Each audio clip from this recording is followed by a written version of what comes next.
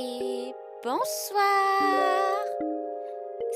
Soir, comment ça va? Ce soir, on a beaucoup de choses à faire et on n'a pas beaucoup de temps, donc on va vite enchaîner. On va faire le Festival des Lanternes qui finit cette semaine. Et il faut aussi faire l'histoire de Kazuha. Donc, je crois qu'on va juste faire ça. Parce que demain, il faut que je me lève tôt. Donc, on va essayer de pas trop perdre notre temps inutilement. Donc, je vais couper la musique. Voilà. Je vais mettre le jeu. Et voilà.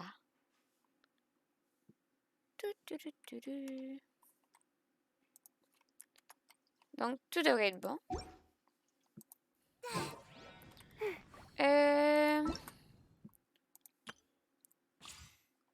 Oh, on a les vœux. Ça c'est fait, ça c'est fait, ça c'est fait, ça c'est fait. Donc, ici.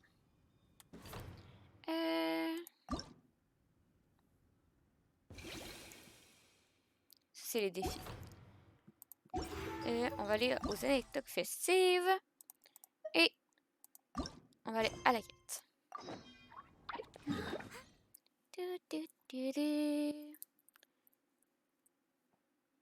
La quête.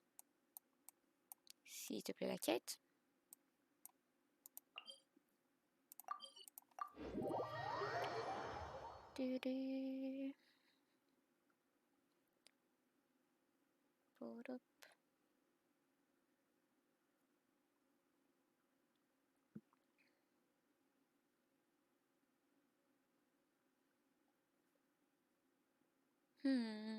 Genshin.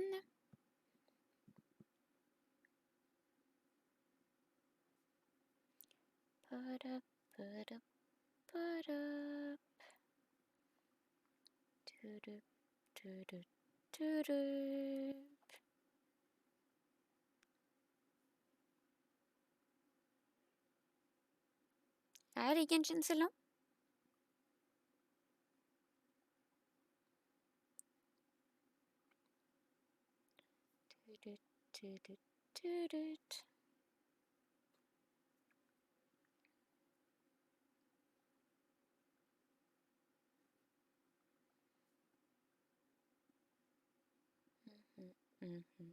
Bon. Le surlendemain. Comme demain.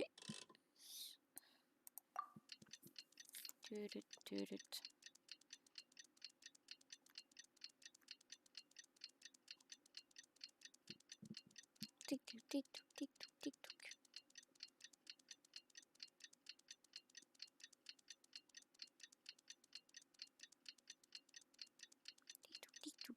Tic-toc.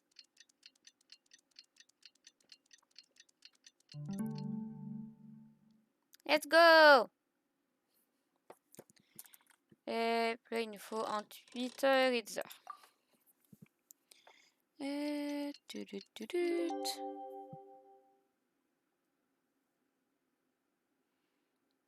On y est arrivé. Looks like it's about time for us to meet up with Ganyu. Let's head to Eugene Terrace.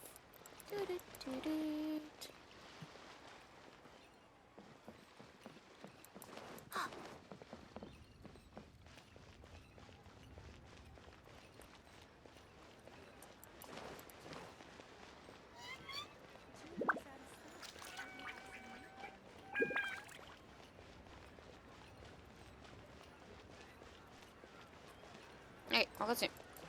Je suis un peu perdue.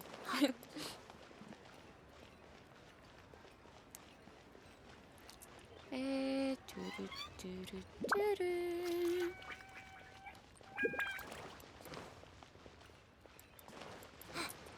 Attention! Attention! Merci. Tourou, tourou, tourou.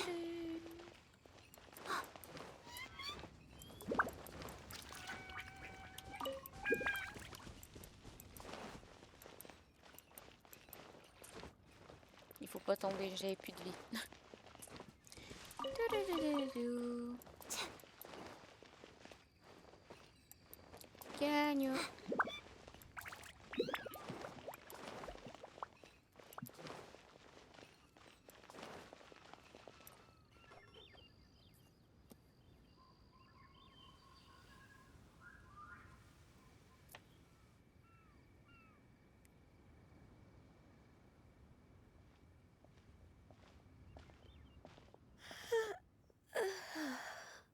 Greetings, traveler in Paimon.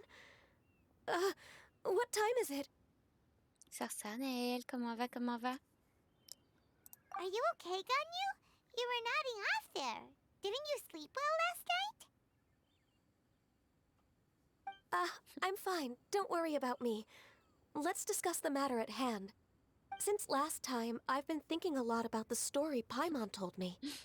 In essence, someone rescued a drowning man and performed some music. If that were all there was to it, it could have been many people, human or Adeptus. But the tune was allegedly so wonderful that the drowning man forgot about everything else, even his own impending death, and only came to his senses after being brought to shore. Perhaps there was an adeptal power at work in that music that he, as a mortal, could not perceive. Or perhaps he sensed a power surrounding him but lacked the words to describe it, not knowing where it came from. Either way, if this part of the story is true, then the rescuer has to have been an Adeptus. You really think so? But this story is all the way from Fontaine. Isn't this a bit of a long shot? Also, Paimon's really curious about how people from Fontaine think this fairy lady looked. Peut-être qu'il pense qu'il avait des ailes? Ooh, like a crystal fly's wings? That would be pretty cool. But Paimon definitely can't imagine any of the Adepti looking like that. Actually, Ganyu, if you had to save a drowning person, how would you go about it? Huh? Me? Well, I'd get them to the shore, and then I'd probably hide behind a tree and watch them for a while. Once I was sure that they were going to be okay, I'd slip away without a sound. Elle est si discrète. C'est mignon. Got it. So basically, Ganyu's the type of person who doesn't like taking credit for her good deeds. No, it's not like that. I'm just not very good at explaining things. And I also find it really awkward accepting other people's gratitude. Well, what if this Adeptus in the story had a similar attitude? That would explain why she just left without saying a word. She was probably thinking something like, one was merely passing by and saw fit to address this egregious disruption to one's graceful zithering at once. You may keep your thanks to yourself. That was actually a very good impression of Cloud Retainer, Paimon. As far as I'm aware, Cloud Retainer isn't the most musically gifted. Still, we can't completely rule her out just yet. If we set off now, we could head to Mount Outsung and ask her about it. You'll be able to confirm either way if it's her, and I can, I've been in Lea Harbor for so long now that I'm just not as familiar with the Adepti anymore. If there's anything we want to know about them, she's the best person to ask. Okay. Sounds great! And we're pretty close with Cloud Retainer by now, so we probably don't even need to bring her food this time, right? I've prepared a gift for her to mark the festival, just Aw. in case. However, Vous avez encore des réserves? Cloud Retainer spends most of her days studying mechanisms in her abode. She's on her own so much of the time that the moment she has someone to chat with, she just... Never mind. I promised I'd help Mr. Dvorak, and now that I've made the contract, I can't be having second thoughts. Traveler, Paimon, let's set off for Cloud Retainer's abode. Okay. Seems like this is a tough decision for Ganyu, but she's made up her mind now. Paimon gets why she'd be so anxious. Okay, how about this? If Cloud Retainer tries to start telling stories about her again this year, we should pipe up and change the topic. Okay. Did she leave already? Hey, Ganyu, wait up!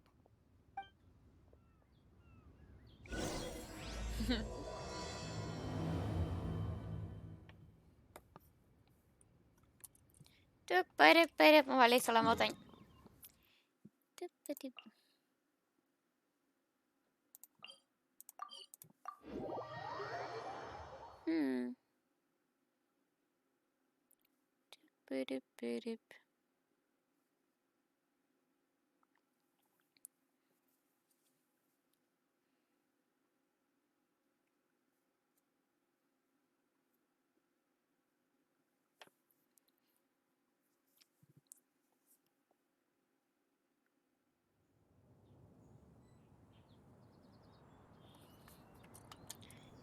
Hop, par là.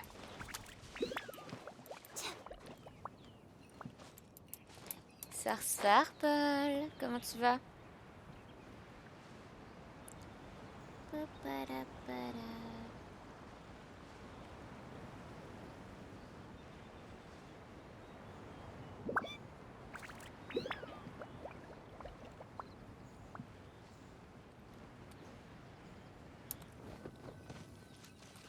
Ça va bien, ça va bien.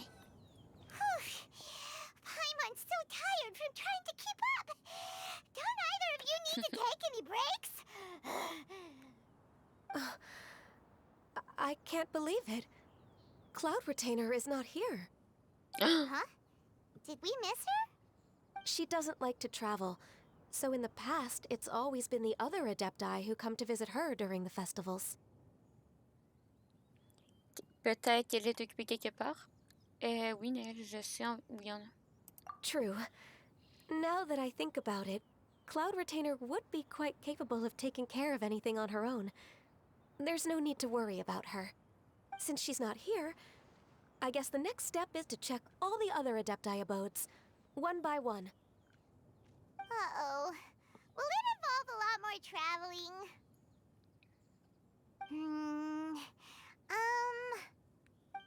Got it! Paimon has a great idea! Please go on, Paimon. Our goal here is to find the Adeptus that helped Dvorak's ancestor, right? We can't hear any music right now, but if she's really as nice as the story suggests, she'd definitely come to help anyone who was drowning, right? Yes, I think that's fair to say. So, all we have to do is get the Traveler to pretend to fall into the water, and the Adeptus will come to the rescue! Naël, à soir, on va essayer de faire l'histoire de Kazuha. Comme, je sais pas si je vais avoir le temps. Pourquoi tu ne sais pas toi-même? You know perfectly well that Paimon can't swim. Paimon would sink like a rock. Je suis toujours pas convaincue par cette idée. Just trust Paimon. The water's pretty deep over there. Quick, swim to the very center.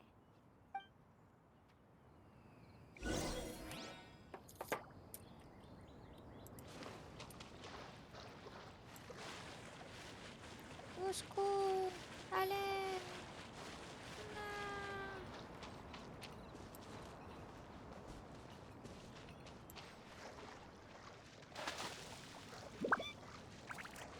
Help!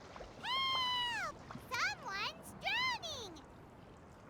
If only there was a kind-hearted Adeptus here to save us! Oh no! Whatever will a Paimon do?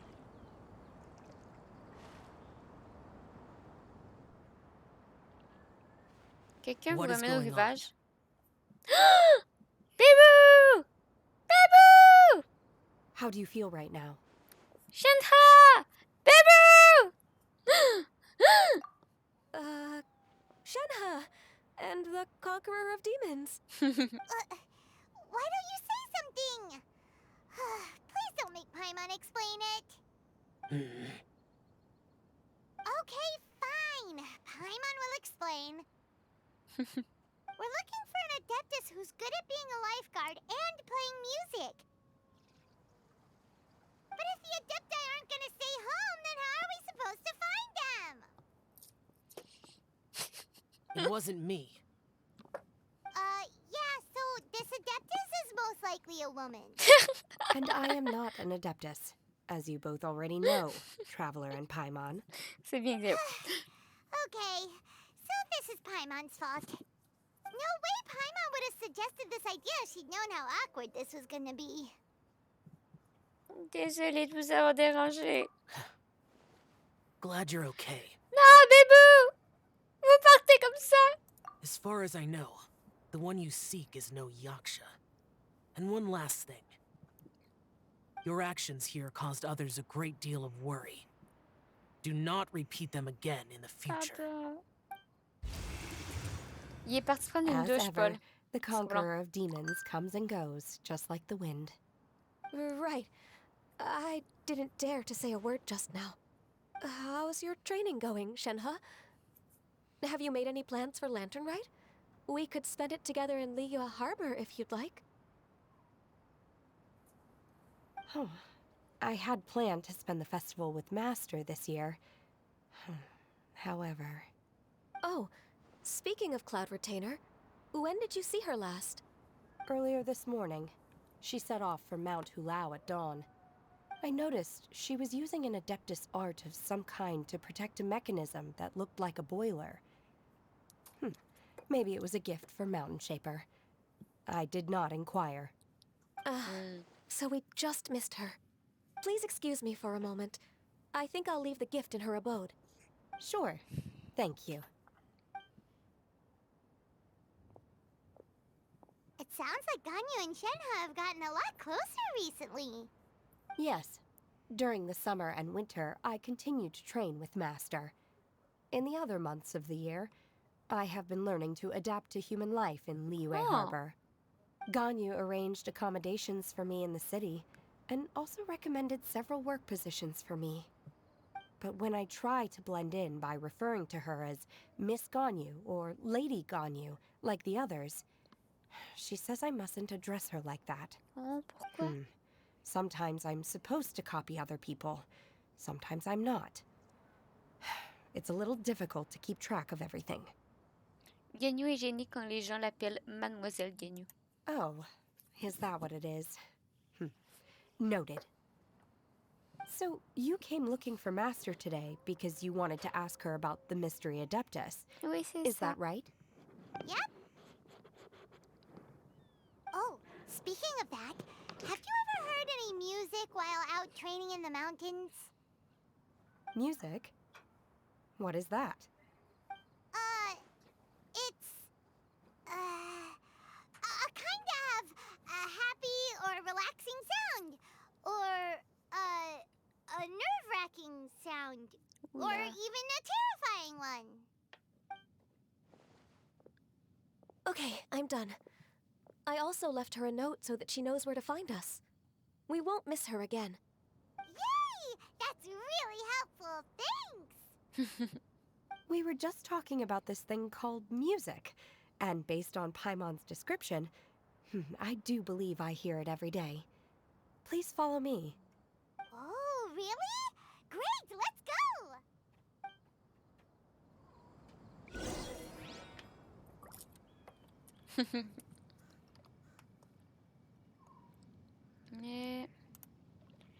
Je sais pas parce que j'ai pas d'ignorer sa sollicité, c'est qu'il me montre des produits de Sumeru et un seul écran, donc je peux même pas avoir la carte collective ou une vidéo pour trouver. Je me suis dit que je vais arrêter l'exploration. Mais tu peux l'avoir sur ton téléphone. Tu peux avoir la carte sur ton téléphone. Parce que je joue souvent avec quelqu'un qui a le pseudo Nial, donc une petite ressemblance. Ah. Ah.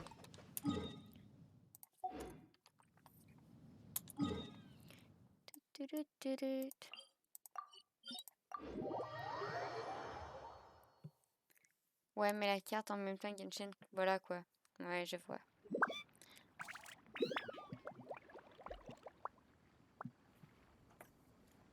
Hop.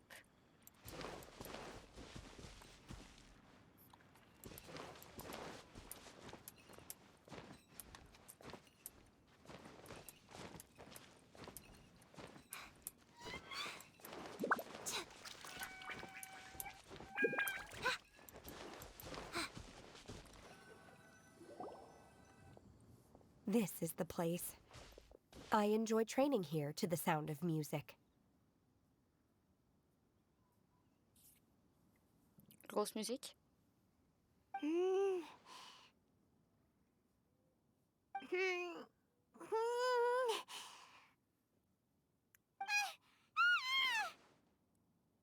Oh no! Paimon's gone deaf! Paimon can't hear anything! Tu es sur Paimon. Navré. Oh, whew! Paimon hasn't gone deaf after all! Paimon heard you when you just spoke. Anyway, where is this music? The faint sound of birdsong, the quiet murmur of the streams. Oh. These are relaxing sounds. Are they not the music of which you speak? Oh, Paimon wasn't quite done with the description. Okay, fine, it's all Paimon's fault. What we're looking for are not the sounds of nature, but melodies played on special instruments. And a melody is? Allez, Paimon, chante-nous une comptine. Hey, don't you patronize Paimon! Let's get one thing straight. Paimon knows plenty of nursery rhymes, but Paimon does not sing on demand. Without payment. Hey, why don't you just sing that one melody Shen has heard before? It'll probably help her to understand what we're talking about. Espérons que cela n'attire pas de fleurs mensongères.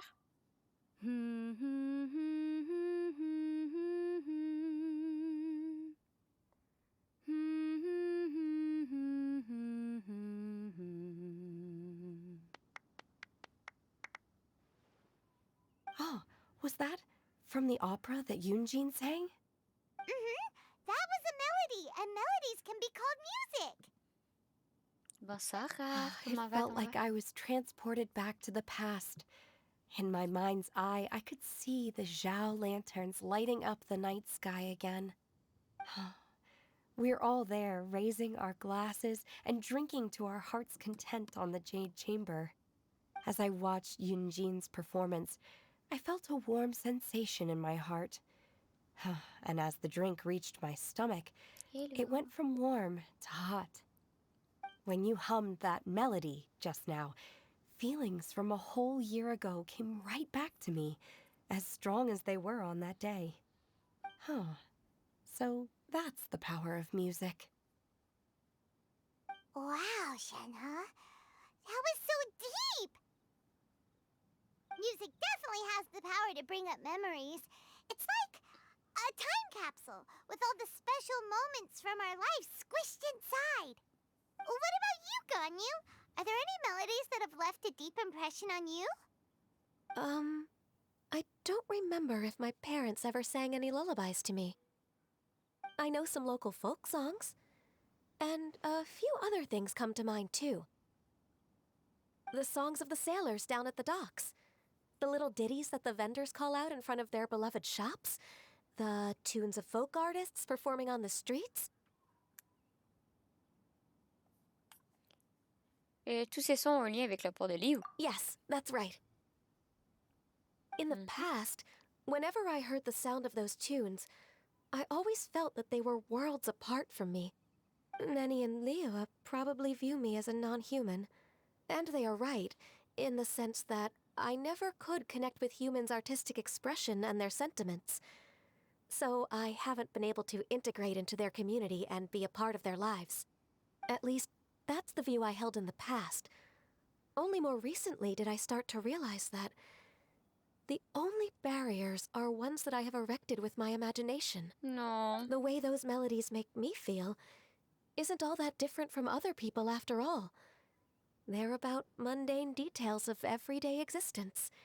life's ups and downs, joys and sorrows. Even though we come from different backgrounds and have different stories to tell, when it comes down to the most common things that we see and experience around us each day in the city, in that sense, we're all the same. You go, Ganyu! You're really making progress. You have loads of friends in Liyue Harbor when you think about it. Like, okay, maybe some are more like coworkers and bosses. But at the very least, Kuching and Shenna are your friends now, right? Yes, I am. Technically speaking, we should refer to each other by the conventional forms of address used among fellow disciples. No. But now that I know what constitutes a friendship, I do believe we are more friends than co-disciples. Thank you, everyone. Once the days are warmer, I would like to host you at my home in the city. Please invite Kuching as well. I've planted many types of flowers. I'm sure some of them will be to your taste. You are too kind. I couldn't possibly. Nonsense. You are my friend. I have cultivated and cared for the flowers just as you taught me. Once you've seen them for No. yourself, I am sure you can advise me how to do an even better job next time. I will save some for decoration. We can feast on the rest. Then, thank you in advance. Wait, what is that saying again? If you insist? Do people say that? I'm not completely sure either. It doesn't matter, okay? You got the point across. No need to split hairs. Paimon's more concerned about your idea of a girls' night out. Eating flowers? Really? Does this have anything to do with you both being the disciples of that illuminated bird? Par contre, je doute que quelqu'un veuille en manger. Who dares refer to one not by one's Adeptus title, but merely as that illuminated bird? Master. Our greetings, Cloud Retainer. Ah! There it is! The illuminated bird has landed! Double humph. Now she has the gall to use it rather than she, even after being chastised once already? Barely a moment has passed since we last met, and yet your impertinence has reached new heights. Very well. If you refuse to learn your lesson, one shall scold you no further. One has received your message from Ganyu. On the matter of the Adeptus you seek, one suspects to know their identity.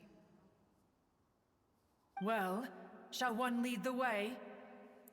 Avec plaisir, souffle I nuage. still have to complete my training for today, so I will bid farewell to everyone here. Very well. Await my arrival at one's abode later this night. On this special occasion, you should indulge yourself with some savory dishes. Joyeux Festival des Lanternes! If you want to release a Shao Lantern, come and find us anytime. Thank you, everyone. Happy Lantern Rite to you too.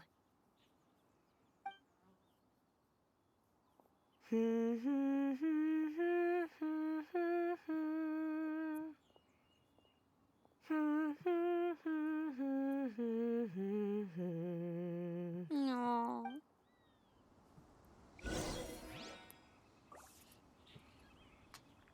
Par là!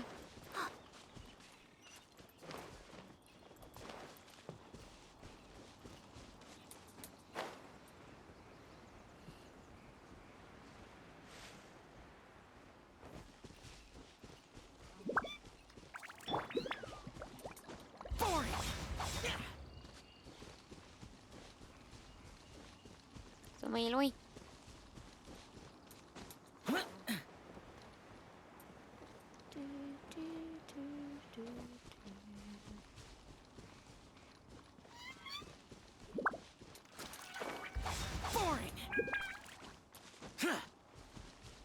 Ça va loin.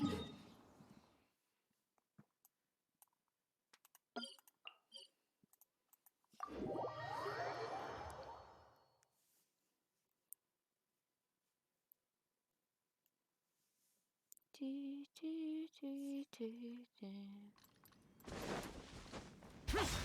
ce chemin qui vient à parcourir pour te sauver, je sais. Je suis chanceuse, hein?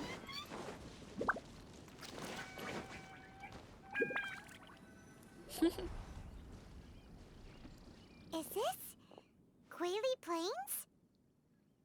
Cloud Retainer, why did you bring us here?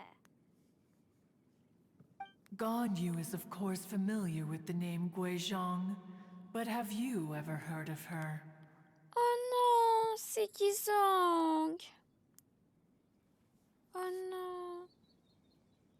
Un peu. Guizhong is another name of Agentis, the god of dust. She was extroverted in nature and adored social gatherings and inventions alike. Long ago, this region was yet a prosperous assembly. Guizhong often invited her friends to visit her home, reserving for us seats around the largest stone table. Sea Gazer would always bring out his latest treasure and place it upon the table. He could be quite the braggart. Though usually a mild-mannered fellow, when it came to those collectibles he was so fond of, he always loved to show them off. Paimon remembers that name. So that's what Sea Gazer was like. He was an old friend and a former rival. One has many memories of him. Once he had brought out the treasure, it would predictably become the center of attention. Neither Guizhong nor One was content to let him just steal the spotlight. So we would then also present our proudest mechanical creations. As Adepti, we were each gifted in our own ways, and naturally proud of our accomplishments in our respective fields of expertise. As a result, One often quarreled with Sea Gazer.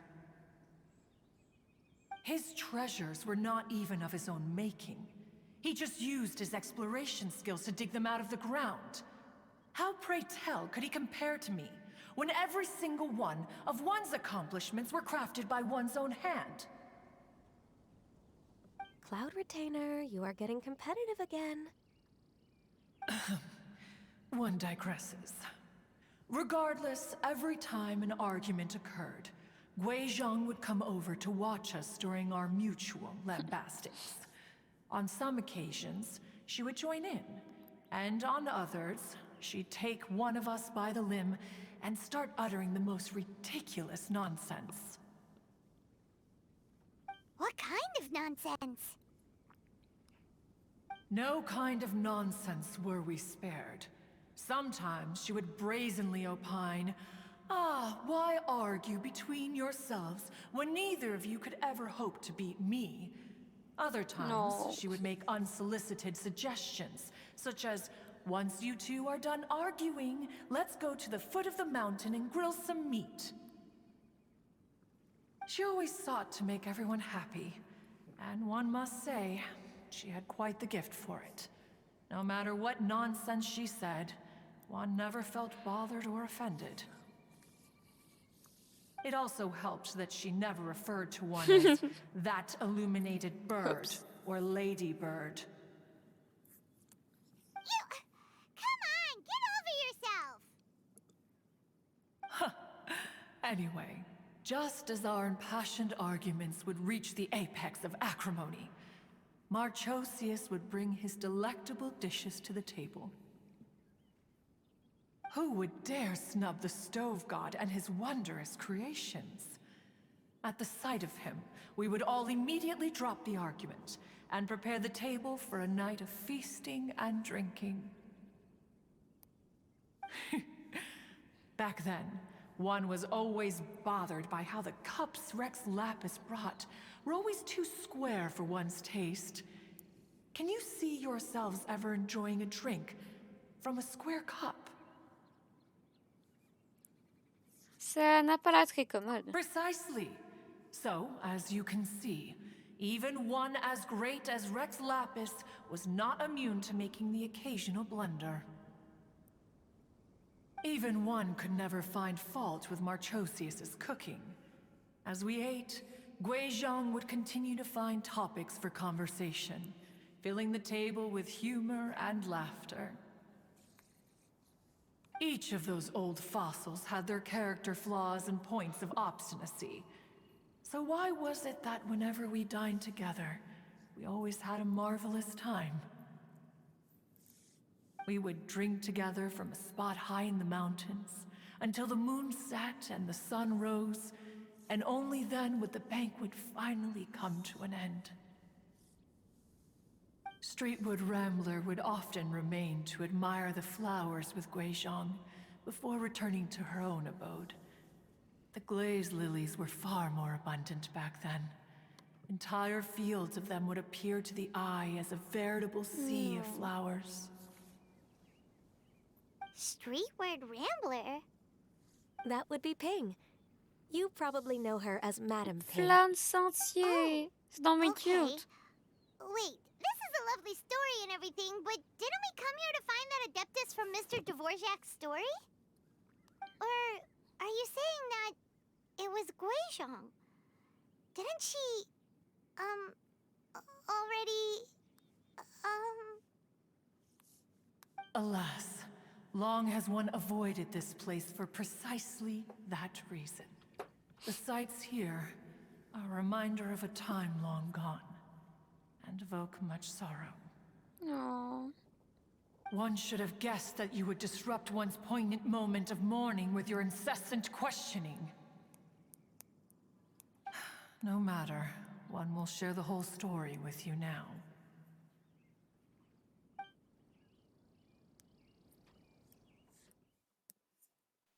In times gone by, one quarreled oft with Guizhong concerning mechanical principles. We each had our ideals, and neither would yield.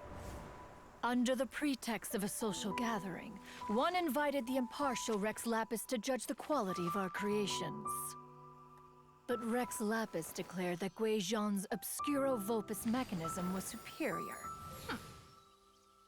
Though one was too proud to acknowledge it, in one's heart, one knew that Guizhong was indeed the superior talent in the mechanical arts.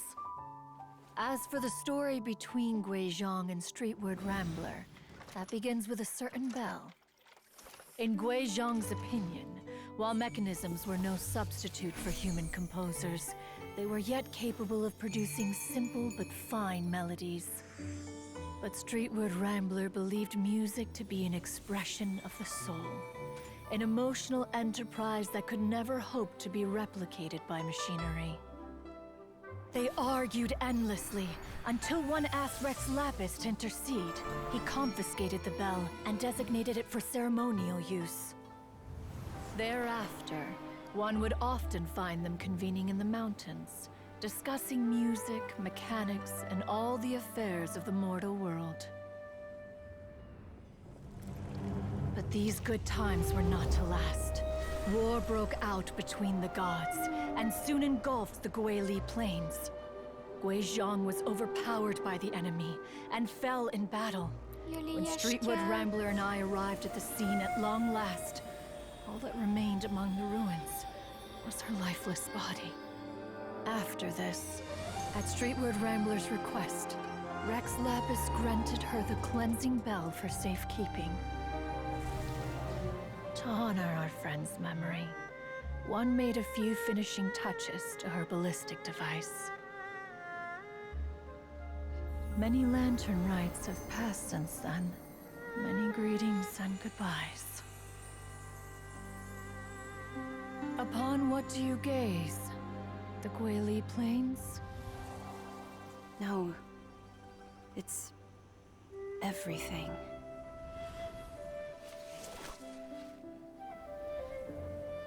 We think of human life as like a lantern that's lit one minute and extinguished the next. But are we Adepti so different? Perhaps as dust settles after a storm, we too must one day return to the world below. No. One has always been austere and private by nature, and has never relished socializing. One's dealings with Guizhong were born out of discussions on the discipline of mechanics. What? You have loads of friends, and you seem pretty chatty. Just because one is not ignorant of social graces does not mean one is fond of them. One is perfectly capable of partaking in conversation despite being introverted. But in the end, one is nothing like Streetward Rambler. She is dauntless but thoughtful, not to mention eloquent and wise. Moreover, her friendship with Guizhong was far greater than one's own. Back when they were rivals, they would often compete against one another in the realm of musical composition. That cleansing bell was one of Guizhong's proudest works, having the ability to both compose and perform. Wait, that's weird. Didn't Madame Ping say she pestered an old friend for that bell? And she also said something about being a vain beauty when she was young or something. Streetward Rambler, a vain beauty. My foot. That bell has a sad history. Clearly, she refrained from sharing with you the truth of its origins, since the right time had not yet come. As for her old friend, who else could it be? As soon as Streetward Rambler heard that a certain Zhang Li wished to borrow the bell, she realized that the man was none other than Rex Lapis, and that he had made an enormous decision. After all, we all have known each other for several millennia. Some things between us are implicitly understood. Whoa! So they were talking in secret code? Oh, Paimon did not see that one coming. Enough of your intrusions. Where was one up to? Ah, yes. One remembers now. The cleansing bell is powered by a mechanical art, and can be used to great effect as an accompanying instrument. After the passing of its creator, it was used on numerous occasions during rites of parting. But Streetward Rambler did not acquire it from Rex Lapis for the purpose of producing further funerary tunes. No. Each time she rang it, it was to play the tune that Guizhong composed on it. The two once clashed over their beliefs about the meaning of music. Who would have thought that with Guizhong's passing and Streetward Rambler's mourning, two tunes composed in discord would eventually become one harmonious composition?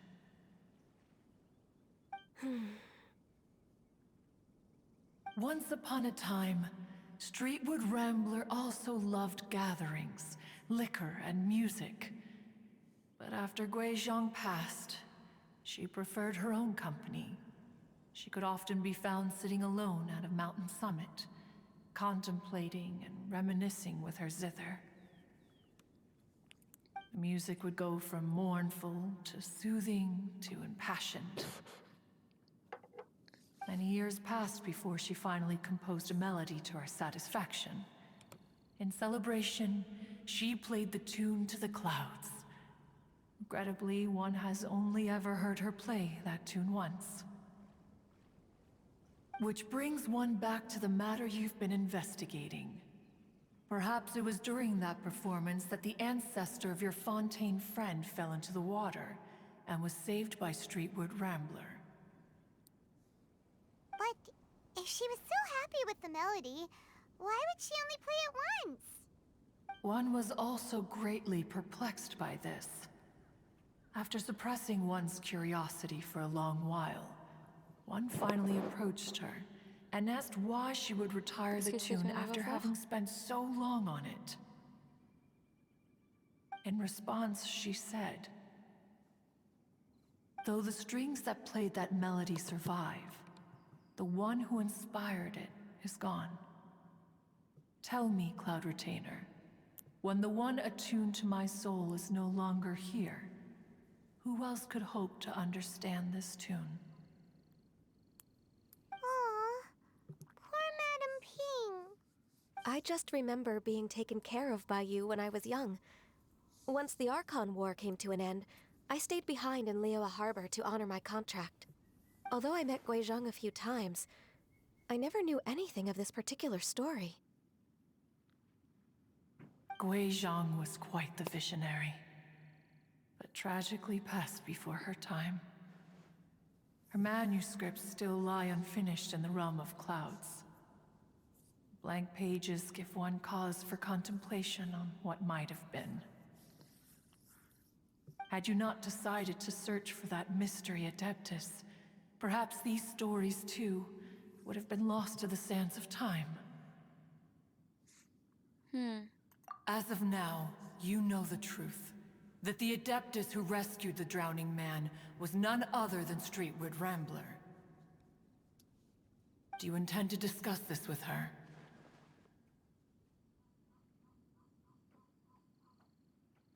Do you mean Ping might find the topic too distressing? Precisely. The passing of our old friend is a heavy topic that both of us are usually careful to avoid. If I may be so bold, Cloud Retainer, could it be that this is just your own personal opinion? Oh? How so? I've been in Liyue Harbor for quite a long time now, and I've witnessed many farewells along the way, so I too am well acquainted with the pain of the passing of a loved one. But this doesn't bring the city or its people to a standstill. They have to keep moving forward. Someone as perceptive and wise as Ping will surely have come to understand and embrace this. Though these immortal mountains have lost an Adeptus, the harbor of mortals has gained a wise elder. No loss can ever be undone, but there is always much that can still be gained. Ping has helped countless people, and will guide many others in the years to come. And all to whom she extends a helping hand become her friends. People she can admire flowers and discuss music with. Though it is heartbreaking to lose a kindred spirit, life goes on, because there are new friends waiting for you further down the road. Ganyu a raison. We even asked Madame Ping what she thought about adding a music festival to this year's Lantern Rite. When we get back, why don't we just ask her if she'd like to perform? Maybe we can even get her up on stage. You youngsters and your imaginations. Why don't you come with us? It's been a long time since you last spoke with Ping, and Liyue Harbor is always decorated so beautifully during the festival period. Is not every Lantern Rite the same in this regard? Were there ever anything new to discuss? One in Ping could meet any day of the year. I disagree. Each new day and each new year is different from those that have come before. How long will you simply let them pass you by? Voudriez-vous le faire pour moi? Very well. Then one will be off. If the other old fossils have sneaked away into the city to amuse themselves, one shall soon find out.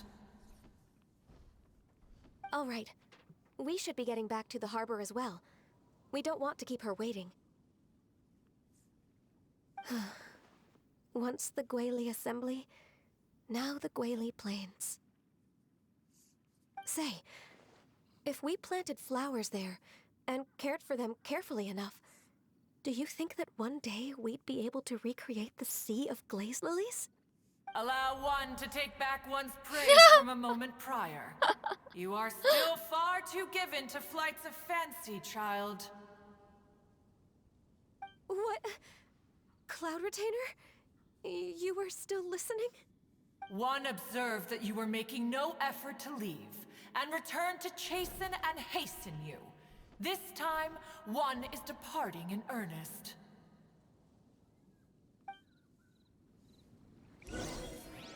Oh non! Au fait, une bonne semaine à bombarder les TikTok. J'ai essayé. Hein. En fait, j'ai réussi à en mettre un par jour. Non, grave, je pense que je vais être correct. On rush les histoires à soir. Donc, Votre aiguille est un peu calme.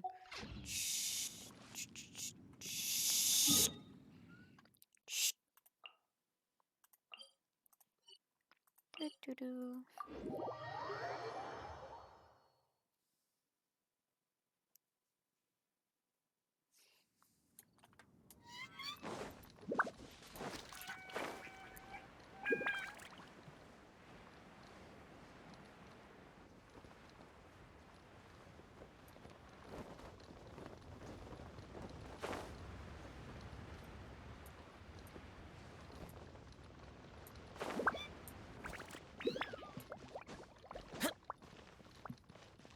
Coucou.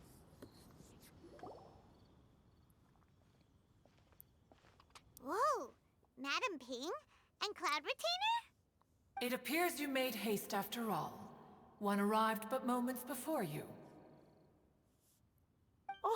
Oh, bless my soul. To what do I owe the honor?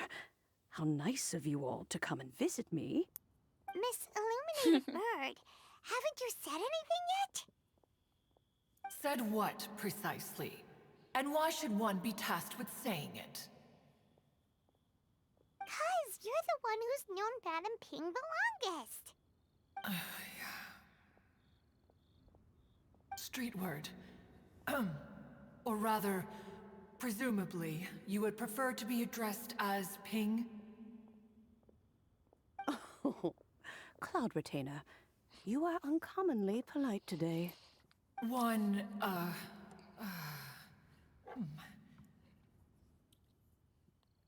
Given that Lantern Rite is almost upon us, the weather in the city is most pleasant, and a sweet floral fragrance lingers in the air. Ganyu, please continue from here.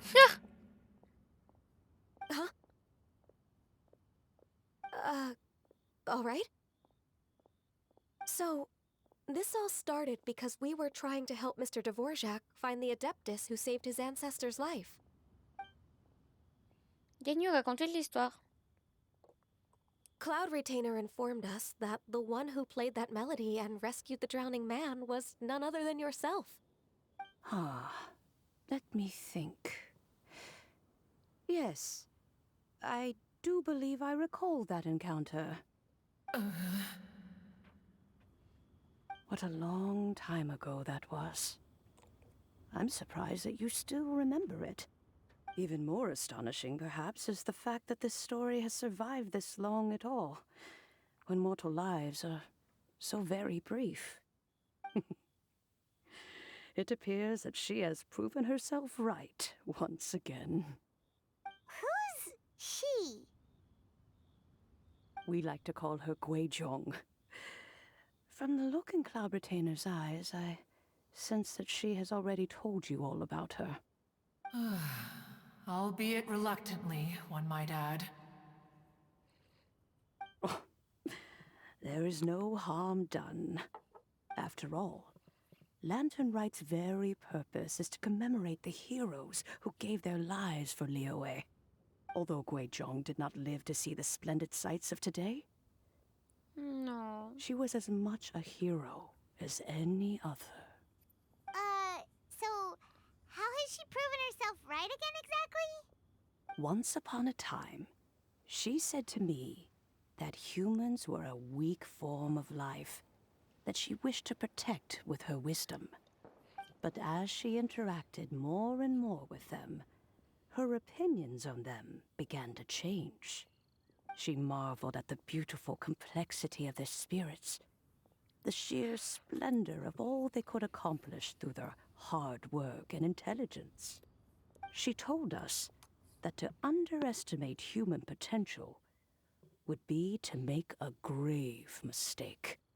With the smallest amount of guidance, enormous power can be unleashed in them. And a human who has reached their full potential may well be her equal. Someone who could have as much to teach an Adeptus as to learn from them. She always had a way with words.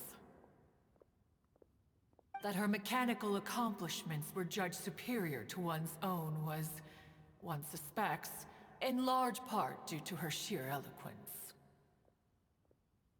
Speaking of mechanics, Cloud Retainer, do you still remember that potted plant mechanism? The one that the two of you gave me as a gift? Of course. Guizhong and one both put an immense amount of effort into that gift. It would be no overstatement to call it a testament to each of our individual technical genius. As Guizhong once said, it takes every blade of grass and every flower to make a homeland.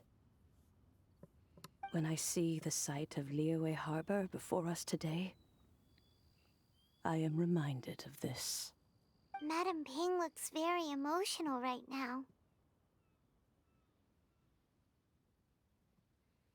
Elle a vécu tant de choses ensemble, après tout.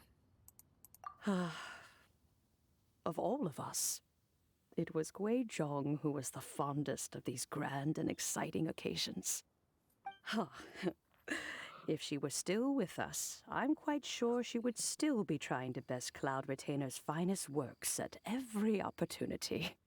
Liyue Harbor is always filled with the sound of music at this time of the year.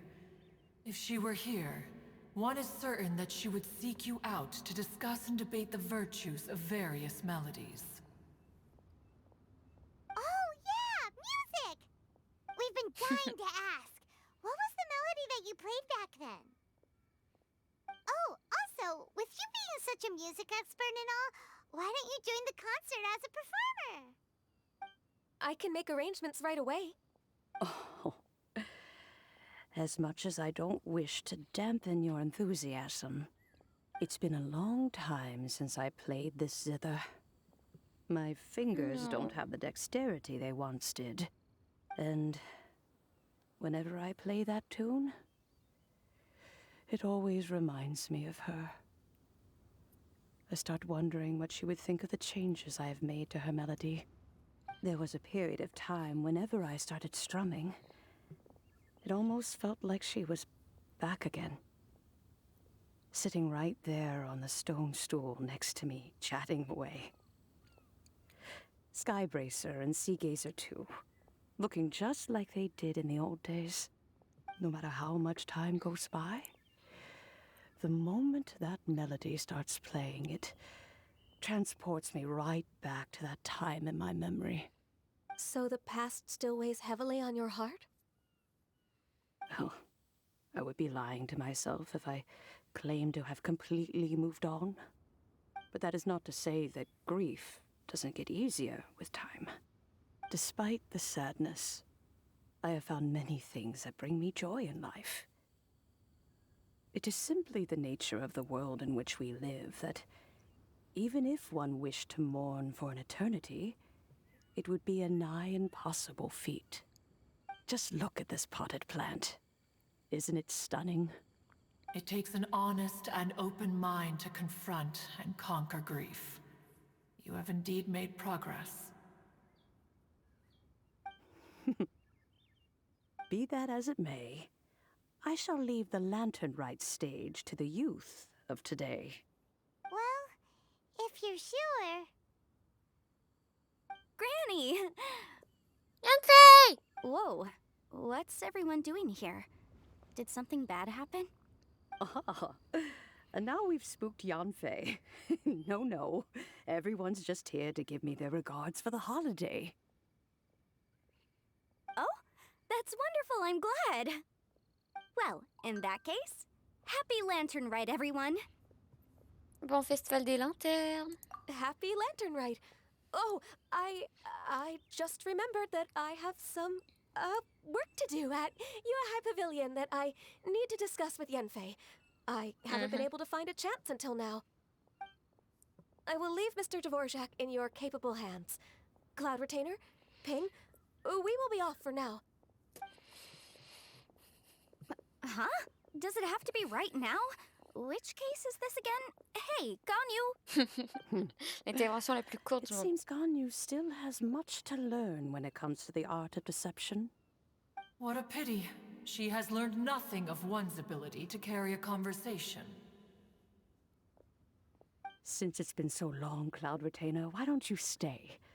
I'll make a cup of tea and we can chat a while. Gladly. This was one's intention as well. When you next see the Fontaine musician, please give him my regards. I'd like to wish him the very best with the concert. You got it, Madam Ping. Thank you all. I think you've listened to enough of my nattering for one day. As for that melody, I will play it for you all another time. Goodness knows I need to practice it first. Wow, that'd be great. We'll look forward to it. When that time comes, wherever her spirit may be among the countless grains of sand and specks of dust between the harbor and the mountains, perhaps she will look at the Liyue of today and steal a smile when she sees the prosperous land that it has become. All right, let's go tell Mr. Dvorak the news. Mais cette transition, super émotif, puis alright!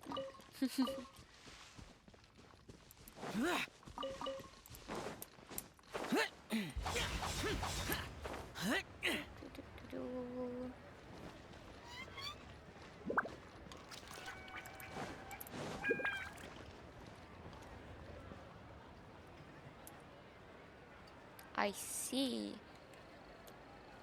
I see.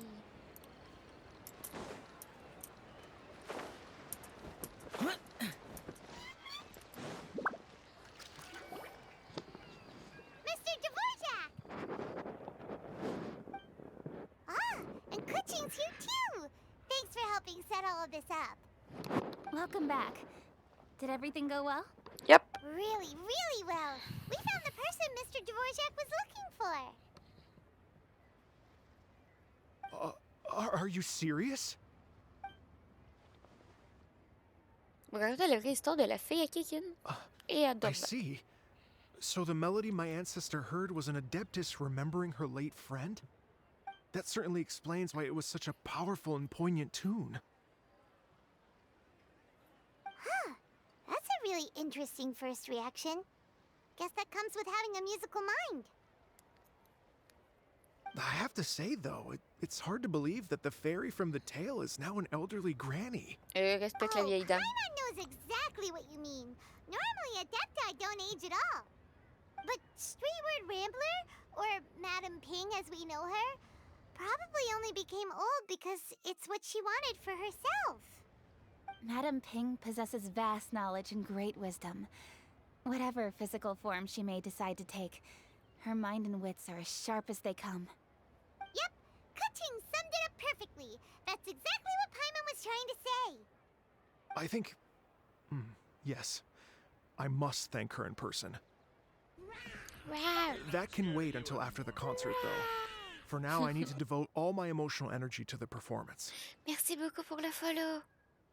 Sarcer, comment tu vas? Speaking of, Madam Ping wishes you all the best at the music festival. Paimon has a sneaking suspicion that she'll stay in her usual spot, but listen to the performances from afar. Wait, are you serious? Huh. Oh no, now I'm starting to get nervous. Faites comme si c'était un concert comme un autre. Okay, alright. Nope, another rehearsal is in order. Please excuse me, everyone. Mr. Dvorak? He's already gone. Paimon wasn't even finished telling him everything. Before we set off on our search with Ganyu, he asked us about what music means to people.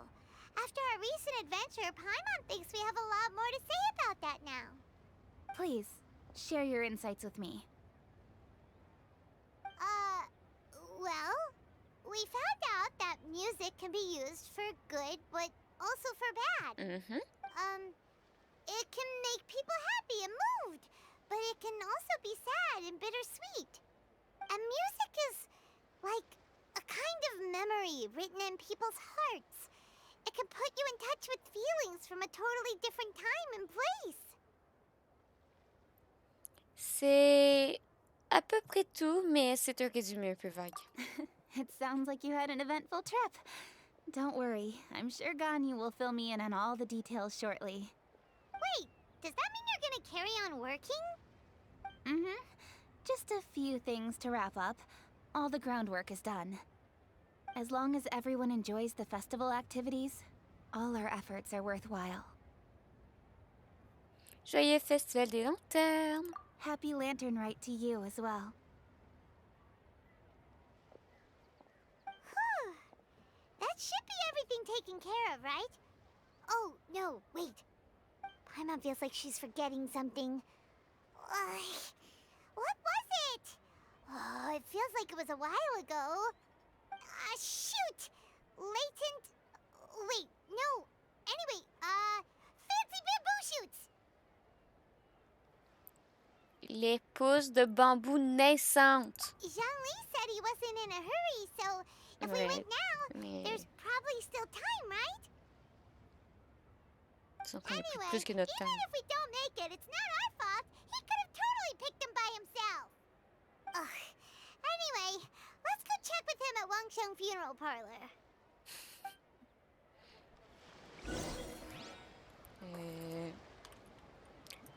Zhongli! Zhongli! Don't be scared. Ah!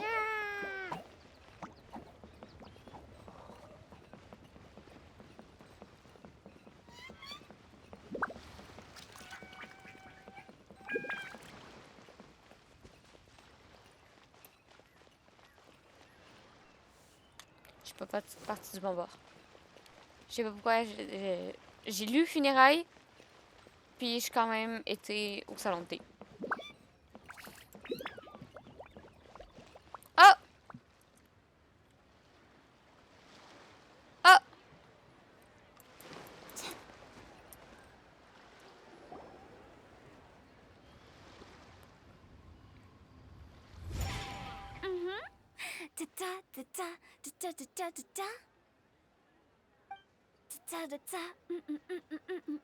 Oh! All right, let's take a break here. Oh wow, look who it is! Are you here to hang out with everyone's favorite funeral director? So you're just casually practicing your rapping skills at the entrance to your funeral parlor? In broad daylight? Okay. C'est un peu effrayant, vous savez.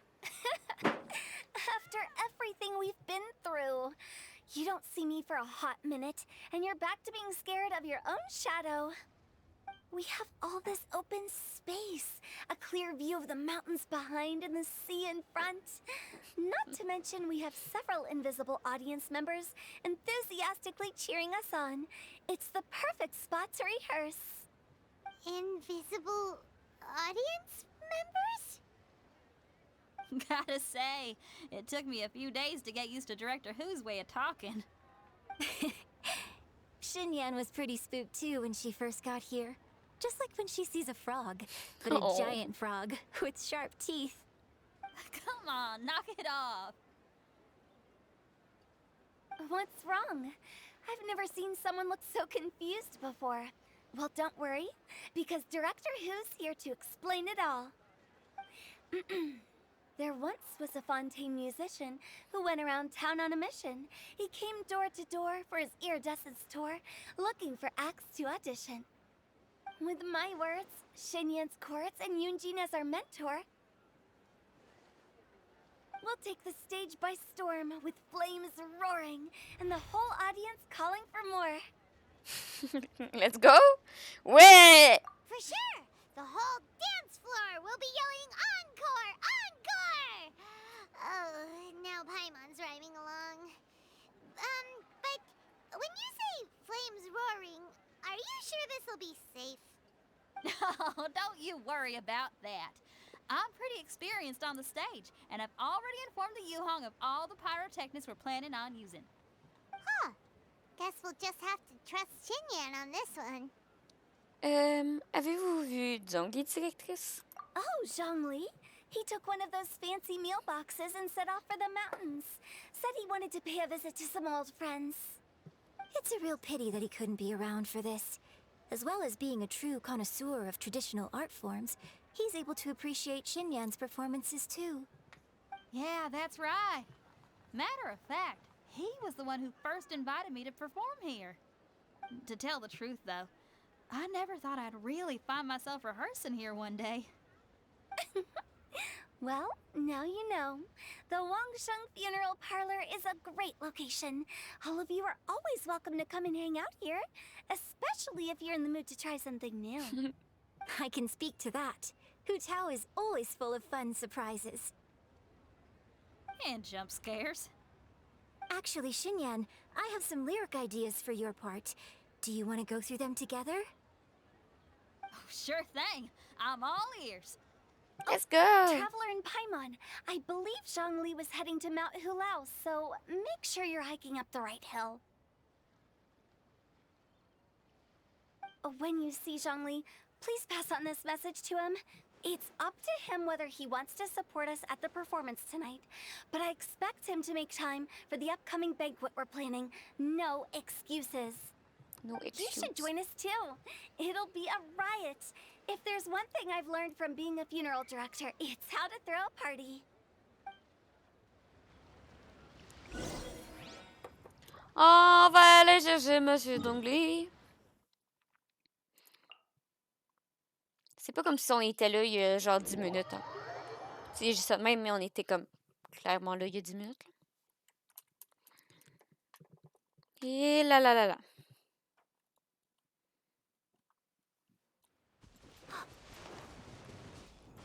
Ça mieux. Ça va et toi?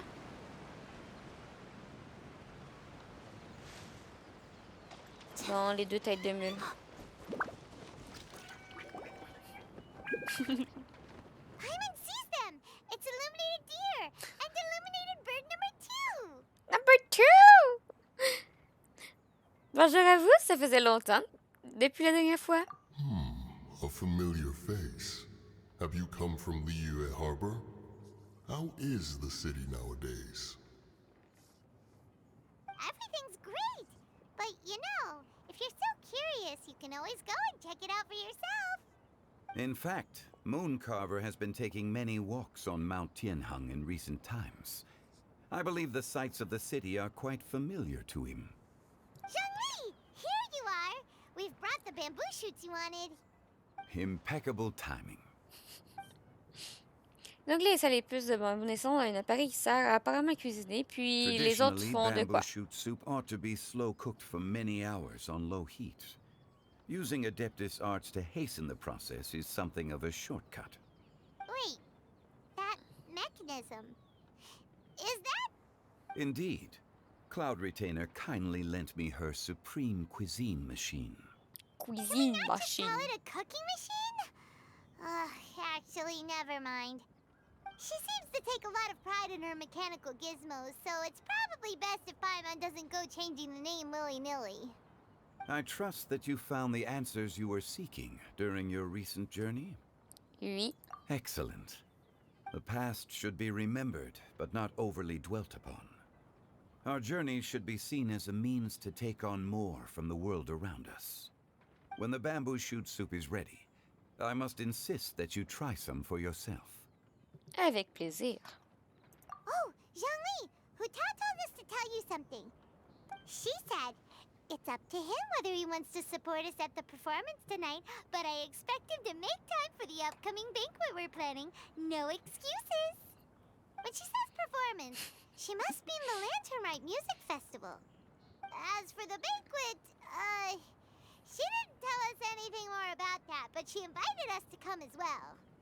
As you can see, I have a prior engagement with 2 Adepti friends of mine tonight. Please, give Director Hu my best wishes for the performance.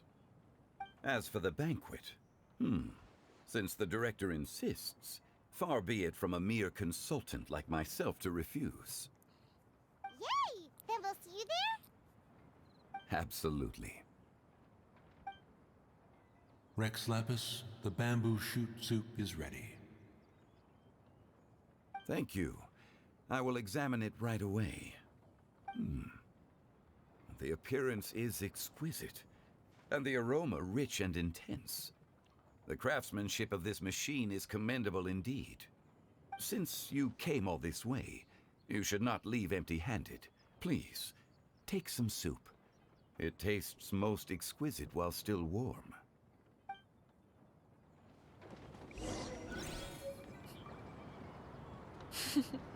Ce soir, on finit le festival et ensuite, on va faire l'histoire de Kazuha selon le temps qui nous reste. Le spectacle de Hu Tao, on y va justement, on va aller y assister. Si j'arrive à me TP.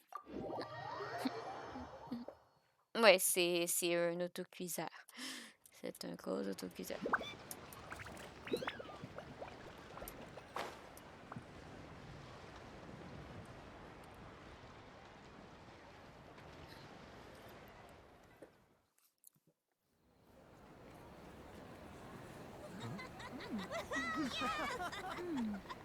I'm honored to be here on the Iridescence Tour stage.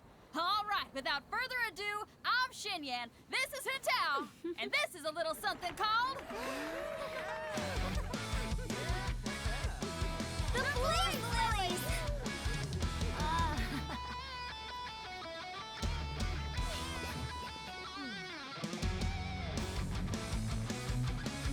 I'm up here blazing trails through the midnight sky, lighting up the world below. And when the crowds all hear my voice, they'll meet the spirit of rock and roll. Let's go! Hey, you butterfly, you two buzzing by, guiding your way to the afterlife, opening the path without a fright. Oh, I'll light the fire, watch it blaze across the universe. I'll spit my rhymes, watch you step, or you'll get burned. Hey, woo!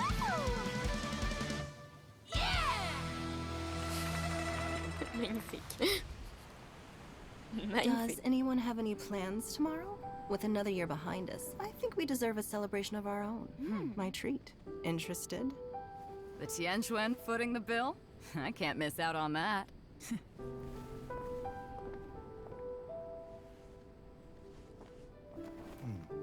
Oh, les lanternes.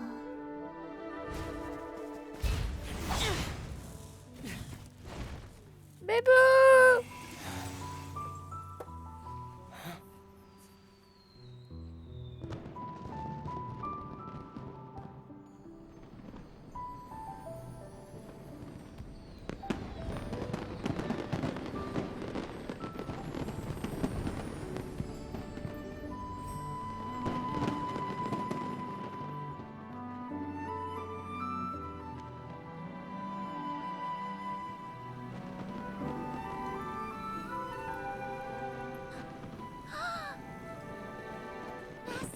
Master, listen!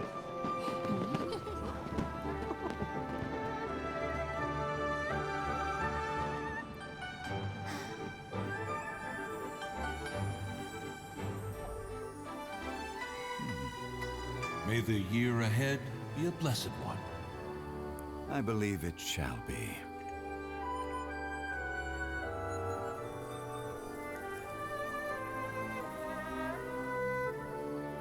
Master, the Xiao lanterns,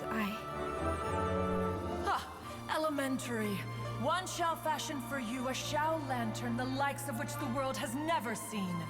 And you must take it to Liyue Harbor to display its magnificence for all.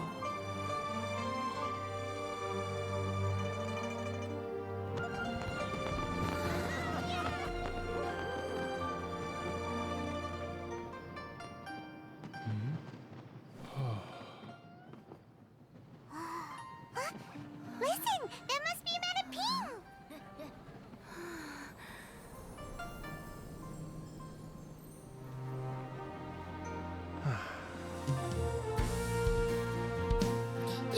Y'a Victor dans le fond! Y'a les Fatoués dans le fond!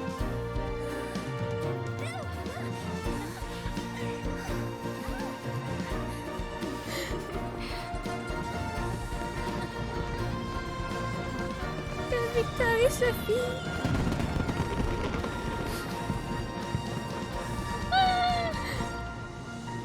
C'est peut-être pas de même, mais moi je les appelais Victor et Sophie. Ok?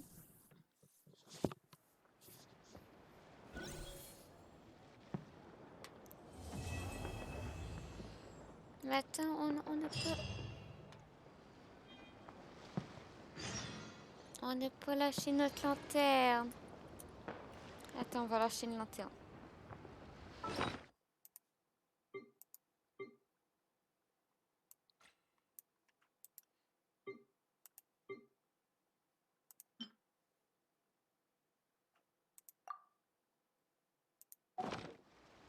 Au revoir, petite lanterne. Don't put off until tomorrow what you can do today. Come on, let's get a move on. Au revoir, petite lanterne.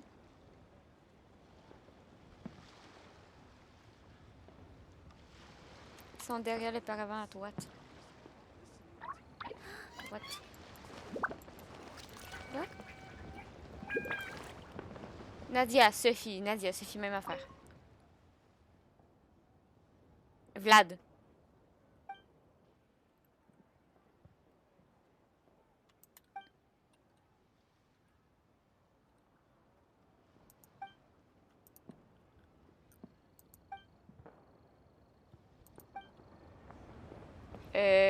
Vlad? Vlad? J'ai Vlad qui savait que j'ai appelé Victor. Nadia? Où est Vlad? Où est Vlad? Non! Je vais me RTP. Je m'en fous, je veux pas qu'elle soit célibataire. Elle est venue avec la personne qu'elle aime. Elle va avoir son dialogue avec la personne qu'elle aime. Non! Oh! Il vient d'apparaître! Il est là! Il est là! Vlad est sorti des backrooms.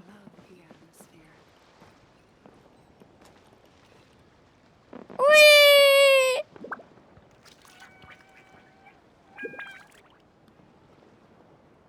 Oh, so you really like concerts, huh?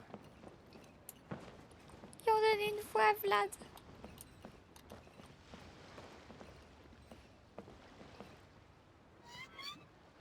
Yeah. I love the atmosphere.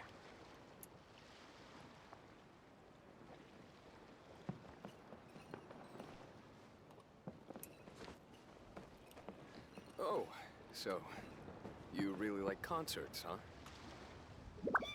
It's the baby family. Pardon. Yeah. I love the atmosphere. The baby family. Let's go. Je vais prendre une photo.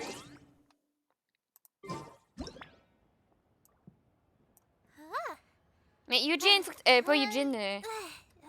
Yo, faut que t'arrêtes de bouger.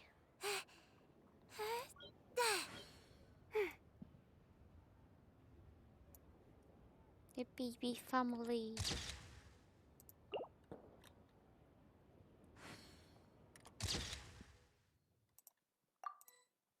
Voilà. C'est bien! Une couple. Oh, so Merci. you really like concerts? Ça va, vous? Okay, now I need to get a move on and write my next song. Listen to you. You only just fulfilled one lifetime dream. Are you really thinking about your next goal already? Don't try to tell me you ain't the same way. I bet you've already thought up a name for your next opera, haven't you? You know me too well, Xinyan. The Adeptus Seeking Voyage. How does that sound? Oh, man! Yeah, I can already picture it. I've also got just the finishing line for it. I'll close with, and the celestial melody echoed through the clouds forevermore. Non.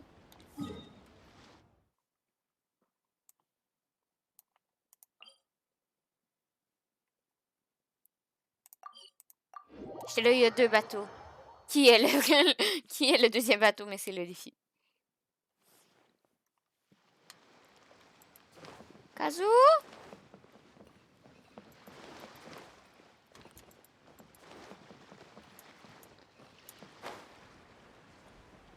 Est-ce qu'il y a un Kazu?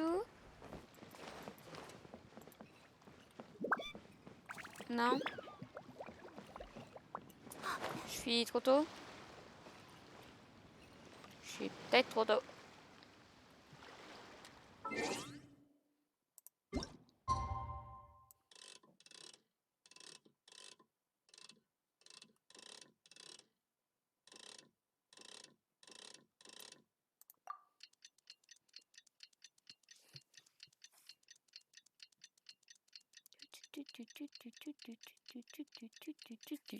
Ouch! Pardon.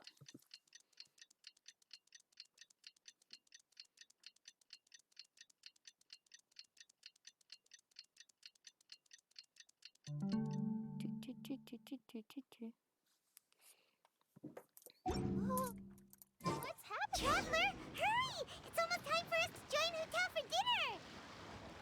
Ooh, and we'll be meeting at Xinyuan Kiosk. It's the place with a really long wait list. As expected of the parlor director, always so generous. Come on, let's go! Mais Kazu.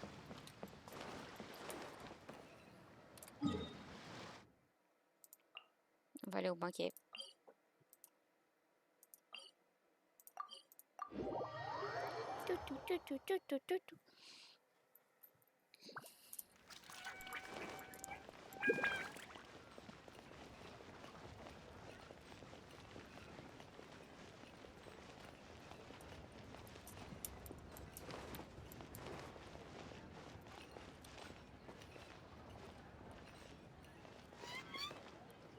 C'est quoi ça?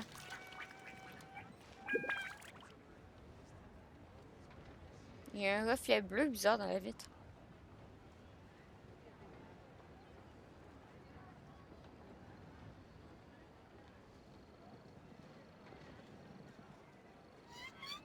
Ah, c'est ma Célie. Ma Célie, elle reflète. Ça, c'est moi.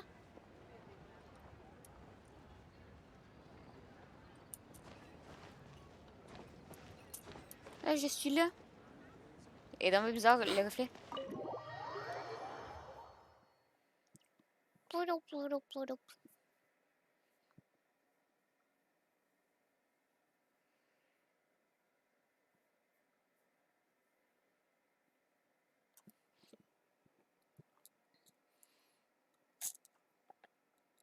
Le reflet est chelou, mais c'est basiquement ça, oui. Mais...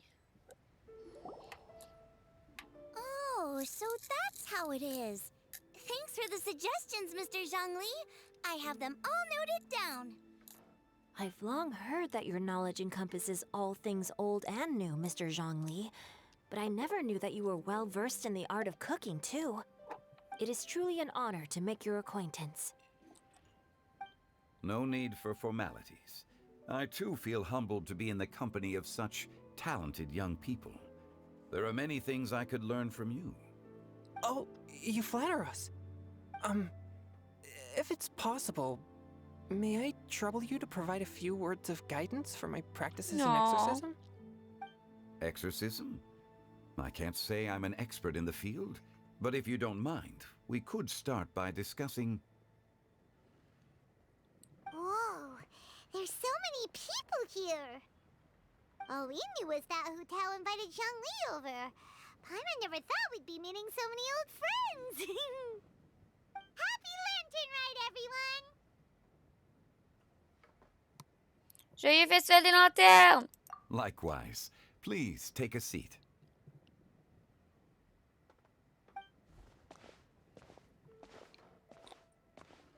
Happy Lantern Rite! Are you having fun? J'ai pris beaucoup de plaisir. Me too. I've seen Xinyan perform before, but this is the first time I've watched something like this. I heard that the audience loved it too, and she's been receiving quite a lot of performance invitations lately. No. She's more busy than ever, and Yoonjin's gonna help her. Yep, and they asked us to pass on their season's greetings to everyone. They hope we'll have a wonderful gathering. The performance was spectacular indeed.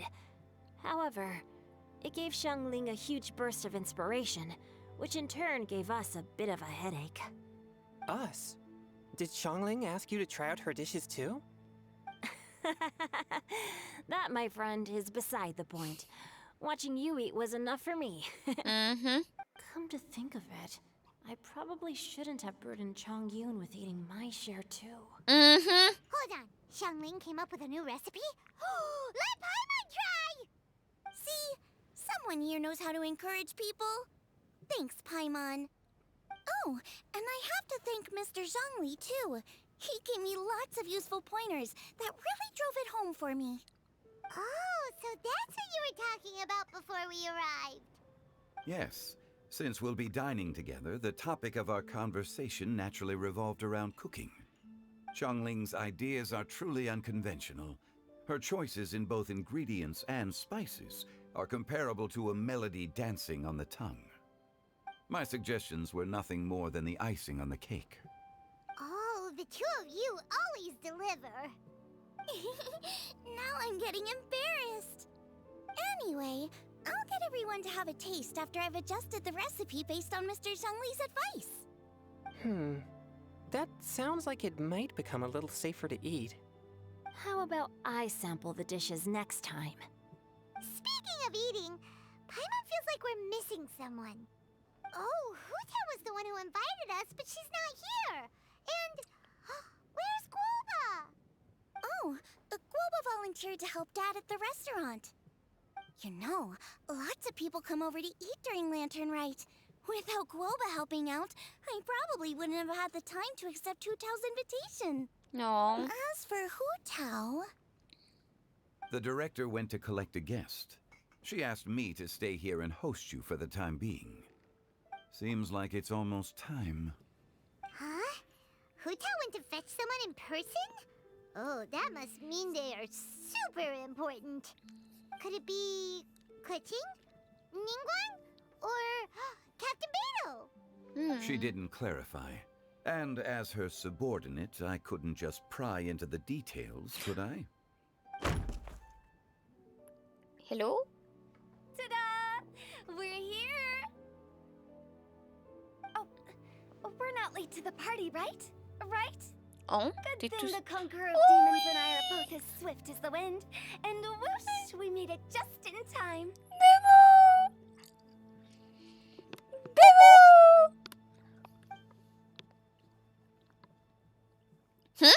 Oh.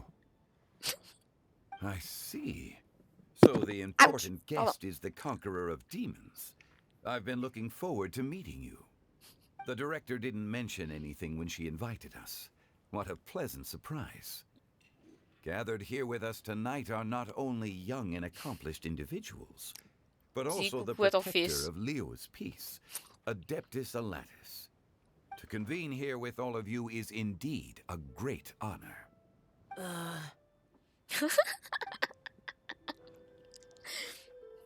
Il y a quelques jours à l'auberge.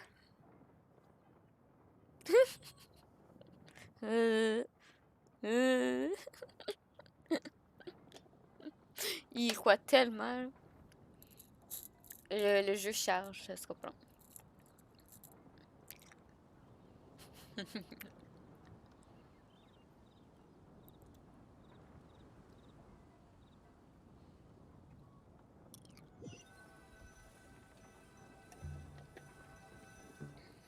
It's almost Lantern Rite, yet you took all the trouble coming here.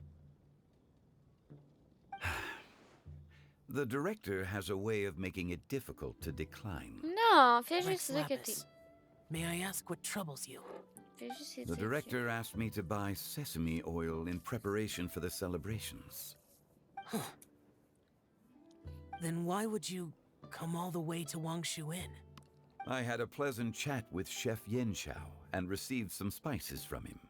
And, see? Here's some matsutake and a portion of ham. What about the sesame oil? It's a shame. I couldn't find the kind the director was looking for. Ça tentait pas juste de dire « Hey, j'aimerais ça que tu viennes. » I'm sure you're exaggerating, Zhang... Sir. There he goes again.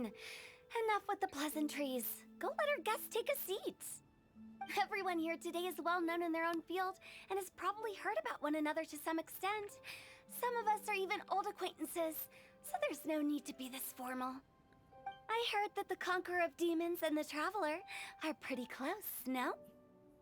C'est une connaissance proche. Great! You two sit together. You should take a seat too, Director. Oh? Finally remembered me? When we arrived just now, the host at Shinue Kiosk told me our dishes are almost ready. Perfect timing. Let's not wait any longer and ask them to bring out the food.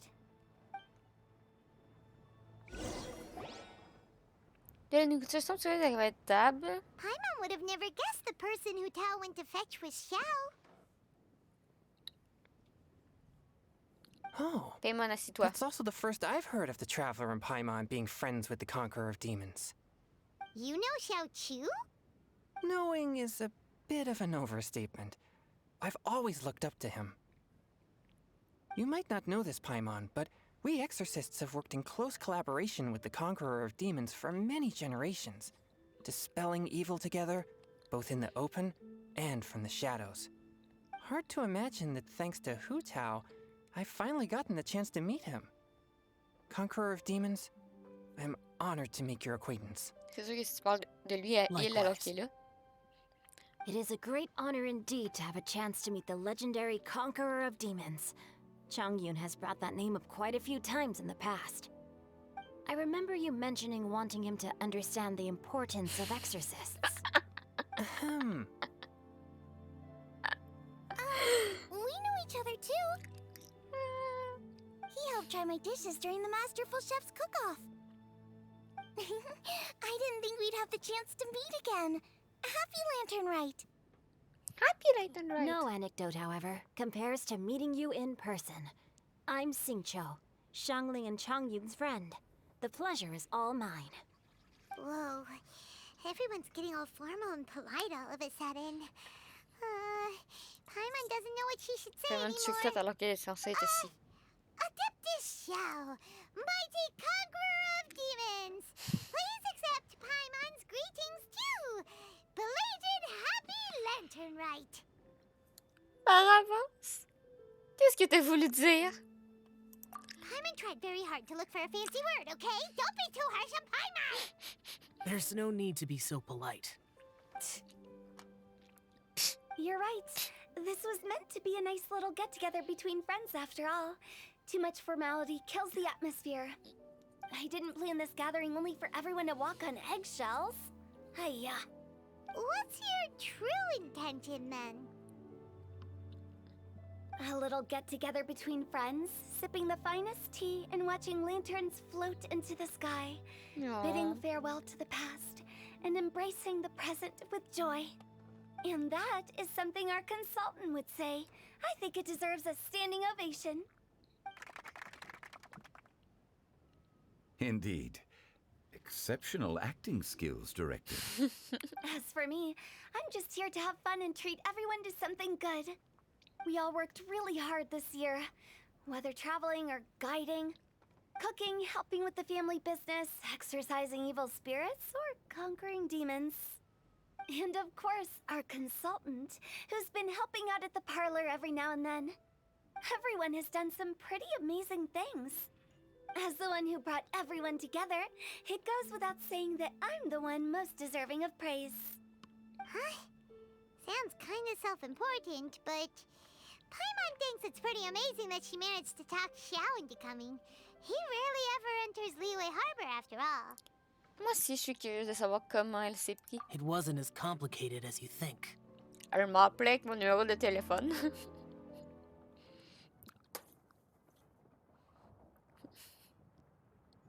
Il y a pas longtemps à l'auberge. Okay, gotcha. Thanks, boss lady. It's not boss lady, just boss. And there she goes. What a lively girl. Conqueror of Demons, Adeptus Xiao. guardian of Wangshu Inn, hero of Dihua Marsh.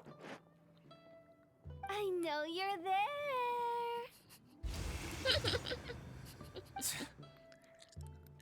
Quiet. Do not disturb the peace. Sorry, but you wouldn't show up if I didn't yell your name, would you? I know you. You're the 77th director of Wangsheng Funeral Parlor. Is there something you need?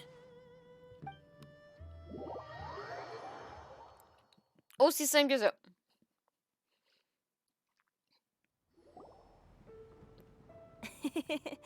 That does sound like one of Hu Tao's antics.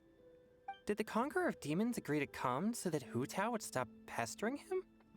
There might be other reasons. Smart guess. Huh? There's more to it? It gets pretty boring from here on. I talked about the funeral parlor's past relationships with the guardian yakshas. You know, just to be sociable. In the time of the Archon War, disputes were frequent, and disaster overtook the land. Humans couldn't escape from the torment of the plague, la relation entre le nor could consultant they et escape vous, death. Non? The Adepti vanquished the demons, the Millelith fought valiantly, and Wangsheng Funeral Parlor was responsible for purifying the diseased and sending off the spirits of the dead. That is how the border between life and death was maintained during the war. And it effectively prevented further incidents from happening. That's right. 1 point for the consultant. But despite our deep-rooted connection, it still took me quite a while to actually convince him. Parce qu'il était inquiet à cause de son karma. You know him pretty well, huh? This matter is out of my control, so I need to be cautious.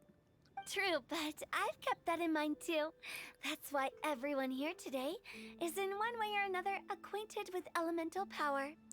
Besides, it'll only be for a short while as we dine together. There won't be any lasting consequences. But I didn't expect there to be so many people. Oh, shy, There's no need to worry, Conqueror of Demons. We're not feeling anything unusual so far. Our young exorcist over here is protected by his pure yang energy, so he's probably the most resilient. That's not the same. Oui. And did you just toss your carrots into my bowl? Hey, don't look away. Huh? What? I'm siding with Chongyun. I saw that too. You're lucky Guoba isn't here today. He hates seeing people being picky with their food. If he'd seen that, he'd definitely make you eat all your carrots. Huh? Guoba would do that? Is he that uncompromising?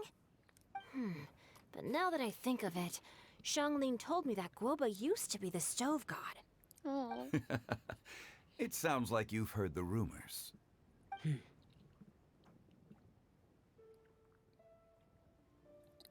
Vous êtes... Non, il est toujours silencieux, Xio. Vous n'êtes pas habitué à être entouré de tant de monde? I'm doing fine. Okay. Not long ago, before Lantern Rite, I met an old friend. Thanks to his help, things have been a lot more stable than before. Tant mieux. Vous pourrez donner à Paimon ce que vous n'aimez pas manger. Right! Wait, what?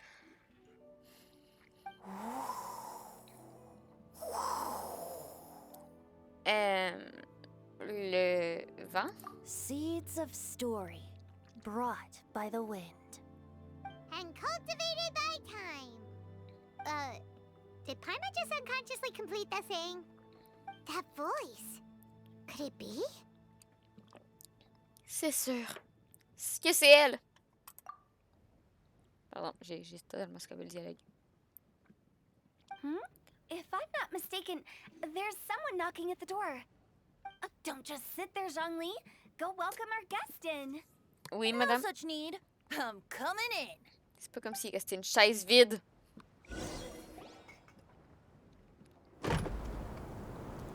La porte du terrain est de nouveau ouverte par un vent violent. You finally let me in. Hello, hello. No matter if we No! met before or not, this moment marks a brand new encounter. Old friends and new. Happy Lantern Rite. Oh, it's the tone deaf boy. Oh, he seems to carry a valiant breeze wherever he goes. It looks like we're gonna be friends. Fate has brought us together, so come on, take a seat and be my guest. Help yourself. Oh, I'll ask them for another set of cutlery. Mm-hmm. This young lady here is as bright as a fresh bouquet of flowers in the morning's rising sun. She no doubt is the one with the most authority here. Whoa, these dishes look amazing. Is it really okay for Stupid me to Bob. join in?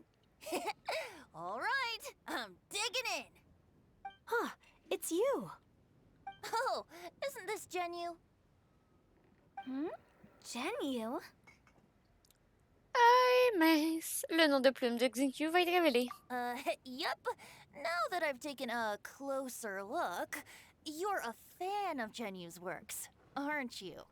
I met Xingqiu at a light novel convention. How I wish we'd met sooner. I never expected that there'd be another person in this world who could interpret Genu's new novel as thoroughly as I could. Venti, you're being too humble. Considering your poetic talent, your fundamentals are way more impressive. Could this new guest be Master Xingqiu's friend? C'est aussi un vieil ami à moi. Yeah! Xiao, you remember me too, right? We had a chat not long ago. Yes, yes. Mm-hmm. Monsters become more active than usual as we get closer to Lantern Rite. I was patrolling Dihua Marsh a few days ago when I happened to run into this... Dis-le, barde de Bacchus. You've already forgotten? I'm a bard. I'm a bard. I'm a bard. Around singing wherever they like. Oh, right. And this bard was performing in Dihua Marsh. It was a moving melody, and it made me feel relaxed and at ease. I couldn't help but stay and listen. Thank you for your patronage. I'm a bard. Je comprends maintenant. I understand now, too. I'm Zhongli, currently working at the Wangsheng Funeral Parlor. It's a pleasure to meet you, new friend. And I'm his boss. Oh, and if there's anything unsatisfactory, let me know anytime. That's very considerate of you. Oh? No wonder. Only a boss as savvy and reliable as you would be able to hire such an impressive consultant. Oh, you're too nice, Venti. Not to brag, but our consultant truly is impressive. His knowledge extends across the stars and the land, and there's nothing throughout history that he doesn't know. Est-ce que vous pensez que Hu Tao From the sait? sophisticated way he speaks, it's hard not to suspect that he could very well be an adeptus in disguise. En vrai, je crois que Hu Tao sait. Xiao, you're an adeptus. Do you think it might be possible? Sorry. I'm only good at conquering demons. I'm afraid I don't have much knowledge in that matter. Really? But Paimon thinks you're super knowledgeable. Paimon joue le jeu. Huh? Oh, right! Xiao's a warrior. He doesn't come to the city very often, so it's, pretty normal for him to not know anything. Yeah. Really? I've actually heard a few things about Mr. Zhongli before. The guests in the tavern talked about this refined and courteous man who, instead of having wine at Mondstadt's finest tavern, ordered a cup of hot tea with the most complex name. Now that you mention it, I seem to recall that there indeed is a musician like yourself in Mondstadt. I've heard that he's elegant and amiable, his works witty and vibrant.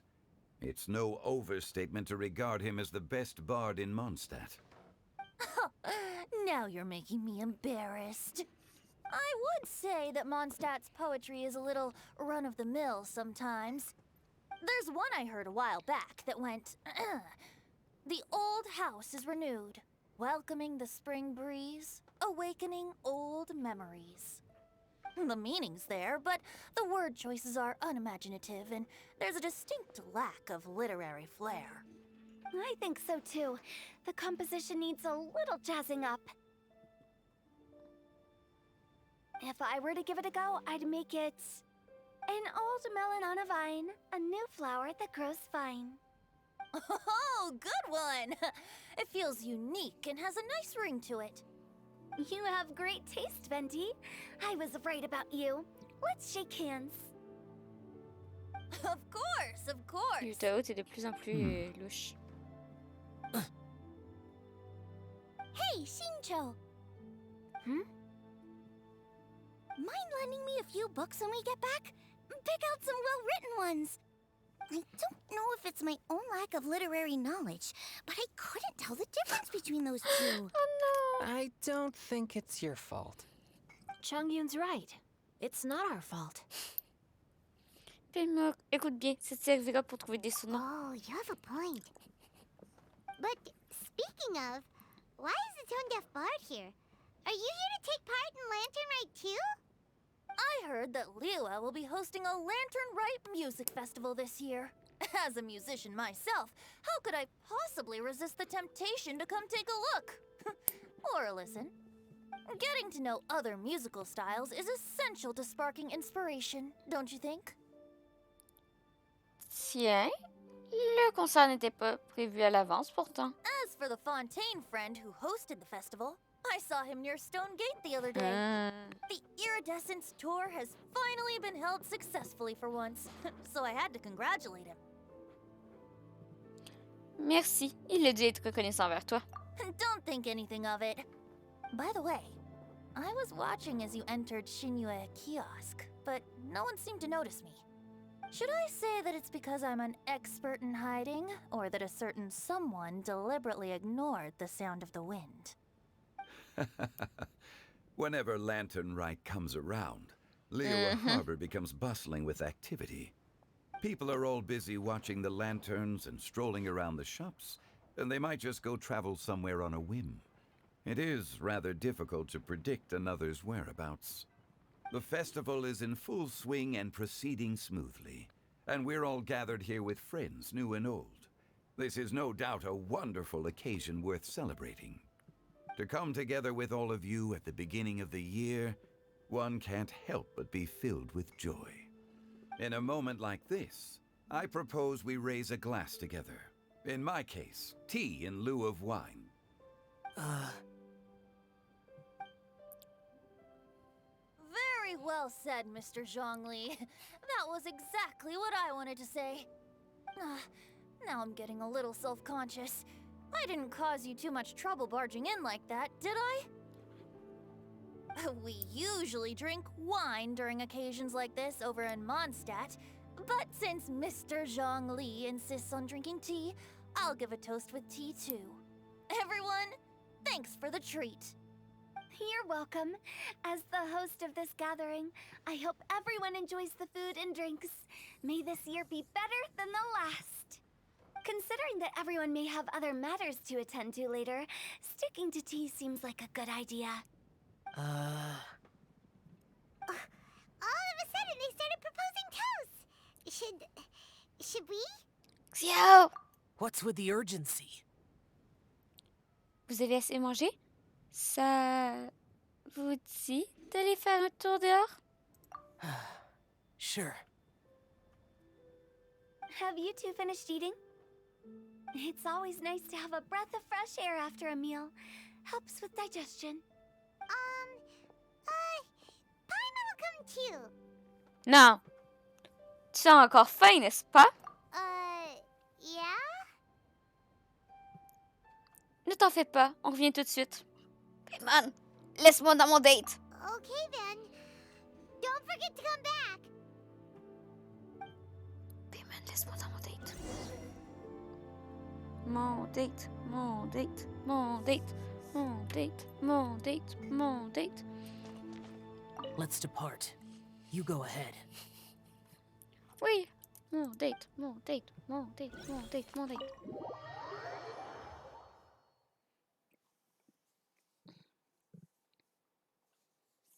Paimon est encore fin.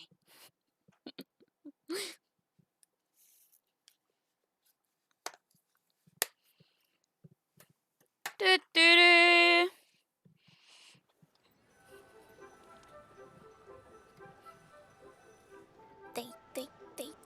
Date. Are you all right? C'est moi qui dois vous poser cette question. It's hard to describe. Vous avez déjà participé à des rassemblements de ce type? It's not that. There were those among the Adepti who loved gatherings and idle chit-chat. Sometimes they would call up a few others for a drink. Even I got dragged along to their gatherings many times. The Adepti all have their specialties, making most of them proud and arrogant. Everything they say is straight from the heart. It never gets too complicated. But this time... J'ai compris, c'est de la faute de Venti. No. I didn't mean that. So you know his true identity. I'll get straight to the point then.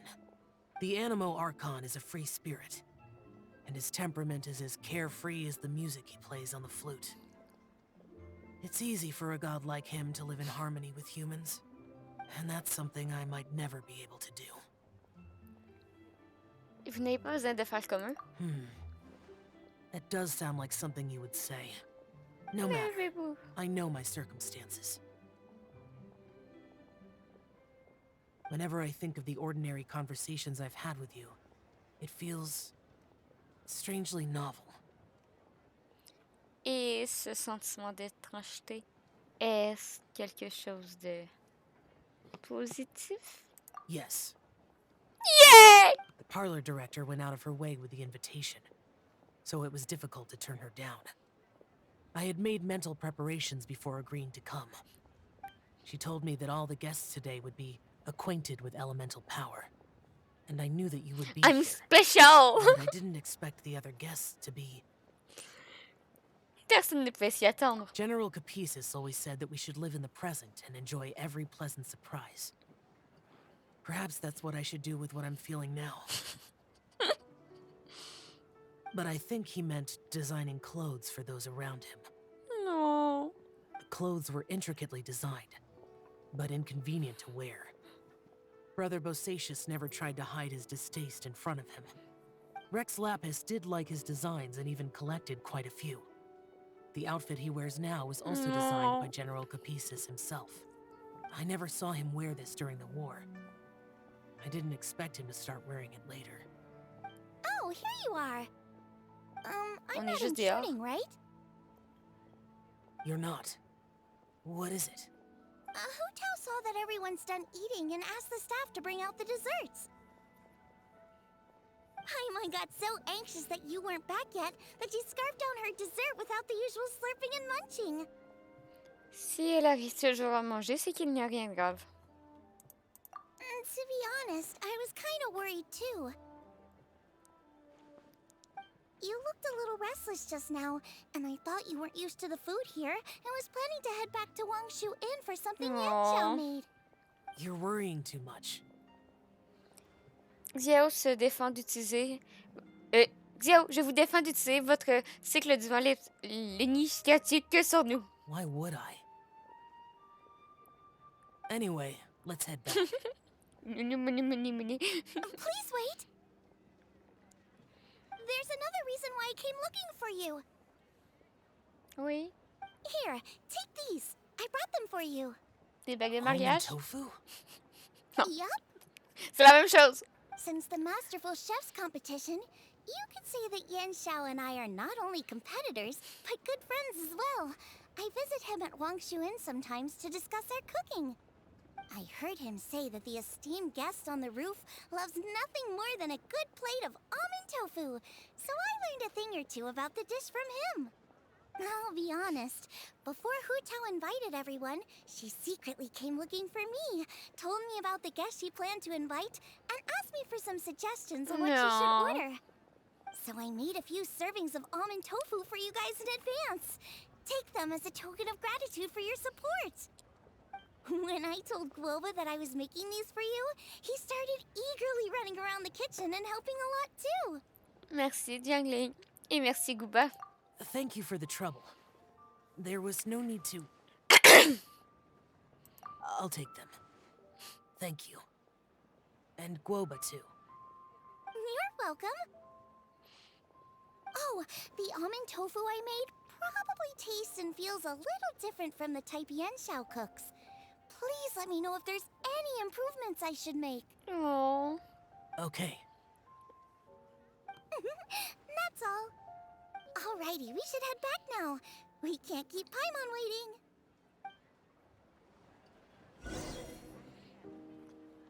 Non! Est-ce que je continue à le faire? Oh!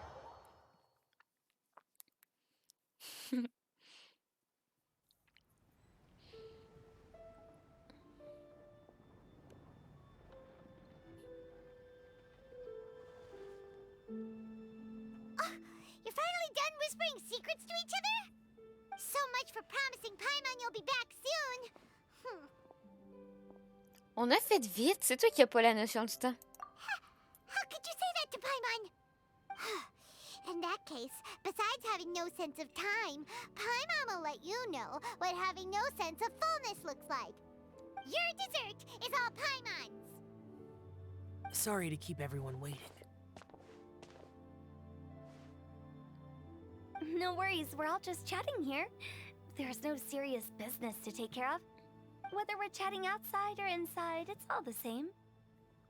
Hu Tao est indulgente. Tu ferais mieux de prendre exemple sur elle, Paimon. Paimon's too busy eating to talk to you.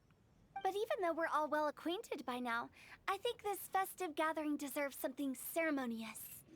Oh? Is this some local custom? Nope.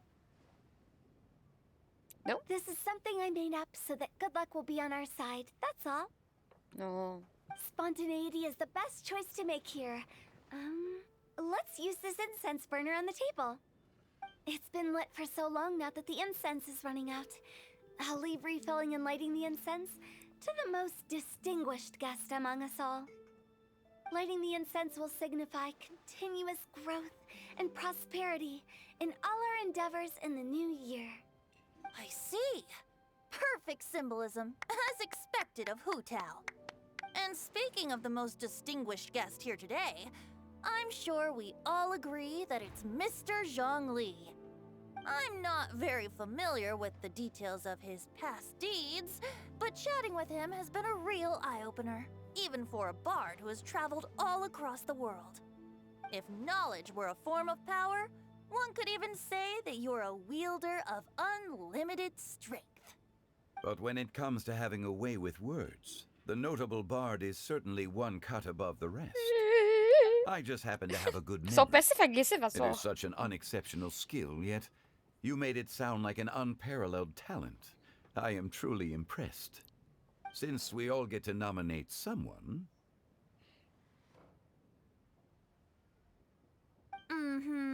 I think it's only fair that we let the parlor director light the incense. Huh? That won't do. Don't flatter me just because I'm your boss.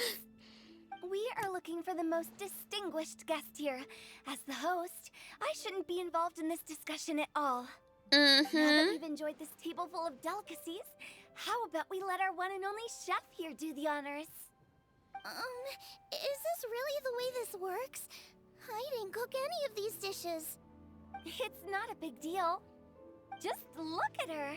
Xiangling, the disciple of an adeptus, the stove god's best companion, the winner of the Masterful Chef's competition. The only heir of the famous Wan Min restaurant. A good old friend of mine. There's no better choice. Why does Paimon feel like we're back at square one again? Oui. Please stop! You're making me embarrassed. If we're looking for a distinguished guest, surely the second son of the Feiyun Commerce Guild counts. It's one of the largest commerce guilds in Liyue Harbor. Don't get me involved in this. Pourquoi personne veut le faire? Oh, not a bad choice. With the Commerce Guild's young master lighting the incense, we're all sure to make a huge sum of mora in the new year. That's not how it works. Making a fortune is indeed a fine wish, but it's of lesser importance than good health and happiness. Which means we should choose Chongyun, the skilled exorcist who keeps everyone's home safe from evil spirits. Huh? Now you're nominating me? Mais pourquoi personne veut veut le le faire? We have the conqueror of demons right here. Adeptus Xiao has the most seniority among everyone here today. We should... I refuse. Merci. I am most certainly not the most distinguished guest here. Mais, gang, c'est juste un enfant. Il ne veut pas même, quand même pas dire que c'est You Zhongli. should all be able to make the right judgment based on your observations. Ah non. One person here is well acquainted with everyone else. Ah. Chang! No! Oh, that's right. Even though you're always mocking Paimon, you're still pretty popular with other people. No, wait! Paimon said she wouldn't talk to you again. Non, je suis pas la seule personne dans ce cas. Huh? Who else is there? Regarde dans le miroir et tu le verras. Huh? Huh? Does that mean Paimon's the most distinguished guest? Oh, well, that was unexpected! T'étais même pas assis à table. Paimon's just the one we need. Without a friend constantly by your side, a long journey would become dreadfully lonesome. But once you have someone there to brighten up the atmosphere, everything along the way will become lively and vibrant too. Ah. The traveler has traversed many nations and left behind a great deal of fascinating stories. But without Paimon, they would have become quite monotonous. Paimon plays an indispensable role in making your journey a happy and smooth one. You guys, Paimon's not used to being praised like that. Those were genuine compliments, right? Bien sûr, Paimon. C'est la meilleure partenaire de voyage. Thank you. You made Paimon wait for a long time, but Paimon's not mad anymore. Don't take everything to heart, Paimon. Friends tease each other all the time. That is indeed true. That means Paimon is as important to the traveler as Guoba is to me. Looks like we've come to an agreement. Any objections before we proceed? I trust the traveler's judgment. Then Paimon it is. And now, the world's most excellent traveler's greatest companion, guide, and friend, Paimon, will be refilling and lighting the incense for us. Here you go. Take the match and... Puis elle brûle la maison. yourself. Burn! But if things go really wrong, here's the 2-for-1 coupon.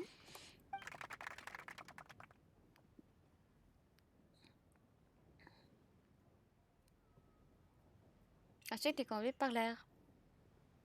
Fin! Et plein de bonnes choses, plein de nourriture, de monter, se dire bye bye.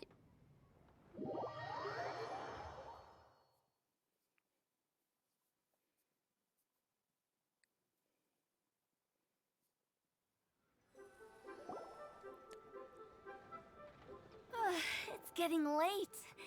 I won't take up any more of your time. You're all free to go as you please. Merci de nous avoir reçus, directrice. Yep, the tea was amazing too. You don't have to go all polite on me. Just remember to come when I invite you next time. Let's see. It's dark out, so I'm going to accompany Xiangling, Xingqiu, and Chongyun back home. As for the rest of the guests, I'll leave them to our consultant. No need. I'm headed towards the harbor to meet a friend on the ship. There's no need to trouble one such as Mr. Zhongli. I think you know the place I'm talking about. Come meet me anytime. D'accord, c'est promis. It was great getting to know you all. Let's meet again when the spring breeze begins to blow. Bye. Oh, we should write poetry together sometime.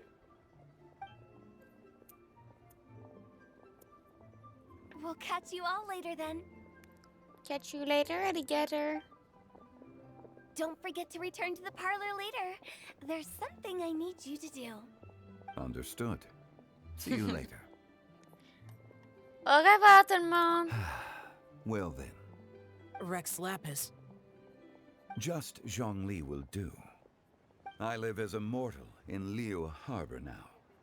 I am just one among many who begin work at sunrise and retire to rest at sundown. If we were to consider status and seniority as Zhongli, I should be respectfully referring to you as Adeptus Shao. Heaven forbid.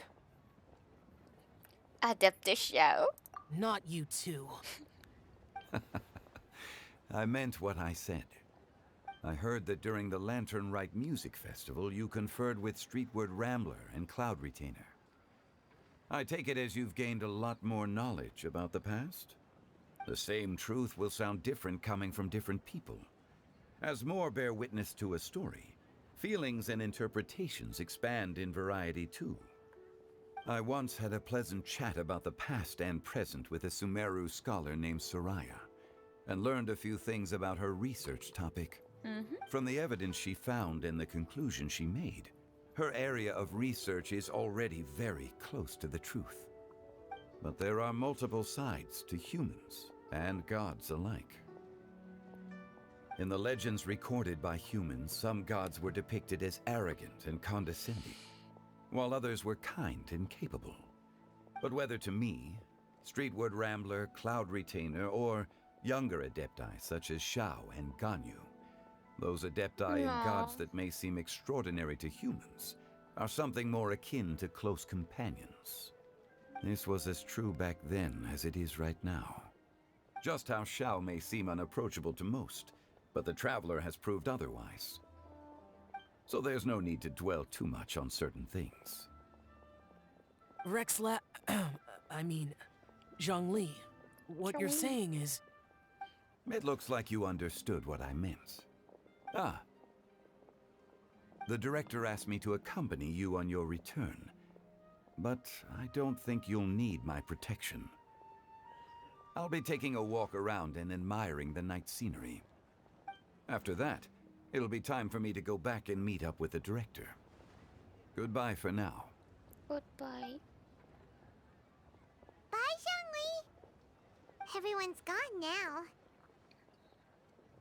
Oh non, Always il feels a reste little juste empty nous. inside when a lively Oh. celebration ends. But at least you always stay by Paimon's side. No. Paimon got it mixed up. Paimon, the best and most distinguished travel guide, will always stay by your side, traveler. J'aurai encore besoin de ton aide à l'avenir, ma chère guide méga distinguée. Good that you were aware of that. Shell, is there anything else you want to do? We could take you on a tour of Liyue Harbor. No need.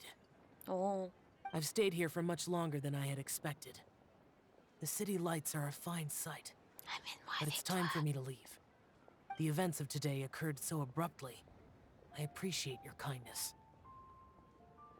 C'est réciproque. Vous n'avez pas besoin de me remercier. Okay. Amène-moi avec toi. I'll see you next time then.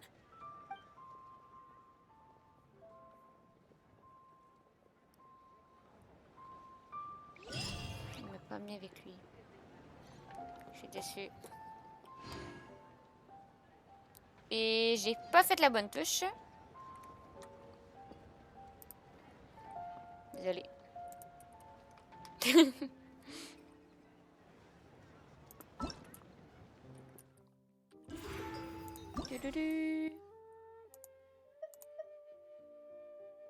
Ok. On va faire les tiers de papier parce que je l'aime bien. Mais les so many autres... people make such a big... Attends, il reste combien de temps? Il reste un jour. Les autres... Je vais les faire de mon côté! Et soir, Forest. Comment va, comment va? deal out of seeking the Adepti. Wait. There's Adepti everywhere. Coucou, Madame Pink. Coucou, Madame Pink. Where? Isn't there? Huh?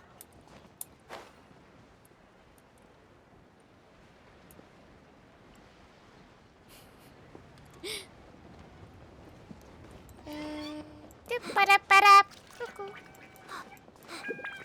Je peux me revoir. Ça va, ça va. Oh, on vient de finir le festival. On va bientôt entrer sur l'histoire de Kazuha. Oui.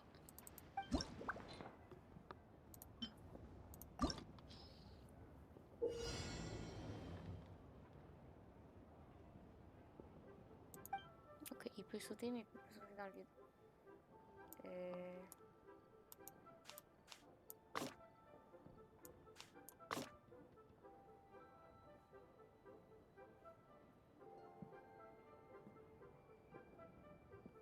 Ah.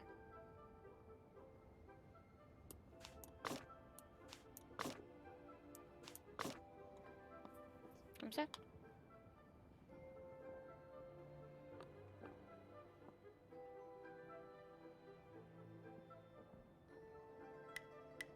Forest.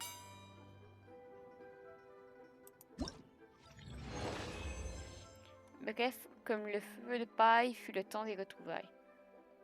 Je crois que mon corps en a marre. Alors... si ton corps en a marre... Danse la quinquamare. Non, non, non, non, non.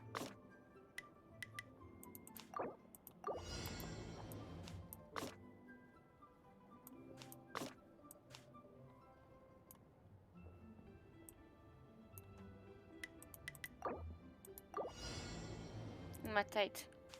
On va prendre des Tylenol. C'est bien des Tylenol, non?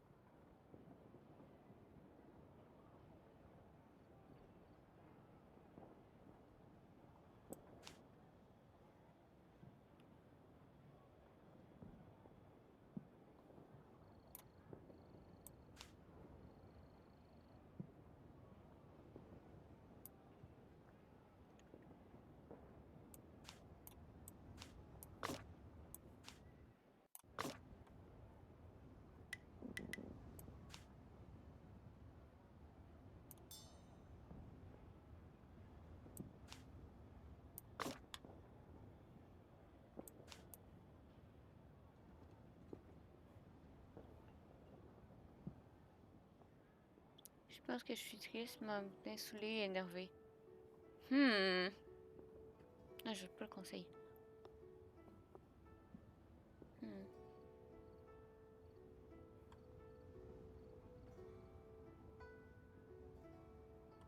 J'ai compris.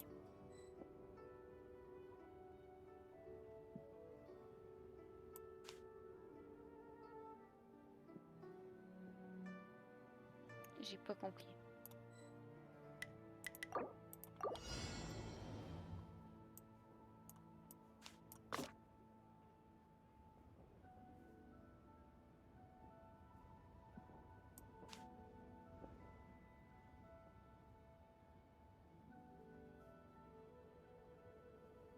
J'ai tellement 10 minutes, j'étais avec ma copine sur Discord et un pote et on a joué. Je me suis mute juste avant de partir.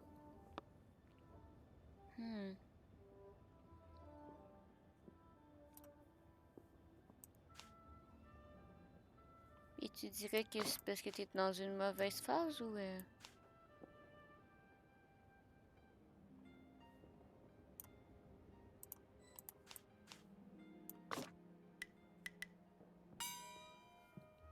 Parce Est-ce que ma mère est arrivée dans la chambre, ma copine est habillée et m'a dit pourquoi tu t'immunites, etc.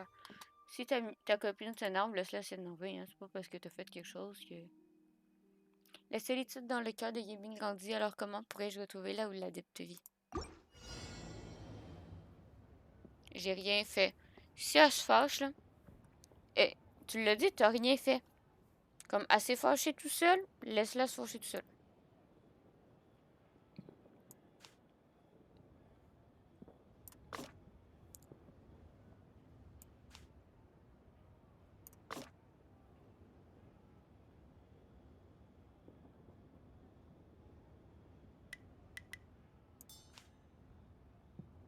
Merde.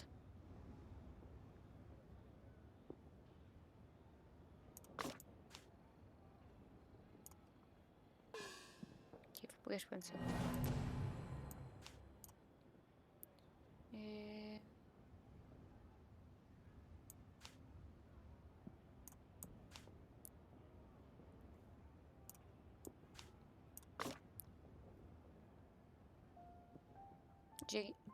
Je fais déjà des efforts et il y a un côté un neigement comme ça, genre, je te jure, j'en ai vraiment marre. Te fait des reproches de merde, ignore-la. Si ta mère... si c'était pas ta raison, t'as juste coupé. Ta mère, ta copine, elle demande pourquoi tu t'es mute. Tu dis maman était là, puis elle se fâche. Ben, qu'elle reste fâchée de ton bord. T'es pas responsable de ses émotions. L'énorme m'accompagnant, il faut trouver, veillant sur chacune de mes journées, essuyant mes larmes les jours de morosité. Elle m'a pas cru, genre. C'est son problème. Et t'as pas cru, c'est son problème. Si toi, c'était ça ta raison. De toute façon, t'es pas son chien. Là. Désolé. Young bénéficie de la protection des adeptes. Il peut donc glisser sur le vent lorsqu'il atteint des endroits. Ok.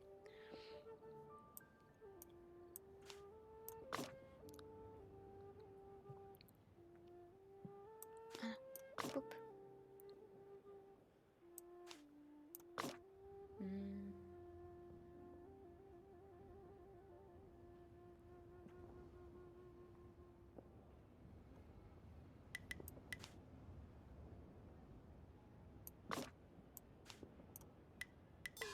Ok. Ah, ok, j'ai compris.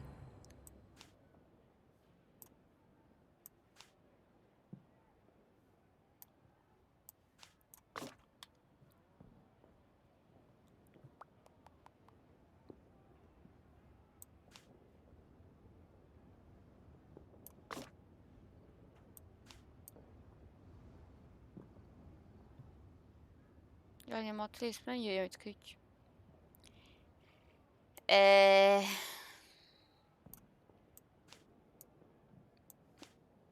Tu sais, si toutes les semaines, il y a un truc, c'est peut-être que... Il y a un truc qui fonctionne pas.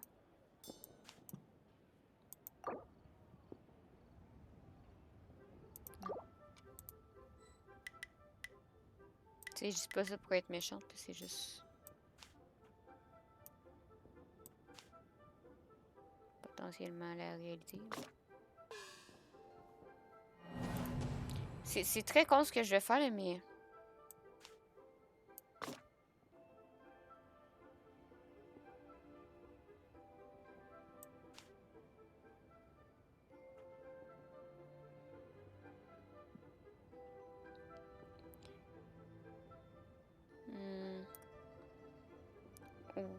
Oui, je comprends. Non, je sais que c'est pas vrai. C'est juste que...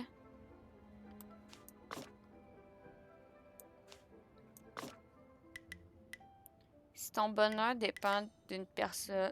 Non, si ça aide à ton bonheur d'être avec quelqu'un, c'est pas mal. Si ton bonheur dépend de cette personne, c'est mal. Et si la personne t'apporte plus de malheur que de bonheur...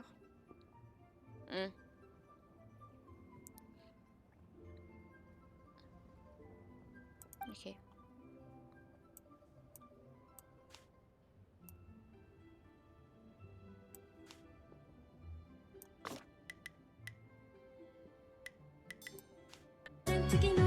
Ah! Merci,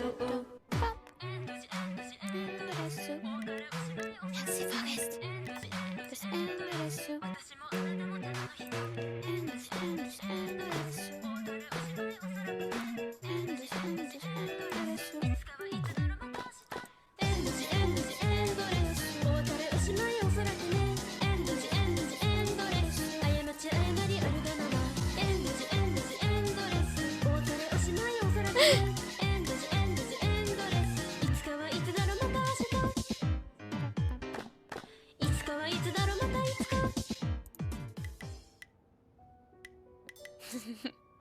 Merci beaucoup, Forest, pour le 22e mois. Ça fait presque 1 an. Tu sais que dans 2 mois, il va falloir que tu écrives un message pour que la voix le dise sur le live, pour qu'on t'entende parler. Ouais, je vois...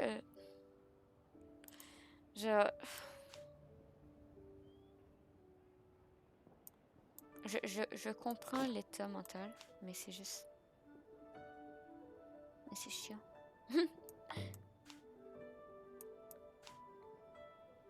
C'est de...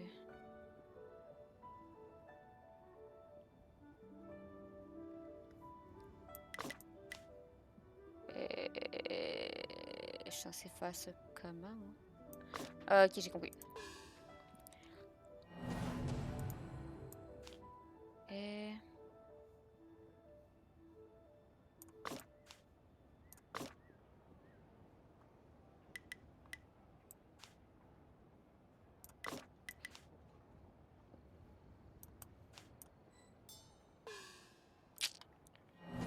J'ai compris.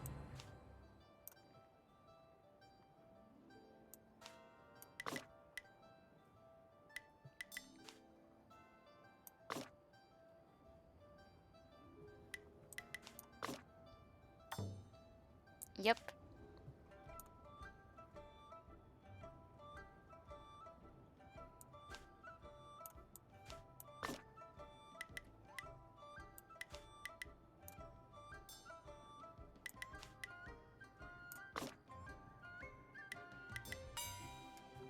Il s'est empalé sur la plante, mais c'est méchant les plantes.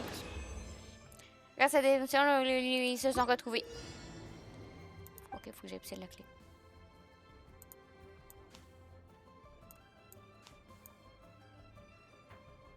Marche plus vite.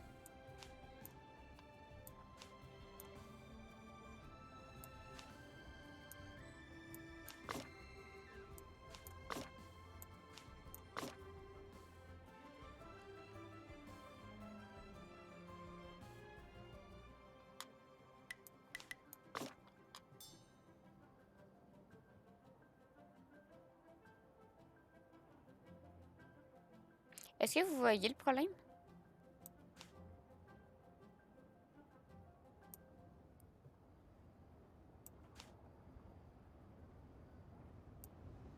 Parce que là, il va récupérer la clé, mais là, il va se tuer. Comme un con.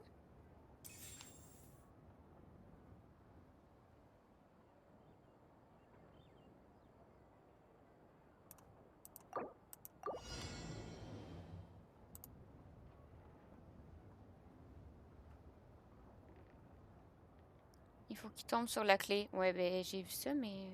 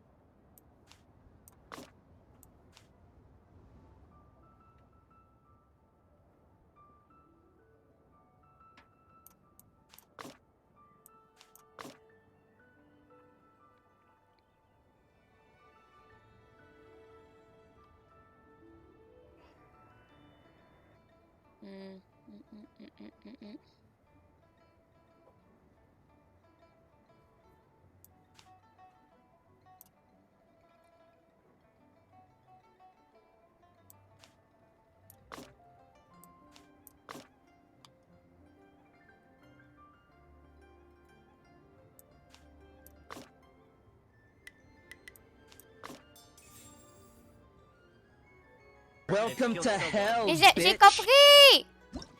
J'ai compris! C'est juste que mon cerveau est lent.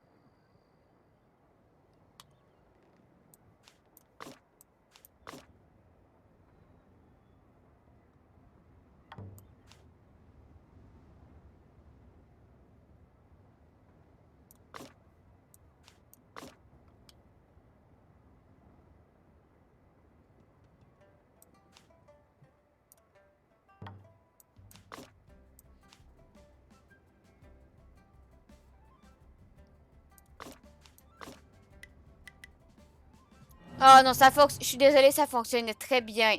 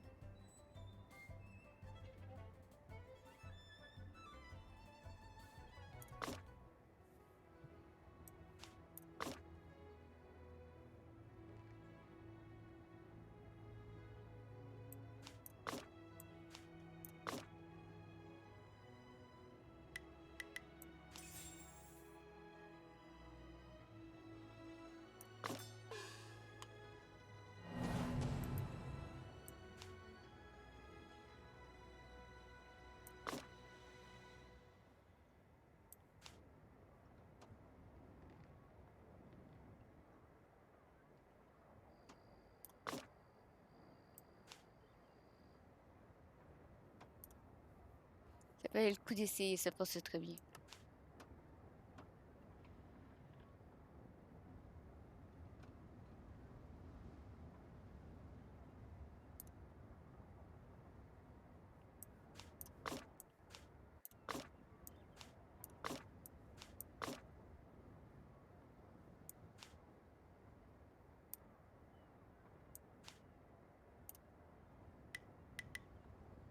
Ça passe très beaucoup.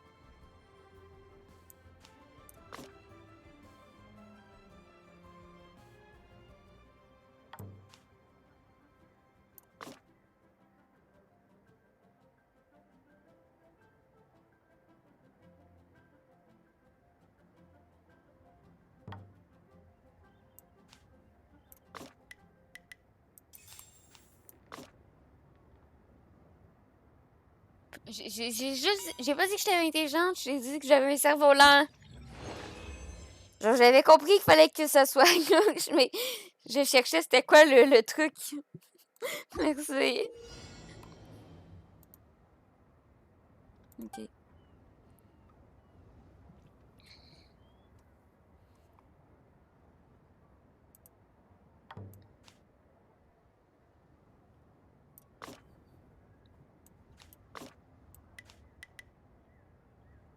Et merde.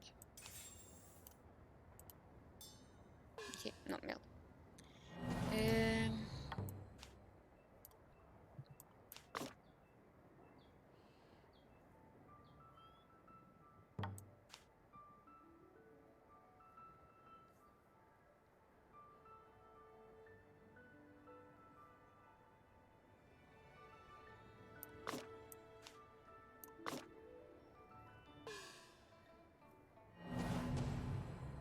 Ok, désolé.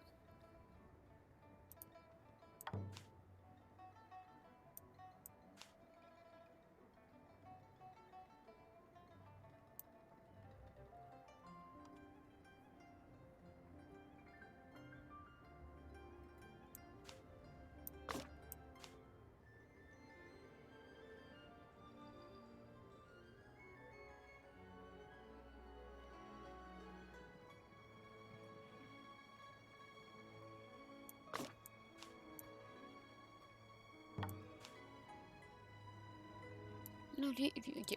Wait.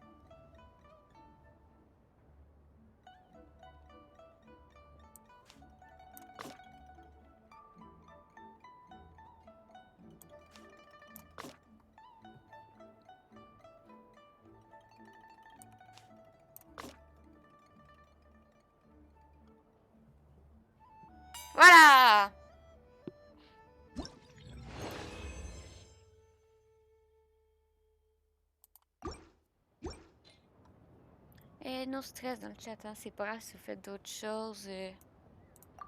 Si vous voulez parler, on écoute, mais si vous voulez pas parler, c'est pas plus grave. Je lis les messages, mais je les lis pas forcément à voix haute. Parce que je réfléchis.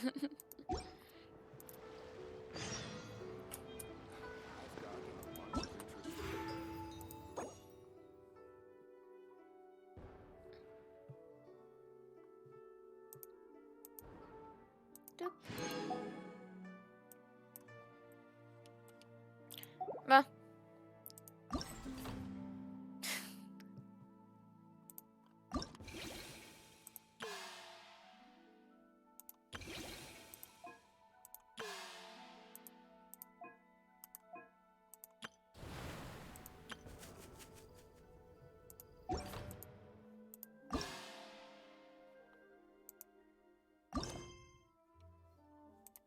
Used to just standing around. La fête du spectacle, super, comme c'était du gâteau, la pièce de théâtre, les U, c'est plus facile. Vous trouvez que tu t'es bien débrouillé. Ah, du moment que ça plaît à quelqu'un. Faites des représentations de théâtre pour les enfants, du passe-temps pour moi, je vais devoir prendre mon travail de costumier. Vous faites des troupes, c'est-à-dire que je chante l'opéra, j'y arrive, on connaît quelques heures après travailler depuis longtemps. Tout pour la patronne Yun. J'ai travaillé dans les coulisses plus quasiment. Je m'occupe des objets de scène. La plupart des objets ont été récupérés d'anciennes générations, commandés et fabriqués par moi-même. De nombreuses personnes ont participé à la réussite d'un opéra de Liu qui sont mis sur la scène ou en coulisses. La patronne Yun a donné des congés au personnel des coulisses pour profiter des lanternes cette année. Tous mes autres collègues sont répartis chez eux pour un repos bien mérité. J'avais beaucoup de temps ligne, alors j'ai décidé de donner des représentations de théâtre de papier pour ces gens. Vous ne rentrez pas voir votre famille. Non, j'en ai pas. De plus, mes 2 parents sont décédés il y a 2 ans, alors il ne reste plus que moi. Désolée. Ne vous en faites pas, ce n'est pas grave. Je m'amuse bien quand même ici, comme vous pouvez le voir, les enfants m'apprécient le spectacle. Nous aussi, dans ce cas, je prends du plaisir, sinon je serais embêtée à confectionner tous ces personnages et décors à papier. C'est vous qui avez écrit l'histoire. Tout le monde connaît l'histoire de l'homme à la barbe, peu importe la forme, le période de Liu, telle de papier contre le bleu. Tant de gens ont besoin d'eux, des héros apparaîtront pour les sauver de leur détresse. Il y a beaucoup de héros de ce style, il suffit d'ajouter un petit rebondissement à l'histoire et vous obtenez quelque chose d'intéressant. J'ai déjà entendu parler de cette pratique, c'est fait partie de la culture traditionnelle de Liu. On peut dire ça que oui. Gardez à l'esprit que vous ne devez pas toujours compter sur les autres, même s'il y aura toujours des héros qui voleront à votre secours lors de situations. Prenez soin de vous, jeune femme, et joyeux festival. Joyeux festival! Joyeux festival! Vous assistez à une représentation des troupes d'opéra un jour, quand vous aurez le temps, on s'y croisera peut-être. Ouf!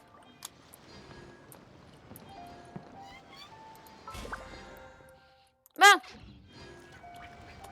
Le moment que vous attendiez tous.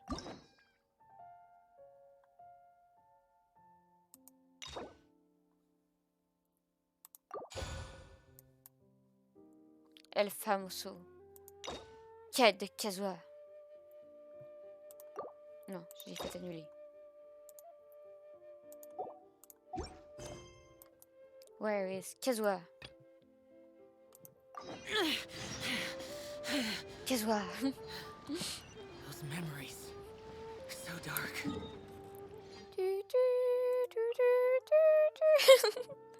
Mais qui va en faire la quête? Juste 3 mises à jour en retard. Au minimum, parce que je sais plus combien de temps j'ai de retard.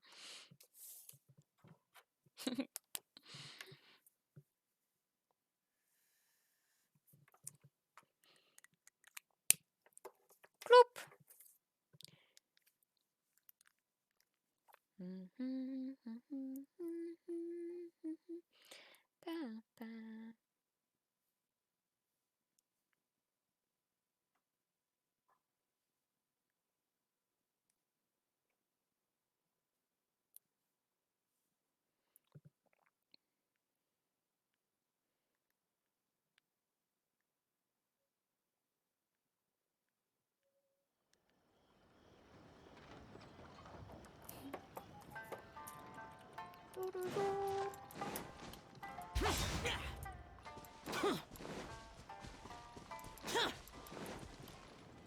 Let's get down to business. Oh wow, ok.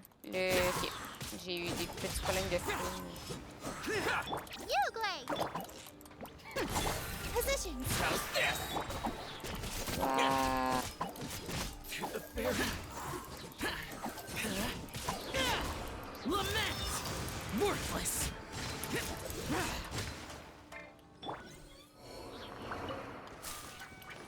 Le chat, ça va bien? Vous êtes toujours là?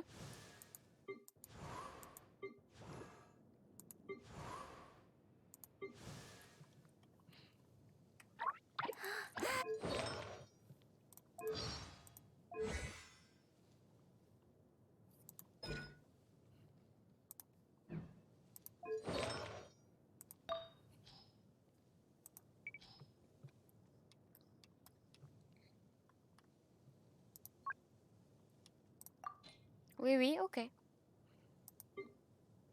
Parce que j'ai eu comme des méga retards de live.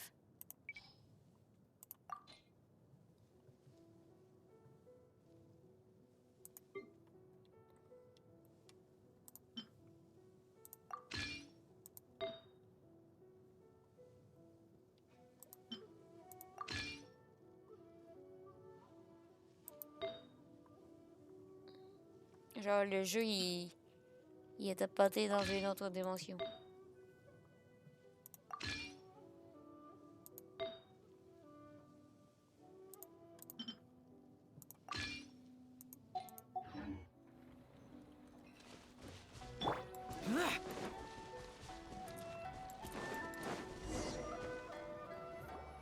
been a while since we first set foot on Inazuma. So many things have happened since then. On a vécu tellement de moments mémorables. Yeah, we've definitely made some progress on our journey. So, where should we go today? Attends. Huh? What's up? Il y a quelqu'un. Hey! What the heck was that for? Doesn't want to talk, huh? All right, let's convince him to calm down a little.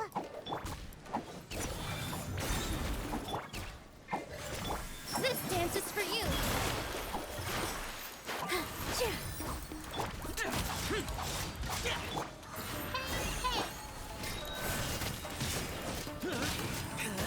Yeah! J'ai fait toute sa vie. So you don't have a vision after all. Seems like I've mistaken you for someone else. At the very least, you should make sure you've got the right person before you go attacking them. No, wait. Even when you've got the right person, you shouldn't go attacking them out of the blue. It's dangerous. Have you ever met someone by the name of Kaedahara Kazuha? Non. He carries a sword just like you. I've also heard that he possesses an animal vision. Pourquoi vous le cherchez? That's none of your business. Bah alors, c'est pas ton business de savoir où il est. Haha. Never mind. You don't look like you know anything anyway. I'm wasting my time. What the heck is this guy's problem? Coming around here, waving that weird sword in our faces, and he didn't even apologize. Seems like a real nutcase. Well, one thing's for sure. No way are we telling him anything about Kazuha. Bien vu pour une fois. Hey! Don't be mean! Paimon's smart lots of the time!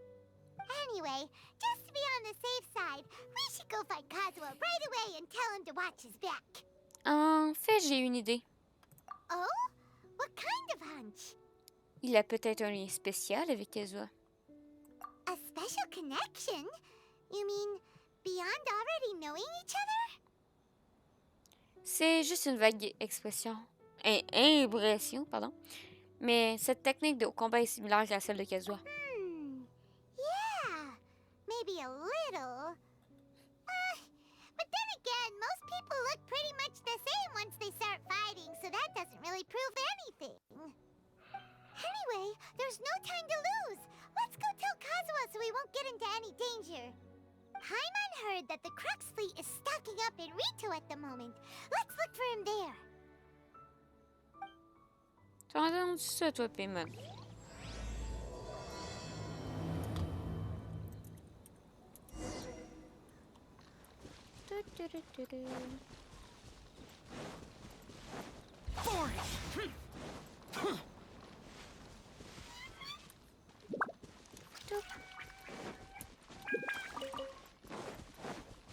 Useless.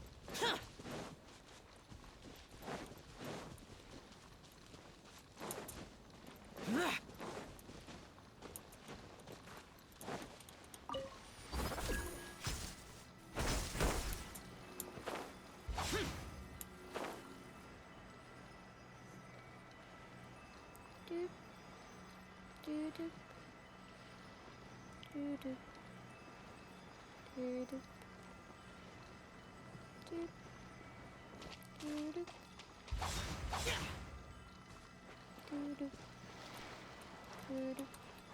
Un crabe.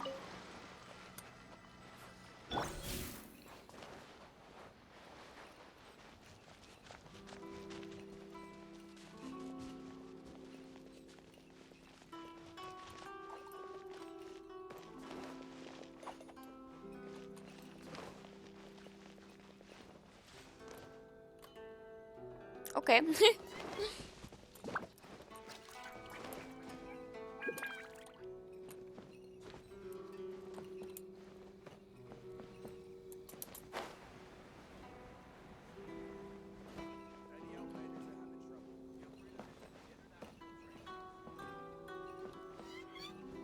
Ores and jewelry from Liyue. You can't find a better deal anywhere else.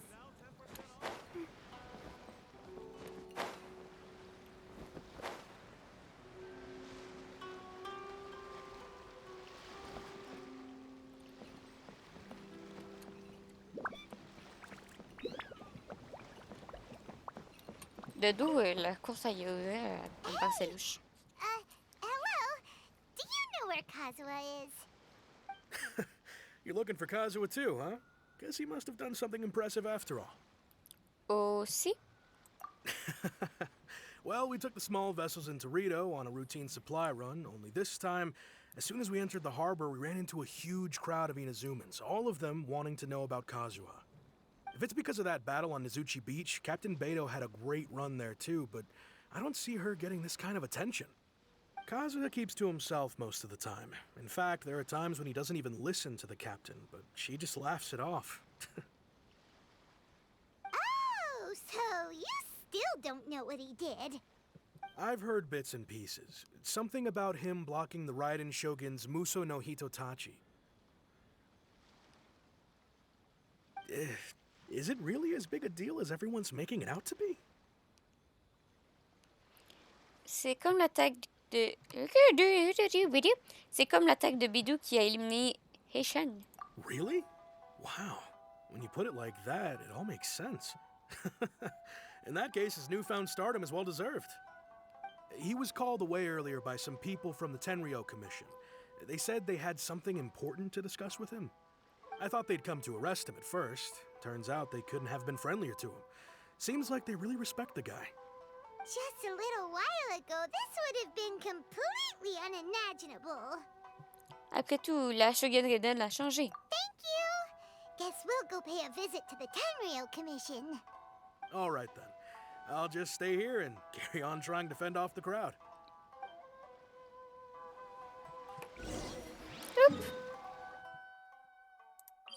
Tout va bien, Kazuo? S'il te plaît, que tout aille bien.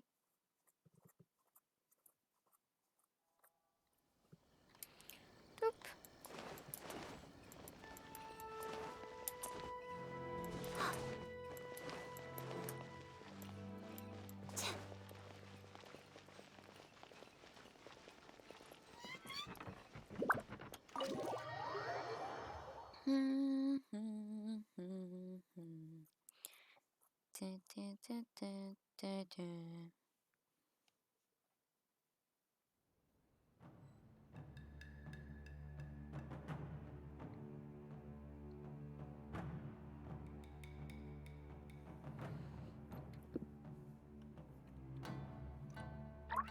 Tout va bien?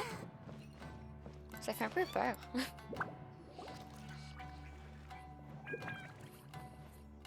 Oh? it's you. Oui. Greetings. We were just discussing the repealing of the Vision Hunt decree. Since you're here, you're very welcome to listen in on the conversation. We invited Mr. Kaidahara here to extend a gesture of goodwill on behalf of the Shogunate. Your hard work has secured for us the agreeable state of affairs that we now enjoy. Also, I've been granted the chance to correct my clan's past mistakes, and for that, I'm deeply grateful. The Almighty Shogun has issued a large array of directives aimed at resolving, or at least easing, the tensions that have built up over the years. The Tri-Commission has made the recommendation to use this opportunity to restore the honor of the Kaidahara name. Regarding the history of the Kaidahara clan, I trust that you're already somewhat informed? Un peu. In short, there was once a group of select bladesmiths who served the Shogun directly, responsible for upholding and further developing the traditional blade forging arts of the Almighty Shogun. The Kaidahara clan belonged to this class. But there came a time when some of these bladesmiths revolted and fled to Snezhnaya. Both the Kaidahara and Kamisato clans were held accountable for lax oversight and entered a period of great turmoil. We later learned that the whole misadventure had been secretly orchestrated by the Fatui. Attributing all of the blame to the Kamisato and Kaidahara clans was neither proper nor just.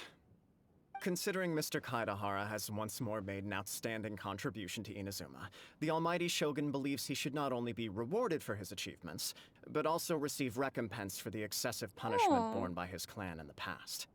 In the interest of preventing further harassment of the Bladesmith clans by the Fatui, we chose not to publicly release the findings of our investigations into these matters. We trust you can understand why this was necessary. This is a true honor. I am delighted to be in a position to receive the goodwill of the Almighty Shogun and the Shogunate at large. No. However, would I be correct to assume that this magnanimous gesture does not come without some strings attached? I can assure you that nothing could be further from the truth. We seek only to correct a past injustice. With the Kaidahara clan's reputation and occupation restored, the Kaidaharas will be bladesmiths once more, and your wanderings will finally come to an end. You will be able to lead a safe and prosperous life in Inazuma City with the Almighty Shogun's blessing and full support of the Shogunate. I have grown accustomed to life among the elements. I fear I would no longer feel at home behind the tall walls of a stately abode. Yet my ancestors did indeed take great pride in the name of Kaidahara, and the art of blade making for which it stood. I do have a responsibility to restore their honor. I sense some hesitation in your words. Should you accept this offer, I imagine many of the malicious rumors currently circulating through the populace will disappear. Malicious rumors? All we heard on the way here was so much praise that we almost wondered whether there was another Kaidahara Kazuha in town. Well, to some, the Muso no Hitotachi is something that can never be defeated. They cannot accept the idea that Mr. Kaidahara really parried the Shogun's strike. Also, eyewitnesses saw him using the power of Electro in addition to that of Animo. As a result, the falsehood that Kaidahara Kazuha was using a delusion began to spread. What? But that doesn't make sense.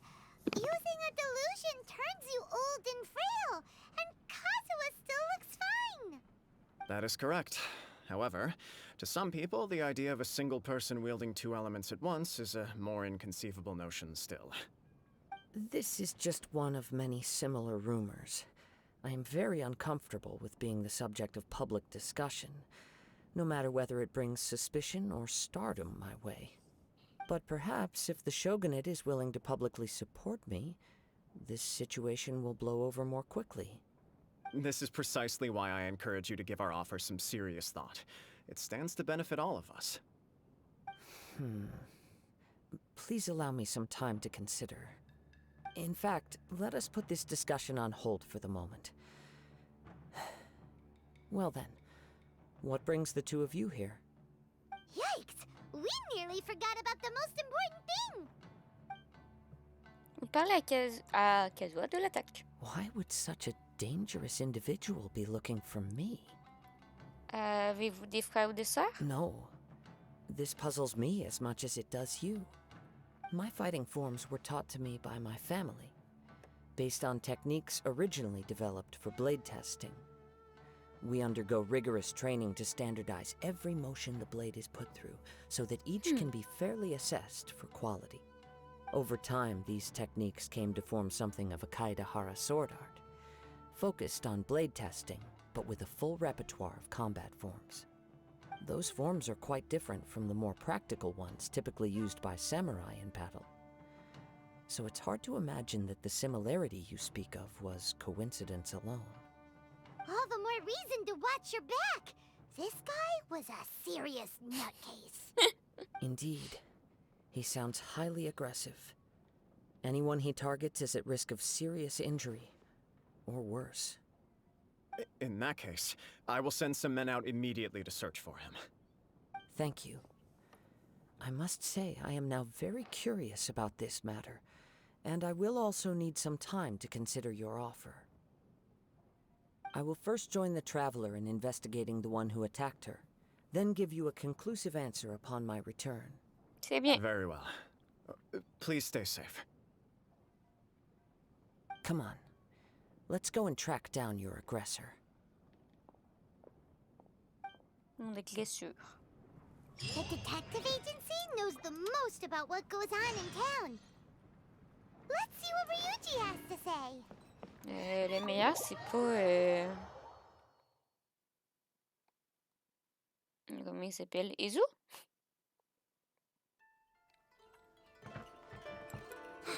Yeah!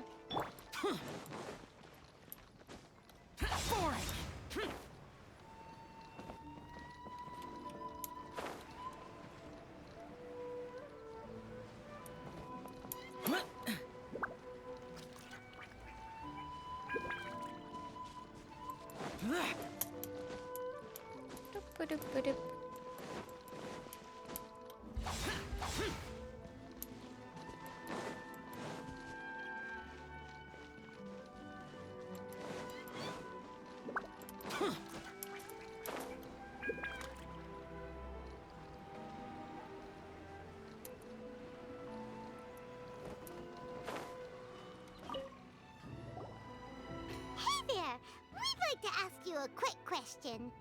Do you know if anyone around here has been looking for him? For Kaidahara Kazuha, we mean. Aha! So this is the renowned Mr. Kaidehara. I've heard a lot about you. It is an honor to finally meet you today. You are too kind. We are currently investigating an assault and would appreciate any help you can offer. Oh? You were targeted in an assault? Let me think. I can't seem to recall anything of immediate interest. Mr. Kaidehara is currently the talk of the town, so there are always a lot of people looking for him.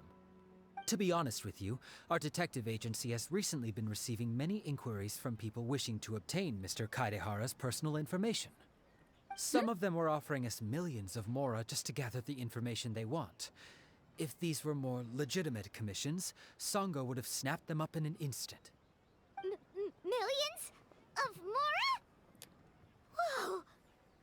Oh, wait, even at that price, you probably still shouldn't. Please, accept my thanks for looking out for my privacy. Of course. No matter what, we only take on legitimate cases.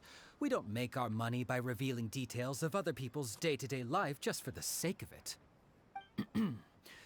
Sorry, I got a little off topic.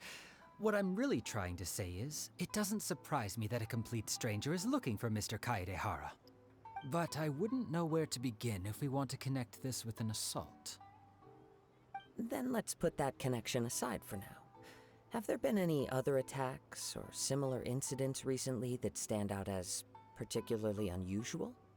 The Tenryou Commission had very few leads, and I thought you might have some information from different sources.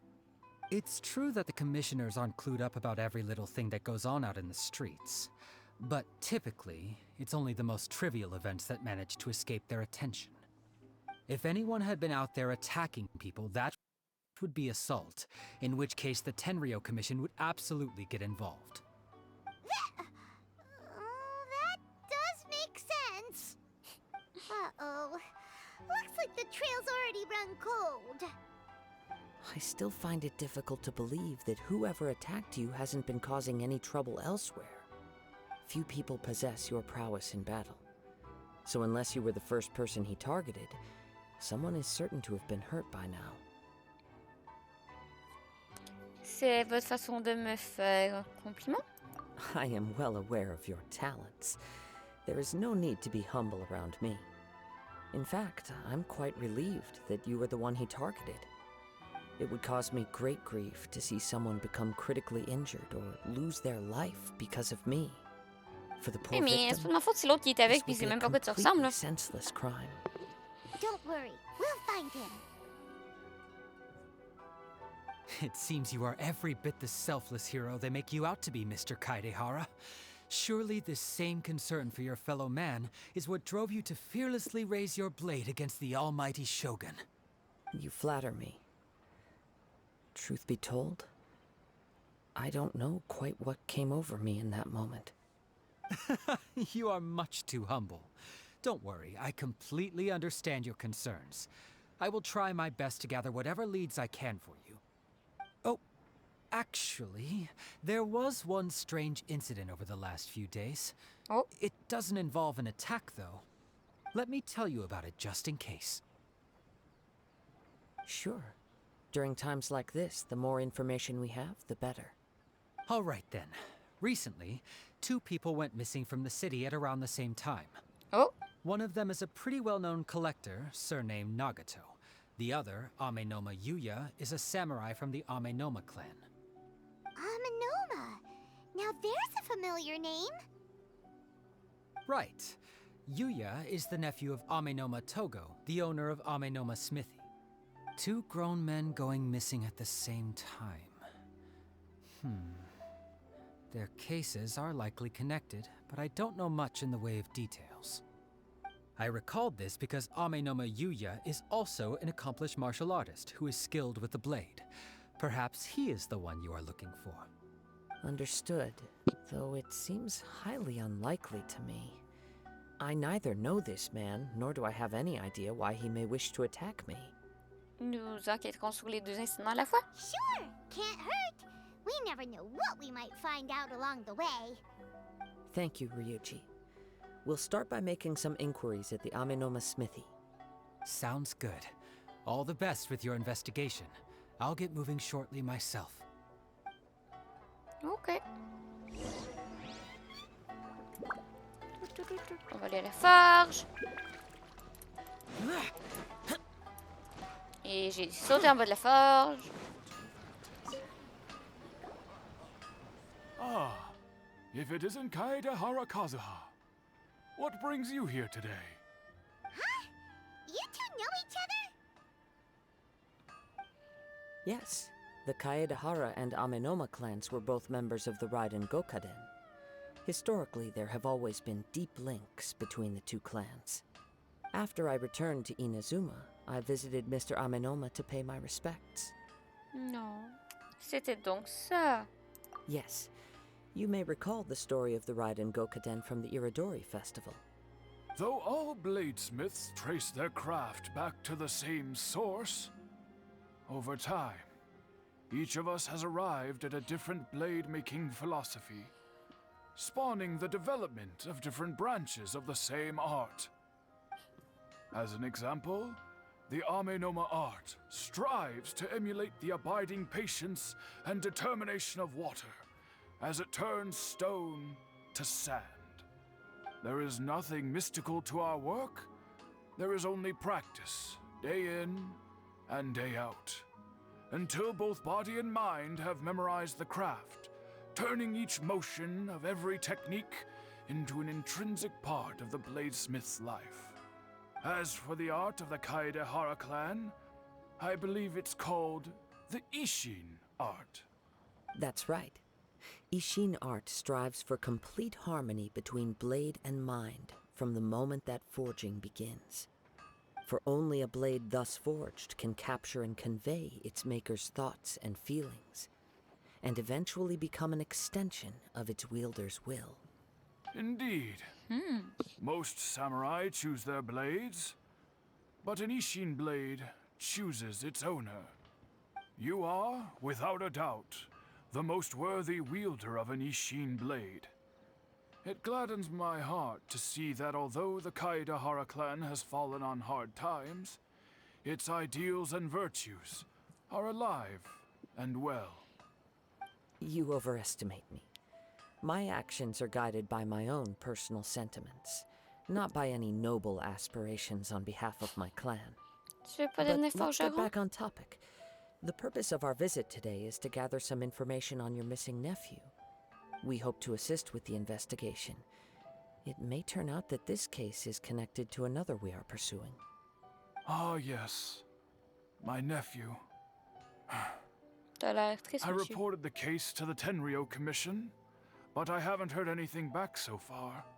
He didn't say a word before he left, which is very unlike him. I'm still completely at a loss on what to make of it, but I've done what I can so far. Worrying is futile. All I can do now is wait for the news from the Tenryou Commission. We heard that there was a collector involved in the disappearance too. Know anything about that? Yes. On the morning that Yuya went missing, he gave me a very cryptic look and said that he was going to give me a great gift. I believe he went to collect the item from Mr. Nagato after that. The next thing I heard was that a fire had broken out at the warehouse, and neither of them came back. Un incendie? Yes. Strange, isn't it? I wonder what could have caused it. Unfortunately, there was very little evidence left behind, so nobody knows what really happened. Do you have any thoughts on what Yuya may have wanted to give you? If I had to guess, it must have been some kind of rare weapon. Otherwise, there would have been no reason for him to get my hopes up. He's never been particularly interested in blade forging, but has always had a fondness for blade testing, and can sense even the most minute differences in blade quality. He is extraordinarily talented in martial arts, particularly when it comes to the art of the sword. Truth be told, we have some information that you may find to be objectionable. The person we are looking for, he attacked this friend of mine. Based on the evidence we have gathered so far, only Yuya seems to match the suspect's profile. What? No. Absolutely impossible. Yuya is not that kind of person. He is humble and kind. Even his training is done with the goal of calming his mind. He has never gotten into a fight before. Huh. Is that so? Yes. If there's one thing I can say for certain, it's that Yuya would never draw his blade without a very good reason. But, with that said, it's equally out of character for him to just disappear, with neither farewell nor fair warning. I also cannot know what course of action he might be capable of if coerced, or otherwise compelled by circumstances unbeknownst to me. Anyway, should you find him, please let me know as soon as possible. Don't worry, you have our word. From the sound of that, Paimon doesn't think Yuya was the one who attacked us as well. On peut pas en être sûr. J'ai aussi besoin d'informations du côté de Nagato. Yes. It sounds as if something happened when the two men met each other. Let's pay a visit to the Nagato household. Nagato! Boring!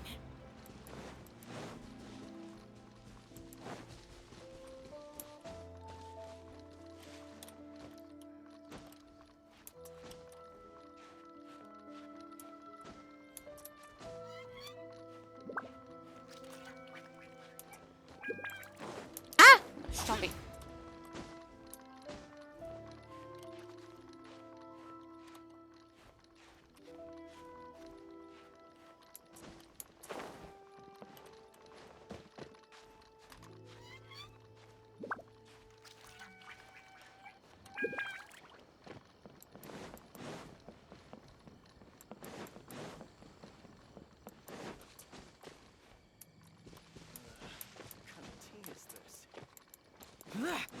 Nagato!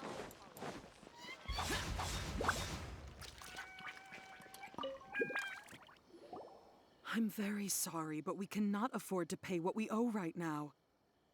My husband has gone missing, and I'm still trying to find him. No, you misunderstand us. We are here to help with the investigation. We'd like to ask you some questions about Mr. Nagato's disappearance, if we may. Ah, I see. I thought the debt collectors had come to visit again. I'm sorry you have to see me in this dreadful state. Has some new information come out? Do you know where he's gone? I'm afraid we don't have any new information at the moment. We're still trying to find out as much as we can to inform our search. With this in mind, can we perhaps ask some questions about your family's current situation? For example, Paimon's struggling to understand why a collector would be strapped for Mora. That's a long story. Ever since I've known him, he's been an avid collector of all sorts of things. He'd always get so animated when he was showing them to me. I knew nothing about the items myself, but seeing how enthusiastic and excited they made him, I was happy to believe that they were just extremely important to him. Everything was fine when we first got married, but as time went by, things changed for the worse. Uh-oh, what happened? He lost his sense of restraint. He started buying more and more things, and even resorted to borrowing money just so he could pay for them. Our expenses really spiraled out of control when he started getting interested in weapons. It was awful. There were days when he'd spend hours down at the warehouse, admiring his weapons even as debt collectors were descending upon our house. He wouldn't sell them, wouldn't even touch them. Just sat there staring at them like he was in a trance. I'm happy he has a hobby, and I'm willing to support him. But making ends meet has to come first. I've tried talking to him about it so many times, but he never listens. On the last day that I saw him, I gave him an ultimatum. I said, if he refused to sell his collectibles and pay off his debts, I would divorce him and take the children with me. Oh no. And that led to an argument. Actually, it didn't. Generally, he's a quiet man who likes to go with the flow. On most things, he leaves the decision-making to me. You must understand, I never would have dreamed of threatening him with divorce if the debts hadn't pushed our family to the brink. After I said those words, he froze and was silent for a long time. When he finally spoke, he awkwardly mumbled that he would pick out a few items to sell. His voice was so meek and pitiful that I felt an urge to take everything back. But then what? If I didn't draw the line, what would happen to our family?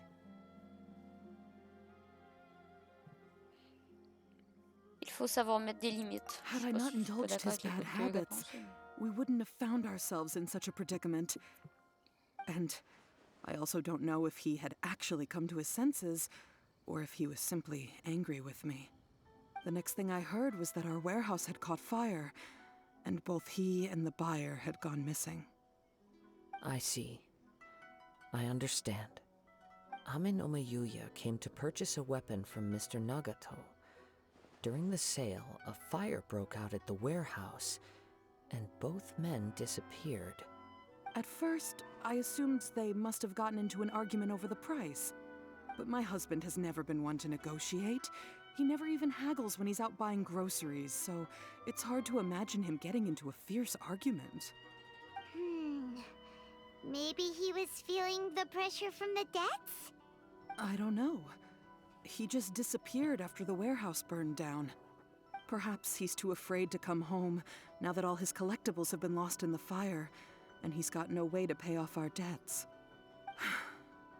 Even though I'm still a little mad at him, we're a family, and I want us to face our family's crisis together. As long as he's willing to turn over a new leaf, I know we can work things out. Please don't get upset. There could be more to this situation than meets the eye. If collecting things is a habit that Mr. Nagato had his whole life, It is quite unusual for this habit to change so drastically over a short period. But the information we gathered from the other side suggests Amenoma Yuya is also a mild-mannered man who would not be likely to start an argument. This situation is getting a little confusing. A little confusing? More like completely mystifying. Let's try a change of scenery and see if we can piece together what we've learned. Rest assured, we'll notify you if we find anything. Thank you so much. I just want him to come home.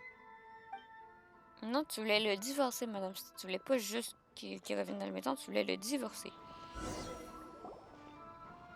C'est pas pareil. Based on the information we've gathered so far, I can only surmise that the sales meeting between the two men was somehow the catalyst for their disappearance. The fire at the warehouse likely played a part in how the situation unfolded, though its exact role is a mystery. Do you have any thoughts? Well, Paimon was thinking that maybe someone accidentally knocked over an oil lamp and, nope, never mind. Paimon's brain needs to rest for a while. Over to you. Il nous manque encore des informations cruciales. Right. I very much agree with you. It seems highly likely that we're missing a piece of the puzzle. Working off what we know so far, there are too many things that don't add up. The chances are that there are still some clues left for us to discover. One fact that I keep coming back to is that Amenoma Yuya is polite and well-mannered, while Mr. Nagato is introverted and passive. Neither seems like the type of person who is inclined towards initiating conflict.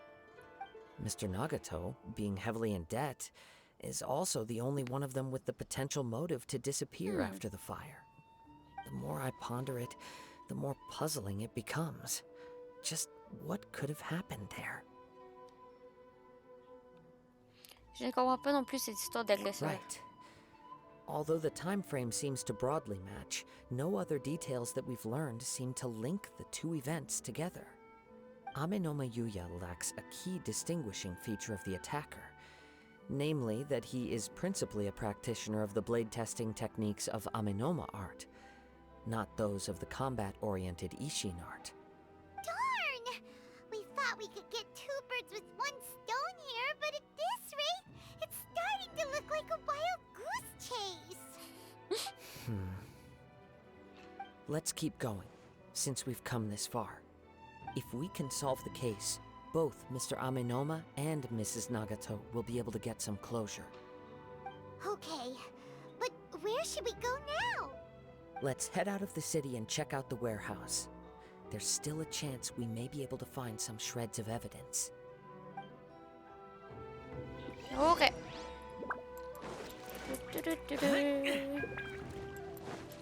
Aller chercher des évidences. Où ça a brûlé?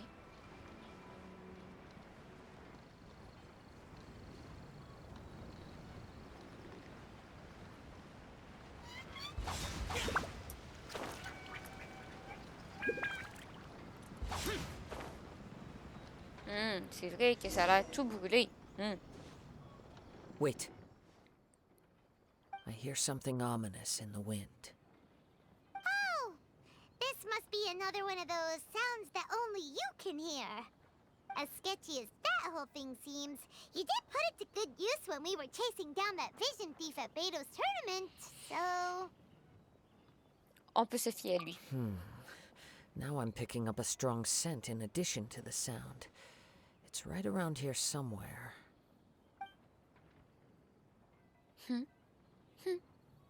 But there's nothing here.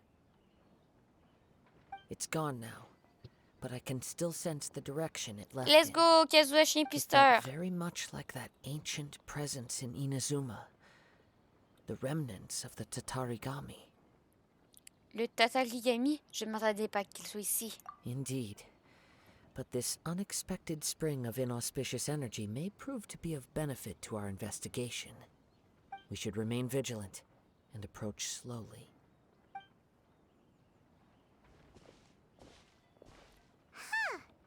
So it's an underground warehouse.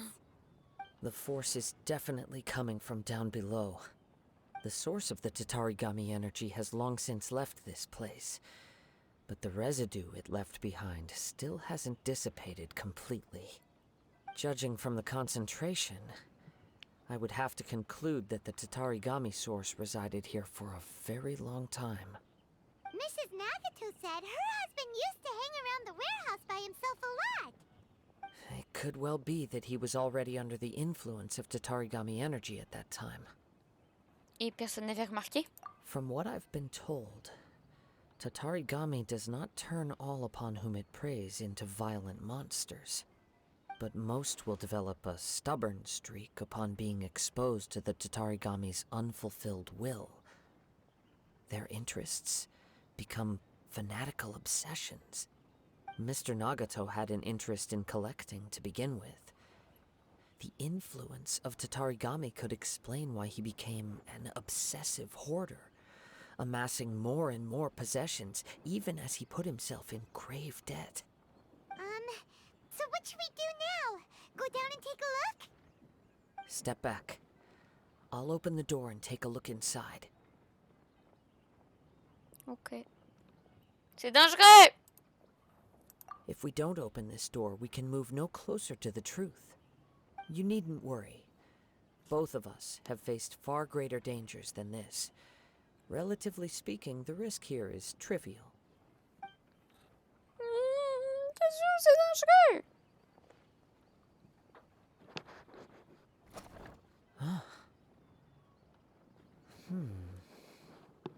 What's down there? Everything's buried in debris. I can't see anything. It looks like the fire caused a cave-in, reducing the entire warehouse to rubble. Je sais pas si on doit voir ça comme une bonne ou une mauvaise That was nouvelle. too scary! Paimon was so sure that the warehouse boogeyman was about to jump out at us. All we can do now is keep searching in the direction that the Tatarigami energy's source left this place. Two ordinary humans, entangled with the Tatarigami. I fear much misfortune has already befallen them. Dépêchons-nous de voir ce qui se passe. Yes, let's go. Heureux, If Paul. nothing else, it's vital that we find out where this Tatarigami energy is coming from. Quiet your mind and focus on what you sense around you. Perhaps you too will perceive its ominous presence in the wind. Les présences dans le vent. Oui, nous on ressent bien la présence dans le vent. C'est courant, nous. L'odeur est noire. Ça va ici? Oui, on suit le Takatagagari. On suit le vent, comme Kazuha nous a montré. Voilà.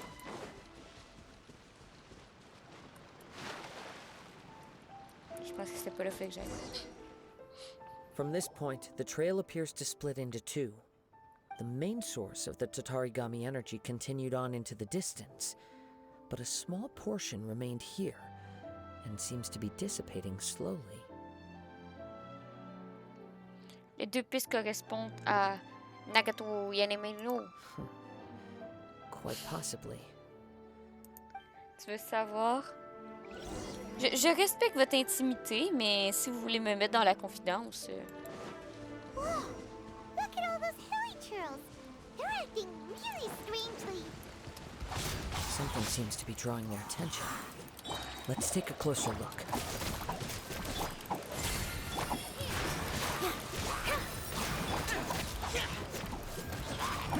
Disappear! Worthless!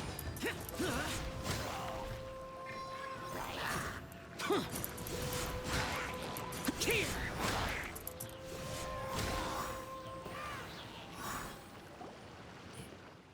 It's... Ugh! Look at this red stuff. What is it? By the looks of it, a letter written on a piece of torn clothing. The ink is bone dry. It must have been written quite some time ago. Well, let's take a look.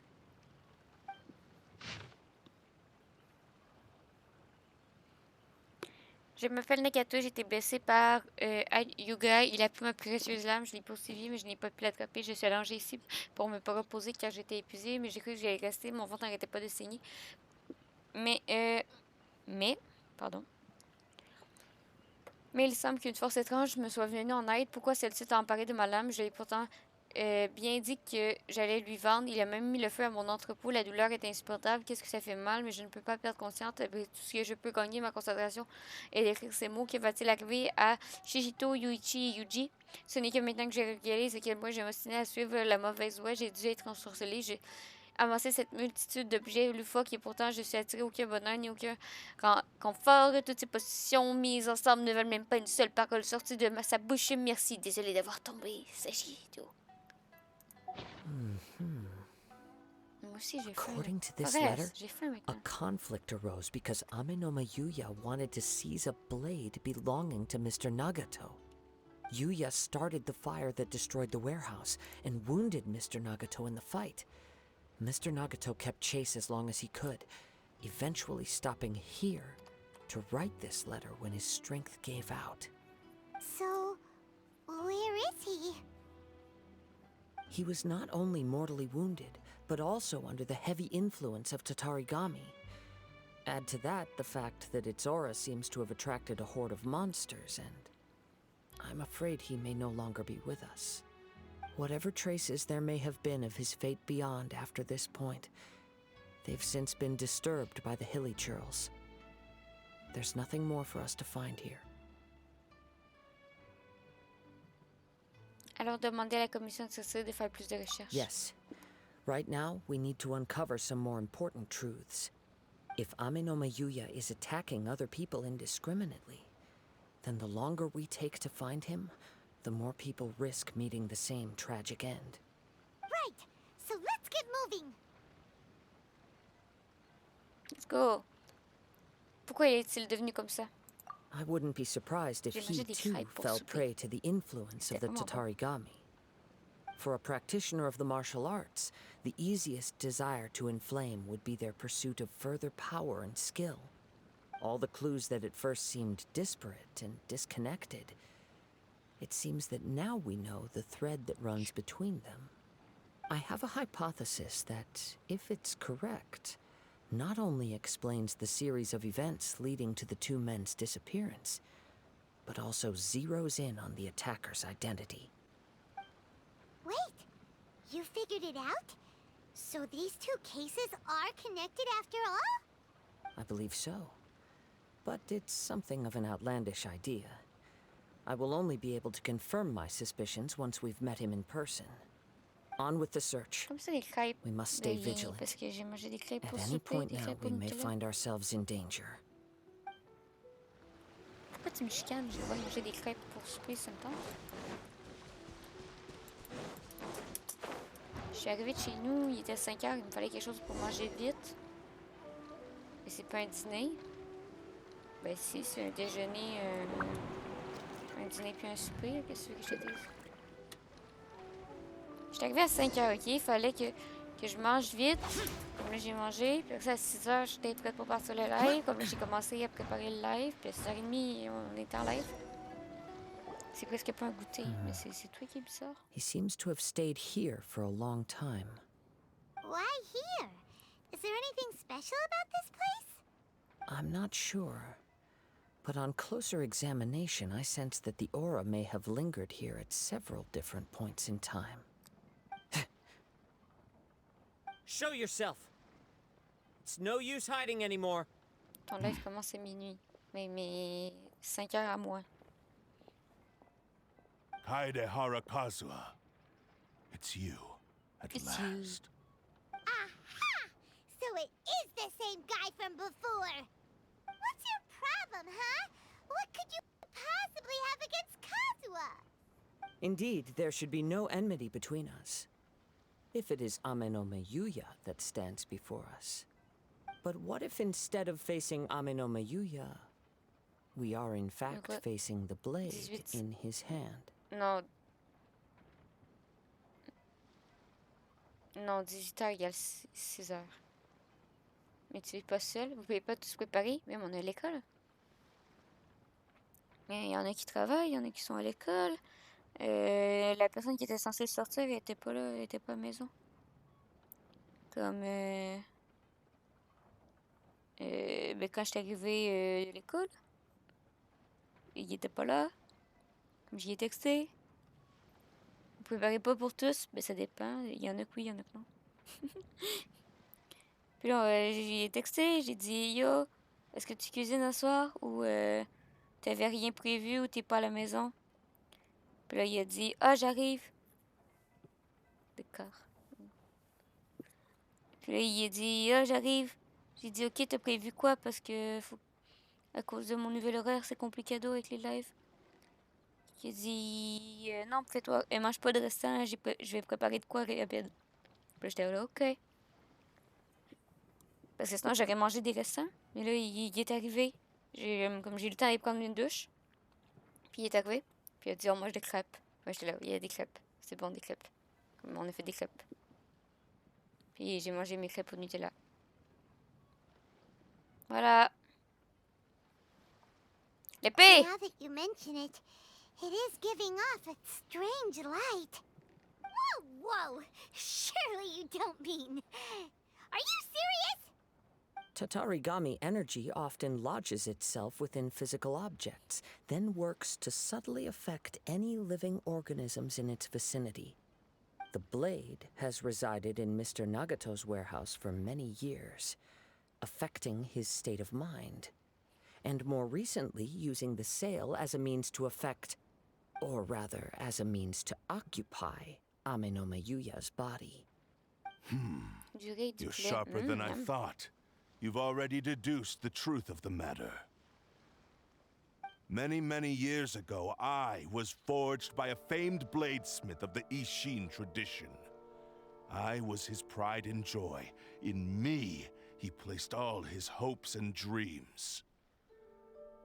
As a descendant of the Kaedehara clan, you should be able to guess our greatest regret. I presume it has something to do with the Raiden Gokaden. Indeed. At that point in time, he failed to live up to the Raiden Shogun's expectations. In the end, all he could do was to flee the nation by sea on a ship bound for Snezhnaya. He was a bladesmith of great renown, a master of his craft. There was nothing that he could not accomplish. All he needed was more time and a little faith. And sure enough, in the end, he achieved what he had set out to do.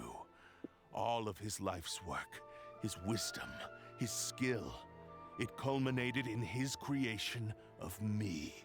He not only bestowed upon me the greatest of strength, but also endowed me with a consciousness of my own. In her conceit, the Raiden Shogun lost not only the single most perfect blade in the entire world, but also an irreplaceable achievement in the art of blade forging.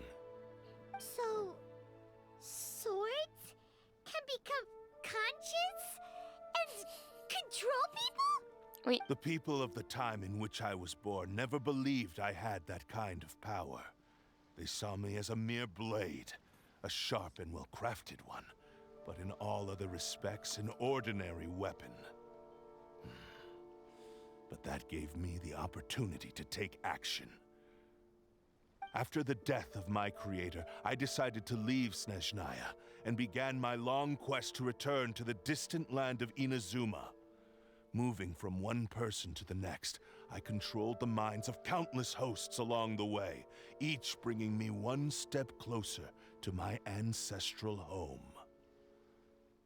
I seek but one thing: to face the full force of the Raiden Shogun's blade and prove my power, the might of Ishin art. Ah, so Ame no Mayuya was not your first victim. Tell me, what happens to those you've possessed when you've finished using them? My hosts? Who cares what happens to them? They are but tools that serve my mission. When they got tired, or injured, or unusable, I hopped to the next one in line. All I needed them for was to take me back to Inazuma. You're awful. After I returned to Inazuma, I decided to bide my time in Nagato's warehouse, until Amenoma Yuya handed himself over to me on a silver platter. At long last, I'm approaching my journey's destination. By Amenoma Yuya's body, I have found you, and by your hand, I shall defeat the Raiden Shogun. Kaede Harakazuha, you stood against the Raiden Shogun's Muso no Hitotachi. There can be no other to serve as my host for what is to come. Now, give your body over to me! To me! Give me your body!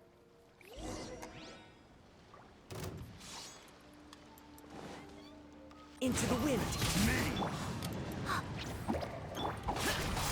We shall rewrite history! Gears of the storm! All eyes on me!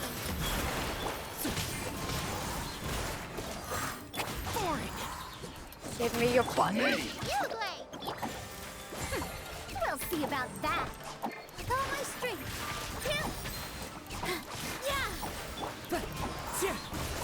Clouds high. The birds useless. Ah, je suis trop petit! Je suis trop petit! Ready, go! Stay put! Rewrite history! Submit to me! Witchy! Witchy! And sever Witchy! that divine light! Do not stand in my way, or I will strike you down too! Your bluff's fooling no one. You've lost. Lost? I can never lose. It is this body that has reached its limit, nothing more. Even if you defeat me here, the one who falls will not be me, but this man. He is but a puppet that can be replaced. I can take a new vessel at will. Sympa. Alors, on va te briser en pièces! The end result is the same. I will end this wretch's life before you can lift a finger. And even if I were to lose my physical form, it is but a small setback. My consciousness shall endure. By any means necessary, and any medium available, I shall return and fulfill my destiny! Your fighting style. It is indeed the forms of Ishin art. But from your movements, I sense only hatred and arrogance, as well as a thinly veiled mania and despair. Really? You can tell all that just from his moves? As I've mentioned before, Oui, parce the qu'il forms groove. of Ishin art convey the user's thoughts and feelings. Since the blade is currently possessing Amenoma Yuya's body, its movements express the innermost thoughts of the blade. If you ask me, the mania is probably due to your desperate, single-minded ambition. You believe I am your only hope. Are you trying to claim that I am helpless without you? On his deathbed, he passed to me all of Ishin Art's secrets. The little that you know barely scratches the surface. In that regard, why would I ever need your help? Because all of that is in the past. I've been wondering why you've not caused more trouble in all the years that you've been in Inazuma. If you are indeed a cursed blade that can possess its owner. Now that I've seen inside your mind, everything finally makes sense. You weren't biding your time. You were trapped. After all the time that's passed, you have grown weak. To the point that you are now unable to acquire a new host without making physical contact. Oh, that's right. Paimon remembers now. Mr. Nagato had a habit of never touching his collectibles. Only when Mr. Nagato witnessed his wife's distress and decided to sell his collectibles did you finally have an opportunity to reach out to Amenoma Yuya and make your escape. And what of it? Well, that brings me to my second point. There's a despair in you that is so strong it threatens to overwhelm you. You were determined to fulfill your maker's ambition, whatever the cost. But this ambition is too grand and too heavy for you to bear. each step you have taken has come at a great cost. I think you realized your limitations long ago. The more you clenched your teeth and pressed forward, the greater your fear of losing everything you had achieved grew, and the more you wished to run from the truth. But the way I see it, what began as an ambition has long since become a delusional fantasy. What would you know about any of this? I'm just one step away from achieving my goal. You returned to Inazuma to prove the unparalleled brilliance of Ishin art. But to make this arduous journey, you committed countless atrocities and showed a blatant disregard for human life.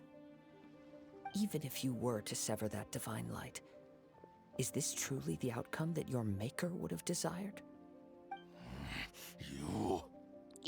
Sure, you inherited the secrets of Ishin art.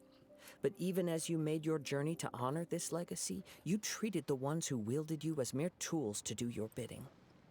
How could you possibly unleash the full potential of Ishin art when you act in perfect discordance with the principle of harmony between a blade and its bearer?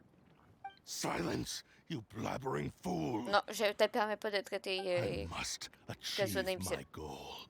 This was his life's dream, and the very purpose for which I was brought into being.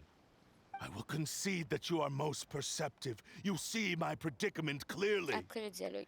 But you also underestimate my resolve. And you should face reality. Easy for you to say. Facing reality offers me nothing. I have no need of anything that would stand in my way. Not hesitation, not self-reflection, and certainly not your so-called reality.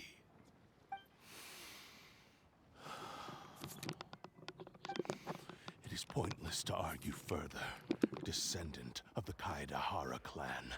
If you wish to save this man, then offer me your body in exchange. No! How stubbornly you stick to your wayward path. My body. It's my choice. For a second that you can challenge the almighty shogun in your current state. So let us make a bet, and I will put your strength to the test. What? Surely you're not planning to agree to his demands. Son body, son choix. Very well.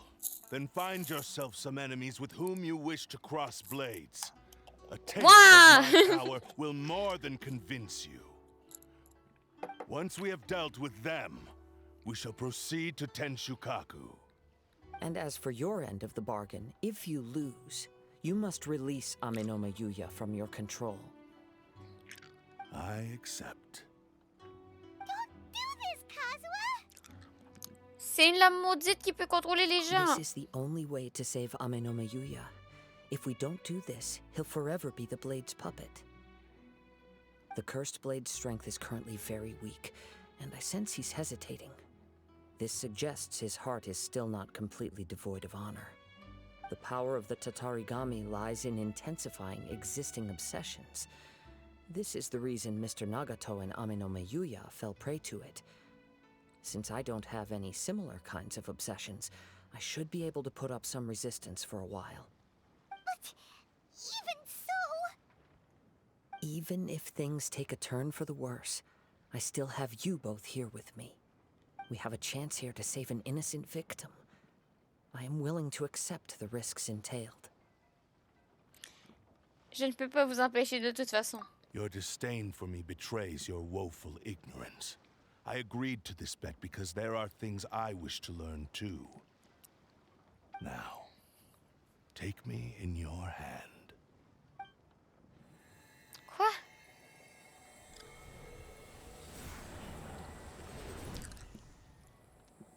Oh non!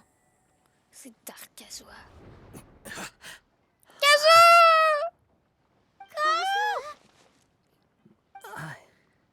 I'm okay. Kazuha! I felt a little dizzy at first, but only for a moment. It's all right. So far, this was as I expected. Faites-le moi savoir immédiatement si vous sentez quelque chose ne va pas. I will.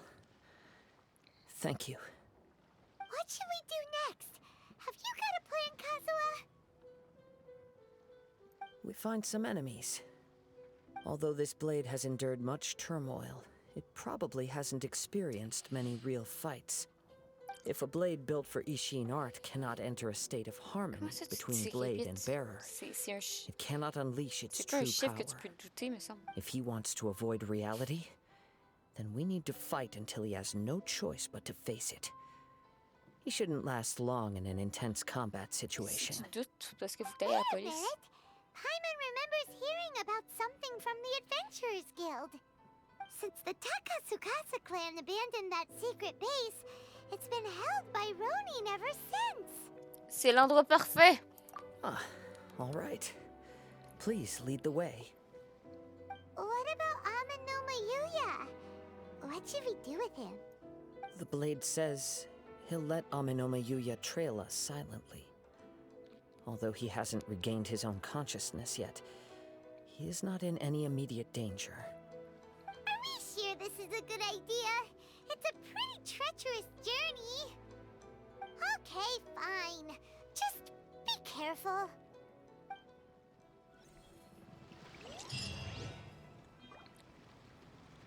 En vrai, ça doit tourner autour de 10. Puis, question de Maman Kik. De Maman Liki, pardon.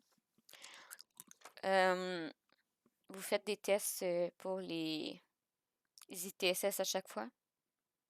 Et vous demandez à vos partenaires à chaque fois. Soir, Mac! Comment ça va, Mac? Paul, faut faire des tests à chaque fois. Le timing de fou, et j'ai jamais vu un timing aussi magnifique.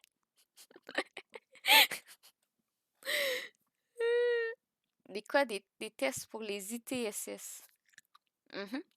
Des dépistages. Oui, bonjour, c'est le moment, je m'inquiète. Je sais même pas de quoi qu'il parle. Ok. First, oui, ça existe. 2, c'est... Non, les gars. Genre, sérieusement, ok? Les tests de dépistage ou les infections transmissibles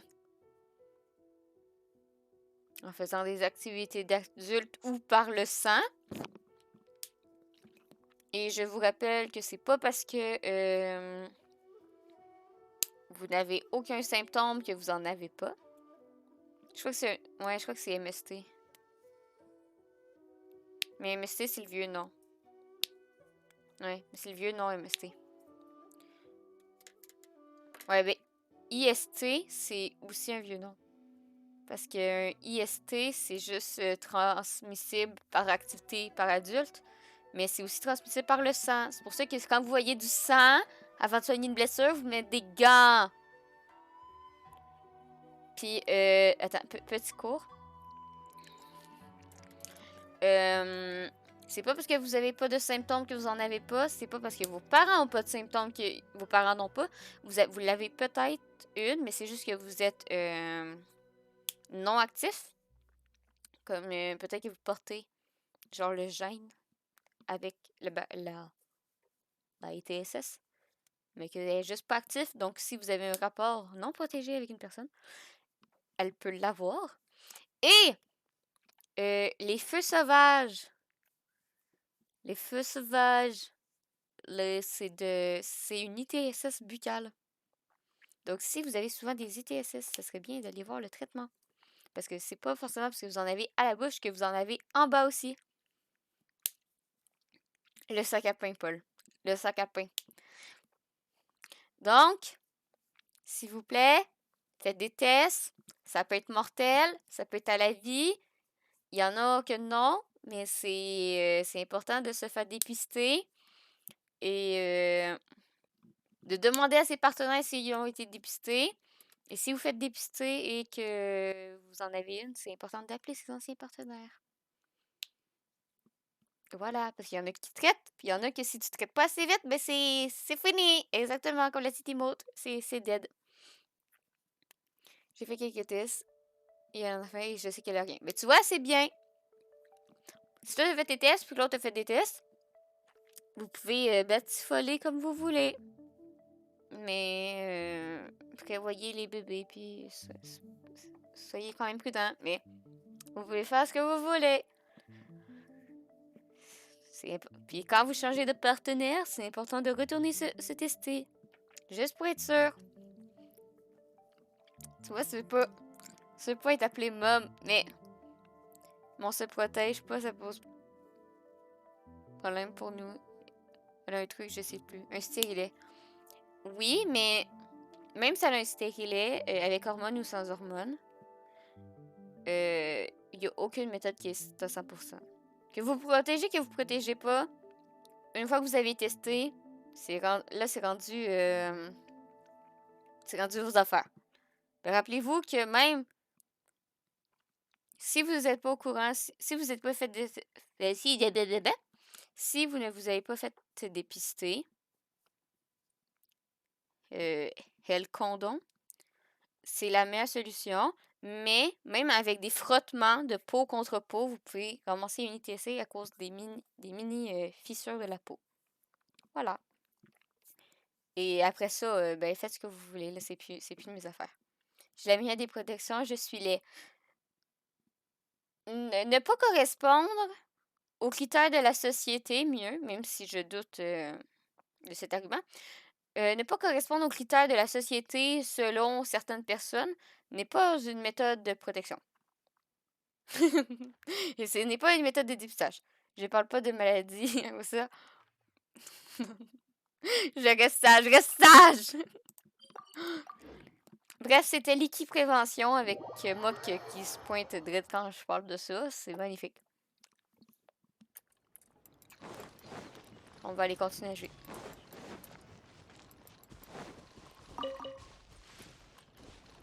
Attends, je finis ma parenthèse. Parce que c'est con. Mais exemple, vous êtes proche d'une école. Puis il y a un kid qui s'érafle le genou. Et qui s'érafle le genou. Puis là, vous y mettez un plaster. Sauf que la veille, vous vous étiez coupé au doigt, comme vous avez une ouverture au doigt. Et vous touchez le sang ou le genou du kid pour mettre le comment t'appelles ça? Le plaster. Un bread aid. Comment t'appelles ça un plaster en France? Un plaster.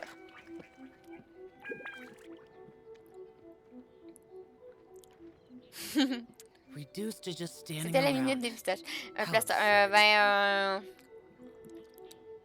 Un pansement. C'est ça, un pansement. Si vous mettez un pansement sur le genou de l'enfant, mais là, ça fait genre cicatrice. Sparadrap. C'est ça, sparadrap. Avec cicatrice. Et si l'enfant avait une ITSS, mais vous pouvez la récupérer. Et ce n'est pas parce que c'est votre premier partenaire, ou ce n'est pas parce que vous n'avez jamais eu de partenaire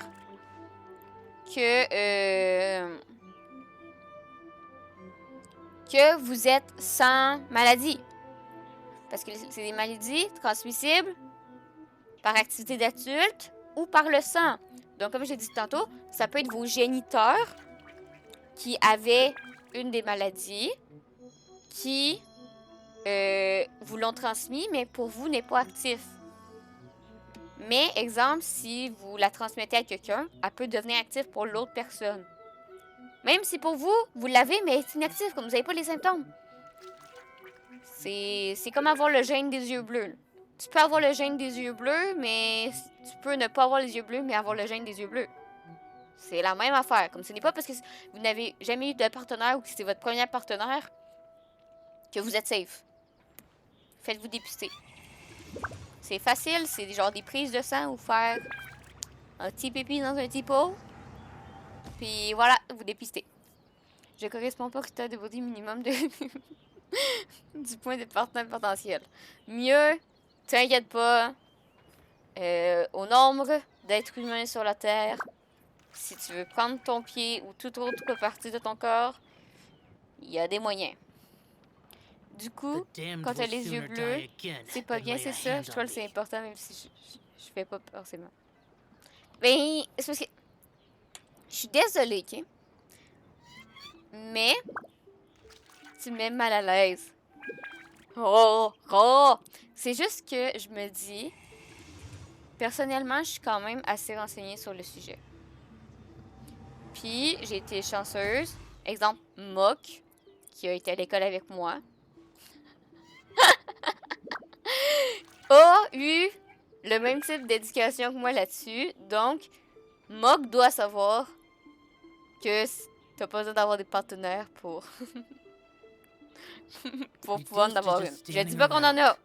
Je dis juste que non. C'était pour le blague du lait. Mais il y a des gens dans la société qui ne savent pas ça. Ou qui pensent que c'est juste avec les activités d'adultes que tu peux en prendre. Mais non, c'est aussi le sang. Puis il y a du monde qui pense que si t'as jamais eu de partenaire, t'es automatiquement safe. Non. Et il y a aussi des gens qui pensent que si tu vas faire un test de dépistage, t'es officiellement dépisté pour toutes. Non. C'est pas tout. Il y a des tests qui peuvent en repérer plusieurs, mais c'est pas tous les tests qui en repèrent plusieurs et c'est pas tous les tests qui correspondent pour toutes. Voilà. Et vraiment, tous les gens à qui tu poses la question s'accordent à dire que c'est un corps, que j'ai un corps d'Apollon. C'est sûr, mieux. Mieux tu es la représentation parfaite de l'être humain parfaitement constitué. C'est pourquoi le nom ITSS. Oui, mais tu vois, eux autres, ils disent MST. Je sais pas que veut dire. Je vais googler. MST. J'en ai rien à faire. Maladie et infection. Activité d'adulte transmissible. Puis IST, c'est infection, activité d'adulte transmissible. Puis MST, c'est maladie, activité d'adulte transmissible. Vous comprenez c'est quoi l'activité adulte? J'essaie de préserver ma chaîne, ok? Mais tu sais, nous autres, c'est ITSS, comme infection transmissible, activité d'adulte ou par le sang.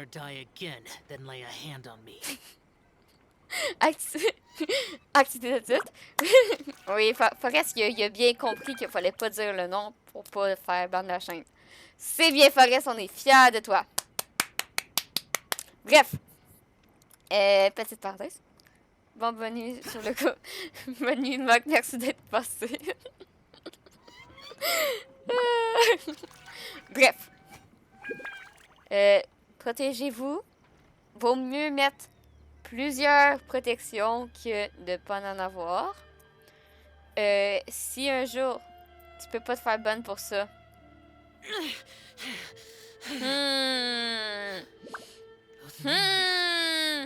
Je dis live Twitch sur la sexualité. Ça parle que de ça. Oui, mais écoute, moi je joue à Genshin Impact puis j'essaie de ramasser des primo-gemmes, ok? Plusieurs protections, genre Hell Condon. Je vais utiliser mon accent à chaque fois, ok? Tous les mots que j'ai des doutes, je vais utiliser mon accent. Il y a la pilule, mais la pilule a beaucoup d'effets secondaires et la pilule n'est pas à 100%. Hell Condon non plus n'est pas à 100%. Qu'on n'a pas d'activité d'adulte, c'est qu'on est un enfant. Non, c'est juste que t'es quelqu'un d'acceptable. Voilà. Si tu n'as pas d'activité d'adulte, tu es quelqu'un d'acceptable. Voilà. Une licorne. Et comme Forrest dit, tu es une licorne. Voilà. Ensuite, on en a parlé tantôt, il y a les stérilets. Mais encore une fois, les stérilets ne sont pas fiables à 100%. Il y a la pilule du lendemain. Qui peut être aussi si vous avez un gros doute. Mais la pilule du lendemain ne protège pas les ITSS. La pilule du lendemain, c'est seulement si vous pensez que Hell Condon a eu un problème. Je parle pas pour moi, c'est pas grave. Ah oui, et en parlant de Hell Condon, moi je trouve ça grand drôle parce que je lève les mains à chaque fois que je dis ça, mais vous le voyez pas, là, mais... ne les mettez pas dans vos portefeuilles.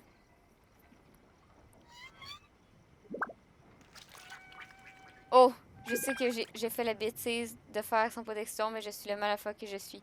On va parler des mal alpha après. Oui, mais il y a quand même une possibilité, même si elle a le siglet, mais c'est bien. Vous avez au moins une protection. C'est déjà bien. Bref, ne mettez pas Health Condon dans vos portefeuilles, parce que plusieurs études ont démontré que quand vous le mettez dans vos portefeuilles, avec la chaleur de votre popotin et du fait que vous êtes assis, ça fond. Ça fond, donc il ne sert plus à rien. Comme gardez-les dans des endroits pas trop chauds pour pas qu'ils fondent, s'il vous plaît. Voilà. Après ça, les mâles alpha.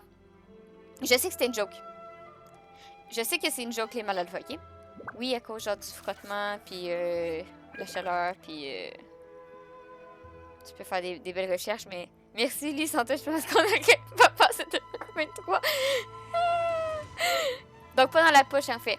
Dans la poche, si c'est pas longtemps, genre, si tu fais juste te déplacer d'un endroit à un autre, ça va. Mais si vraiment c'est dans un portefeuille, genre, je vais pas me prononcer sur la durée de temps, mais genre, que tu t'en gardes un en cas où dans ton portefeuille, ce n'est pas une bonne idée, parce qu'avec les frottements, puis les micro-mouvements et les chaleurs, il risque d'être percé. Portefeuille ou non? Non, pas portefeuille. Ok, ensuite, les mâles alpha. Est-ce que vous saviez qu'en fait, les mâles alpha, ça n'existe pas? Parce que la première personne qui a dit les mâles alpha, c'est à propos des loups. Désolée, il y avait une... c'était à propos des loups, comme quoi que... vous pouvez être des licornes alpha si vous voulez, mais vous n'êtes pas des mâles alpha.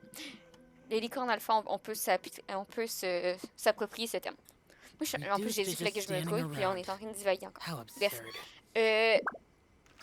C'est un être de lumière qui a fait une étude sur des loups en captivité où il y avait justement trop de loups pour une meute normale. Et il a fait toute sa grosse théorie sur les mâles alpha, les mâles oméga, les femmes blablabla, blablabla. Toutes les beaux stéréotypes de la masculinité toxique viennent de là. Sauf que, quelques années plus tard, mon portefeuille est genre dans ma sacoche ou dans ma poche de manteau. Mieux, pas dans le portefeuille, s'il vous plaît. Tu sais beaucoup de choses, c'est pas bien. Je sais beaucoup de choses parce que j'ai un gros cerveau. Et il est vide, donc j'essaie de le remplir. Voilà. Donc, ouais. L'être de lumière...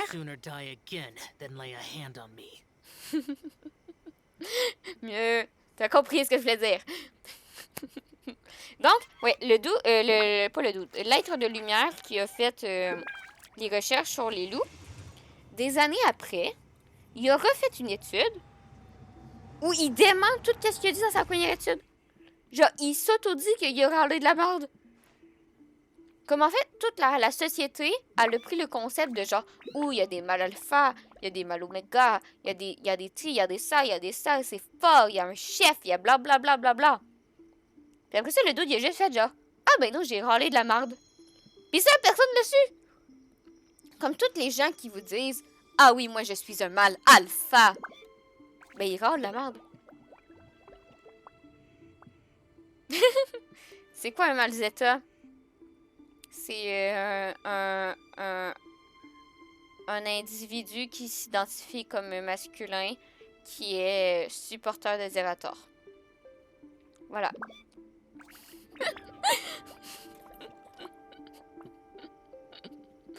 Voilà.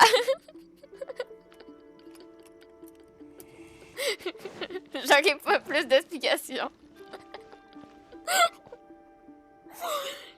Ok, je suis désolée, je suis fatiguée, j'ai dormi 4 heures cette nuit. Ok, la nuit passée.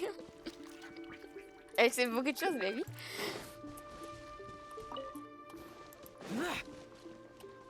Oui, Paul, il se protège, je mets de la crème solaire.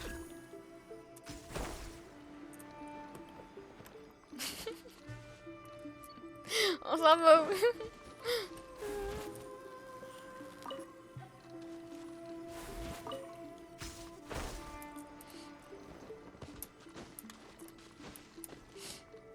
La seule raison qui fait que je me protège pas, Licky, coupe-moi si je parle trop. Ah!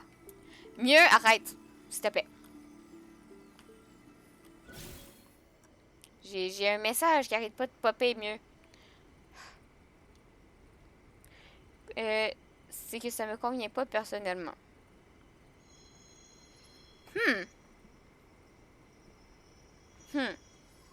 Écoute, je vais donner mon avis très tranché de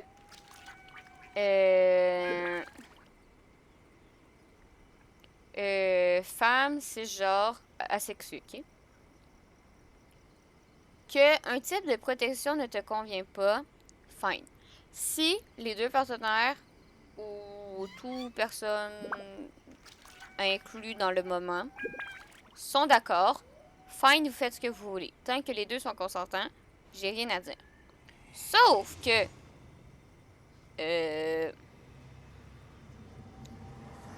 la féministe en moi trouve ça vraiment chiant que ce soit à Hell Lady de prendre toute la charge de la protection. Parce que même si, exemple, elle porte soit un implant ou un stérilet, ou si elle prend la pilule, même si c'est elle qui a décidé de la prendre, qui a fait la démarche pour la prendre, ou que si ça vient d'un accord, moi, personnellement, puis je parle pour mon cas, je sais que si c'est mon seul moyen de protection, je sais que si, par exemple, j'entre dans le processus de grossesse, je vais m'en vouloir à mort et je vais avoir des... tu sais, je vais avoir l'impression d'avoir toute la pression sur moi parce que je vais avoir l'impression que c'est moi qui ai merdé. Alors que j'ai pas merdé. Mais c'est juste que vu que je suis la seule à avoir déjà la conséquence, mais aussi avoir la charge d'être en charge de la protection. Je parle vraiment mal, mais vous comprenez. Ben, j'ai l'impression que ça met toute la pression sur moi. Voilà. Finalement, ça je l'avais lu, ça je l'avais lu.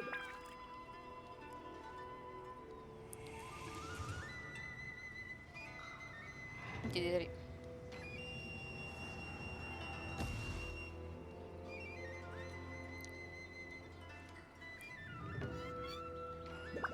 Je suis désolée, mon chat qui a vraiment bugué comme je suis en train d'essayer.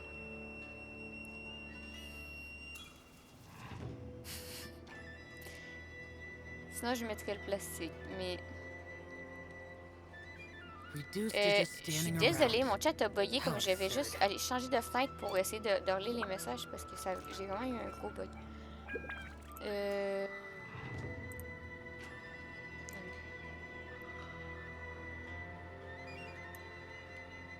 Tu veux que je copie-colle? Non, c'est bon, je vais remonter. C'est juste que...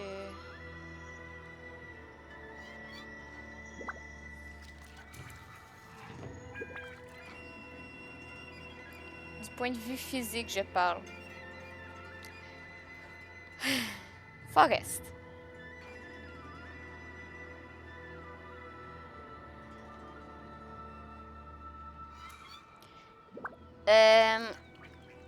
Avec toutes les inventions de la société, puis là encore, je parle femme cisgenre qui n'a jamais eu à tester, ok? Je vais le dire de même. Je n'ai jamais eu à tester le plastique sur une partie de moi-même. Mais, avec toutes les inventions de cette terre et avec la société qui adore les activités pour adultes. Ace, je rappelle Ace. Que le plastique ne te correspond pas, je doute. Et même si c'est parce que, on va dire, cela te rend moins performant, j'ai choisi très bien mes mots, ok? L'industrie de l'activité pour adultes a tout plein de moyens. Et je ne parle pas de médicaments, là, je parle d'accessoires. A tout plein de moyens pour intensifier ce plaisir que promouvoit la société. Mais, comme j'ai dit tantôt, si les deux vous êtes consentants, ou les deux ou tout partenaire qui sont dans cette relation et blablabla, si tout le monde est consentant, c'est votre problème. Voilà.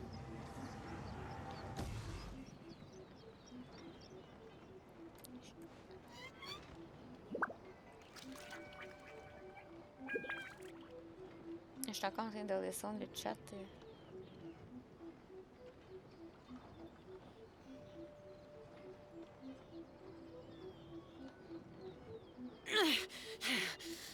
En gros, il faudrait se protéger seulement pour rien gâter de dire.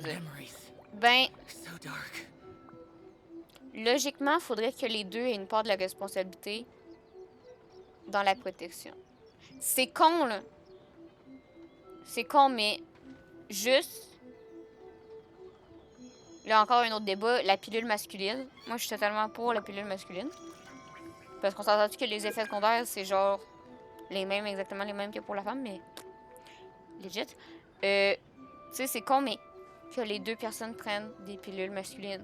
Ou juste que la personne qui n'est pas protégée, qui ne prend pas la pilule, s'implique quand même dans le fait que l'autre personne la prenne. Soit par juste y envoyer un message quand c'est l'heure, ou juste genre, que ça soit pas juste toute la charge sur une, mais que la charge soit divisée aux deux. Voilà.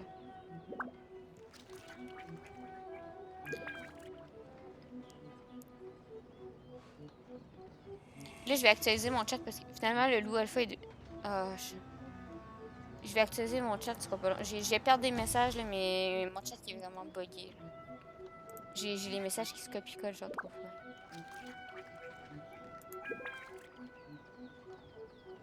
Ok. Une ace, oui, fais tes recherches.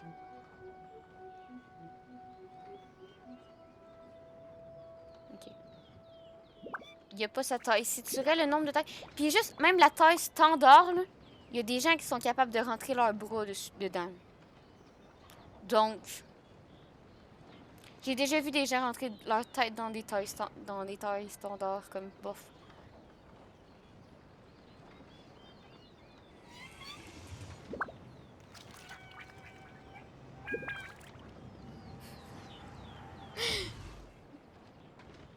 T'en sais des choses? Oui, parce que justement, genre... même si je suis ace, j'en sais des choses parce que justement, quand t'es en dehors des codes de la société, personne te dit jamais. Genre, tout le monde prend pour acquis que tout le monde est pareil. Mais quand tu l'es pas, faut se renseigner parce que... Puis de toute façon, je suis une femme. Je connais toutes les excuses, ok? Je suis une femme. J'aime bien être féministe. Et j'écoute plein de féministes qui parlent. Donc je connais plein d'excuses de masculinité toxique. Et je connais tous les arguments. Voilà. Je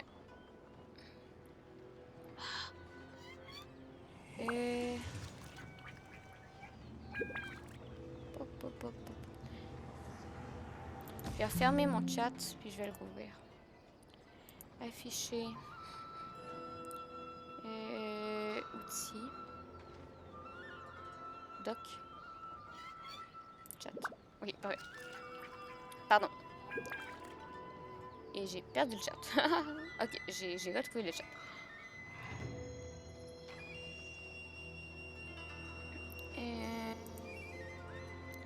Surveillance.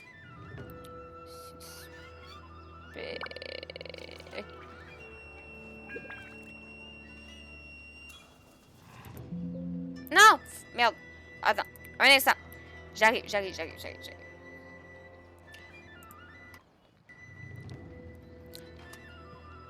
Bon. Je vais y arriver.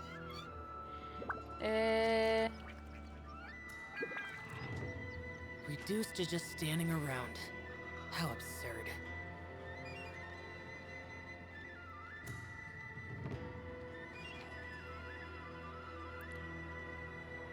Et je suis buffé, veut saisir un truc qui l'est pas.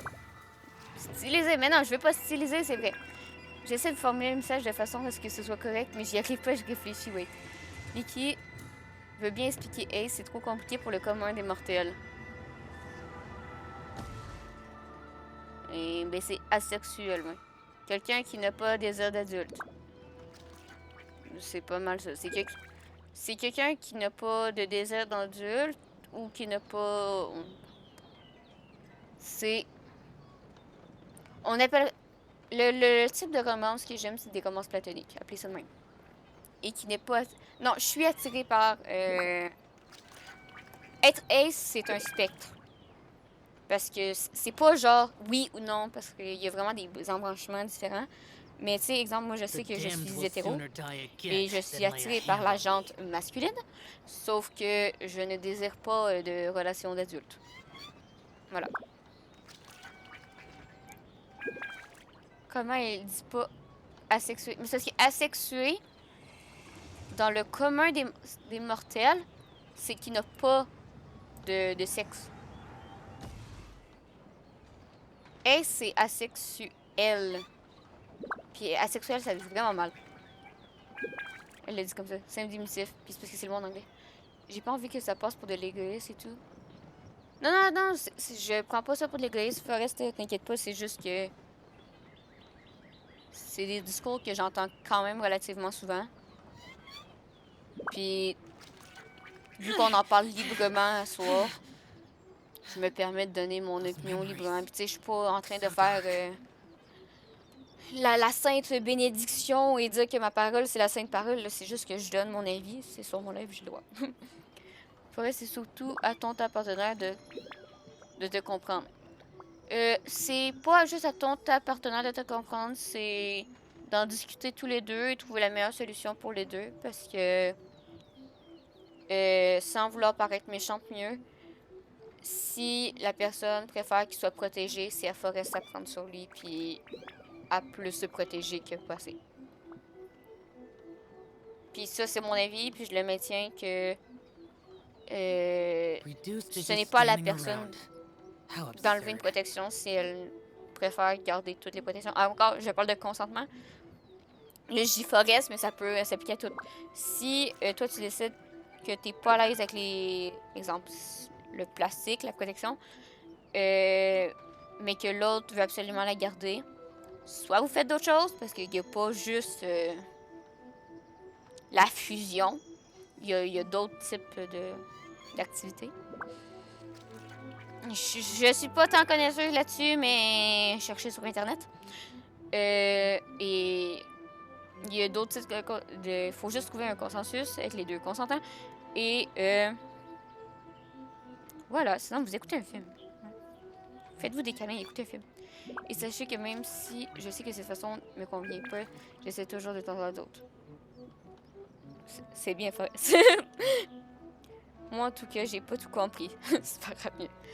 Oui, en soi, avec elle, c'est clair, tant que j'ai fait mon job de ne pas faire ce qu'il faut faire, même si les séries là. Si les deux, vous êtes d'accord, do it. La fusion, ça aide pas mal à accélérer les choses quand même. Hein? Au début d'ailleurs, oui, ok, j'ai décidé concernant mutuel de faire autre chose qu'elle peut faire. Plutôt que ça me frustre. Mais tu vois, puis je suis désolée là. Je suis désolée, mais je le dis quand même. Mais des prémis, ça peut... Des prémis, moi je trouve que c'est sous-coté, puis que ça peut totalement tout faire l'activité pour adultes. Il n'y a pas besoin de la fusion. On peut pas faire genre, ok, se protège une fois sur deux, alors non, mieux si tu fais ça, tu risques de te retrouver en affiché sur Twitter. C'est pas une bonne idée. Faut que les deux ils soient d'accord tout le temps. On peut très bien faire des prélis sans faire plus, je confirme. Oui, ça c'est bien. Nous autres, on est en train de faire une quête avec une épée possédée, puis on est en train de parler d'activité pour adultes. Voilà!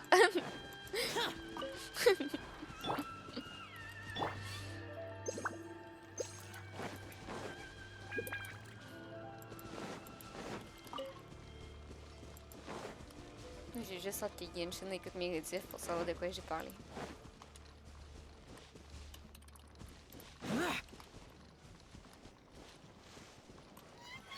C'est là. Oui, mais ça dépend du type de relation que tu veux avec ton partenaire. Oui, oui. Là, on parlait très... Ben, premièrement, hétéro-genré, mais tu sais, on parlait très... fusion. Oh non! Forest! Mais oui, ça dépend de ce que tu veux, tu sais, si... Mais comme j'ai pas arrêté de dire... Le consentement, vous faites que... Une fois que les deux, vous êtes d'accord, moi, j'ai aucun... J'ai rien à redire. Le plaisir mutuel est là, même si aujourd'hui, on peut faire... On a tous en tête le oui, il faut que ce soit la fusion. Honnêtement, c'est faux. Honnêtement, ça dépend des types de relations, mais ça fait très bien l'affaire. Il a dérapé, non, il a juste trop écrit. Le pavé. Reviens vite. Je l'ai annulé, Mais, tu sais, je suis d'accord avec ce que Forest dit. Si le plaisir mutuel est là, ça peut suffire. Écoute, moi, mon plaisir mutuel n'est pas dans la fusion, là. Moi, mon plaisir est dans les câlins et le béco, là. C'est pas... La fusion, ça me passe 20 pieds au-dessus de la tête, là. Mais tant que les deux, si vous êtes d'accord. Je pense que j'ai eu plus de bons souvenirs, disons, en prélit que la fusion. Hey, mais c'est trop bien! Je suis désolée, là, mais... C'est sous-coté, mais c'est trop bien. Moi, j'aime ça parce que je vois le nombre de viveurs qui augmente et qui redescend. Et je sais de quoi qu'on parle. Et c'est magnifique. Il y a plus de fusion mutuelle à faire des prélis que la fusion jusqu'à ce jour. Mais comme je dis, tant que les deux vous êtes d'accord, faites ce que vous voulez. Je parlais de fusion mentale au début. Ah, la fusion mentale. Leave everything on this journey to me. One with nature. Ouais, mais c'est là que je me dis que c'est quand même drôle que Raph soit pas là. Parce que si Raph a été là, le chat Discord serait rempli de mèmes de Dragon Ball. Parce que j'ai dit fusion. My blade. Into the wind. Expliquer la vie à Raph. As one with wind and cloud. One with nature. Ouais. How are you feeling? You okay? I'm all right. The blade is performing largely as I expected. Having gone so long without proper use and maintenance, it's become very difficult to use. Though he's making every effort to persevere, I do not think he can last much longer. Il parle de trucs super sérieux, puis le chat. How strange. Rather than trying to control me, he is instead trying to match my fighting rhythm. Let's keep going. Essaye de t'amadouer pour après ça mieux te trahir.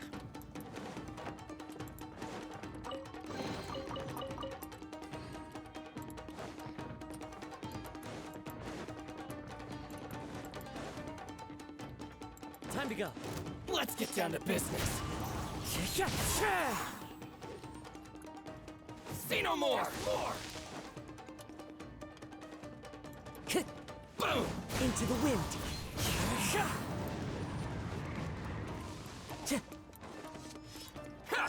That hurt.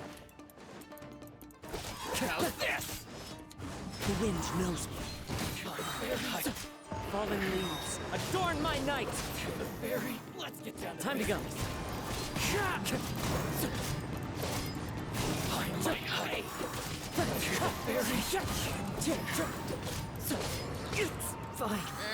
Non, pas forcément. Mieux au nombre de conflits qui existent à cause des fusions.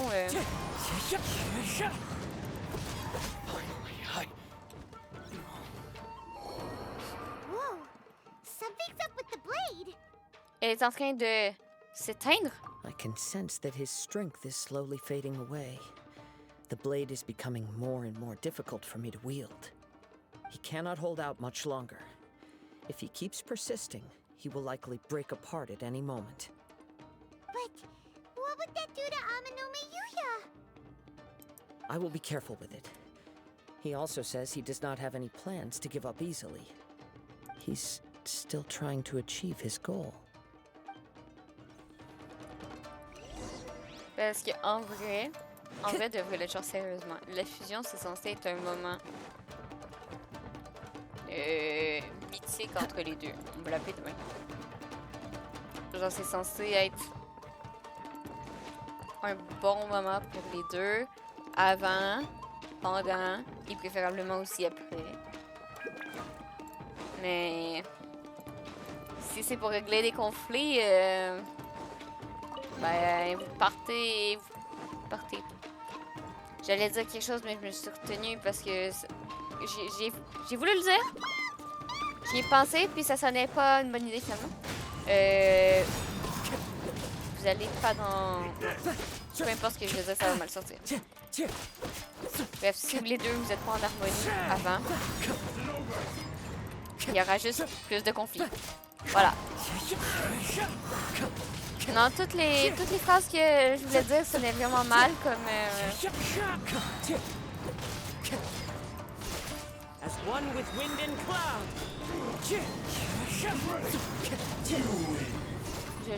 J'annule ma phrase. Are you okay?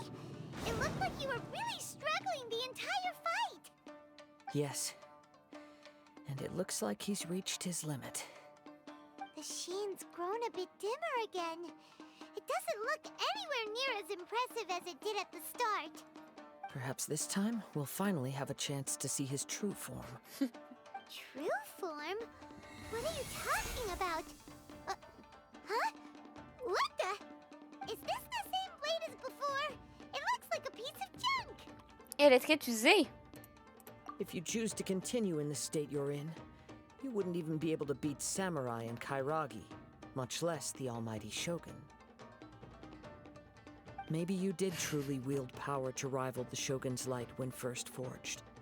But the long journey from Snezhnaya back to Inazuma has left you battered and broken. It barely needs stating anymore. Your ambition is a flight of fancy.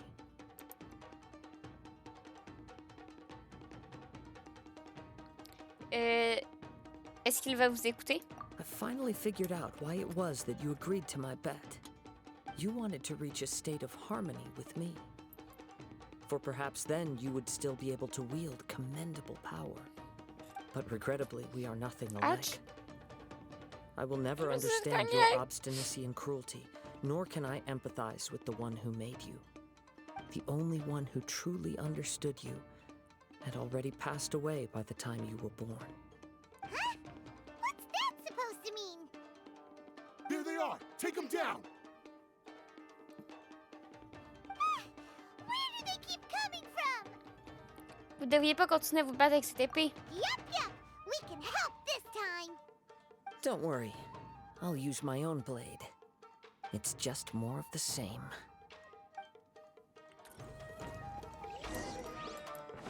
Let's get down to business. Ouais, mais je crois que...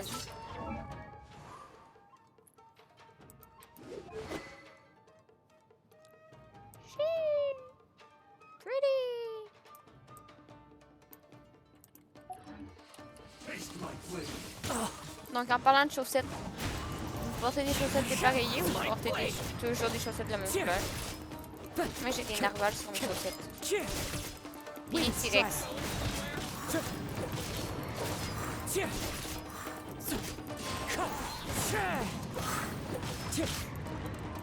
Stay focused. Time to go. Into the wind. Toujours dans mes pas tous les jours. Ah! L'humidité des pieds. Quark! Dépareiller le plus souvent, moi aussi dépareiller le plus souvent. Anti-rapante. Moi j'ai des chaussettes à orteils. J'en ai des carottées. You are a true Kaedehara in flesh and in spirit. Oh. Though we fought briefly together, you have seen me for who I really am. No one knew anything of my story throughout my travels, nor did I tell it to anyone. You are the first person to know the truth. I thought that if I could achieve Ishin harmony with you, perhaps there would still be a ray of hope for me. But in this too, you have failed. Indeed. No matter how hard I tried, I could not attain that perfect harmony that your personal blade does with you. Too much time has passed. My physical state is poor, and without proper maintenance, I can only disguise my true appearance behind an outer sheen. Yours is the blade that took on the Muso no Hitotachi. And what a magnificent blade it is. Perhaps I shall never reach that level of glory. Actually, this is just a generic blade that I picked up during my travels in Liyue. What? Forging and maintenance are both important for a blade, but they are not everything. This blade has traveled the land with me for many years, and we have formed a close bond during that time. Plus, in the moment that I most needed it, I received aid from another power. Skill, blade, determination, and desire. All these must be aligned in the practice of Ishin art. There is something else I must tell you. Though your maker may not have been aware, your ability to possess your own consciousness derived from the power of the Tatarigami. Tatarigami is a malevolence from the ancient past. It is the source of your mania and savagery. Though you tried to cooperate with me while I was wielding you, the part of you driven by Tatarigami was constantly trying to seize control of my body. I sensed it, but I couldn't change it. It is an integral part of my consciousness. I resisted its temptations because I wanted to save Amenoma Yuya. But I do not know whether you yourself have any intention of trying to fight it. I feel a great sense of regret for you. Since you embarked on a journey bound for a destination you were destined never to reach. The moment you embarked on this journey, you lost the only person who could have ever unleashed your true potential. And yet there was no way for you to turn your back on his ambition. You have known this for a long time. It is the true source of your despair. He gave me everything. My life, my form, my consciousness, and purpose. How could I possibly deny him his wish? I said to him, "Do not worry. From here on, I shall forge your legacy." How could I go back on my word? Aww. I believe our bet is now settled. I have nothing further to say. Where are you going, Kazuha? He now has neither the ability nor the motivation to cause further harm. Let's give him some time to reflect on things. Bon. Moi, j'ai beaucoup de chaussettes. J'ai des chaussettes en laine. J'ai des chaussettes en tissu épais. J'ai des chaussettes aux genoux. J'ai des chaussettes en mi-cuisse. Et j'ai des soquettes. Parce que c'est trop bien, les soquettes, des fois. Et tu peux mettre des chaussettes normales avec des soquettes quand tu mets des Doc Martens. Comme ça fait moins mal au talon. Voilà.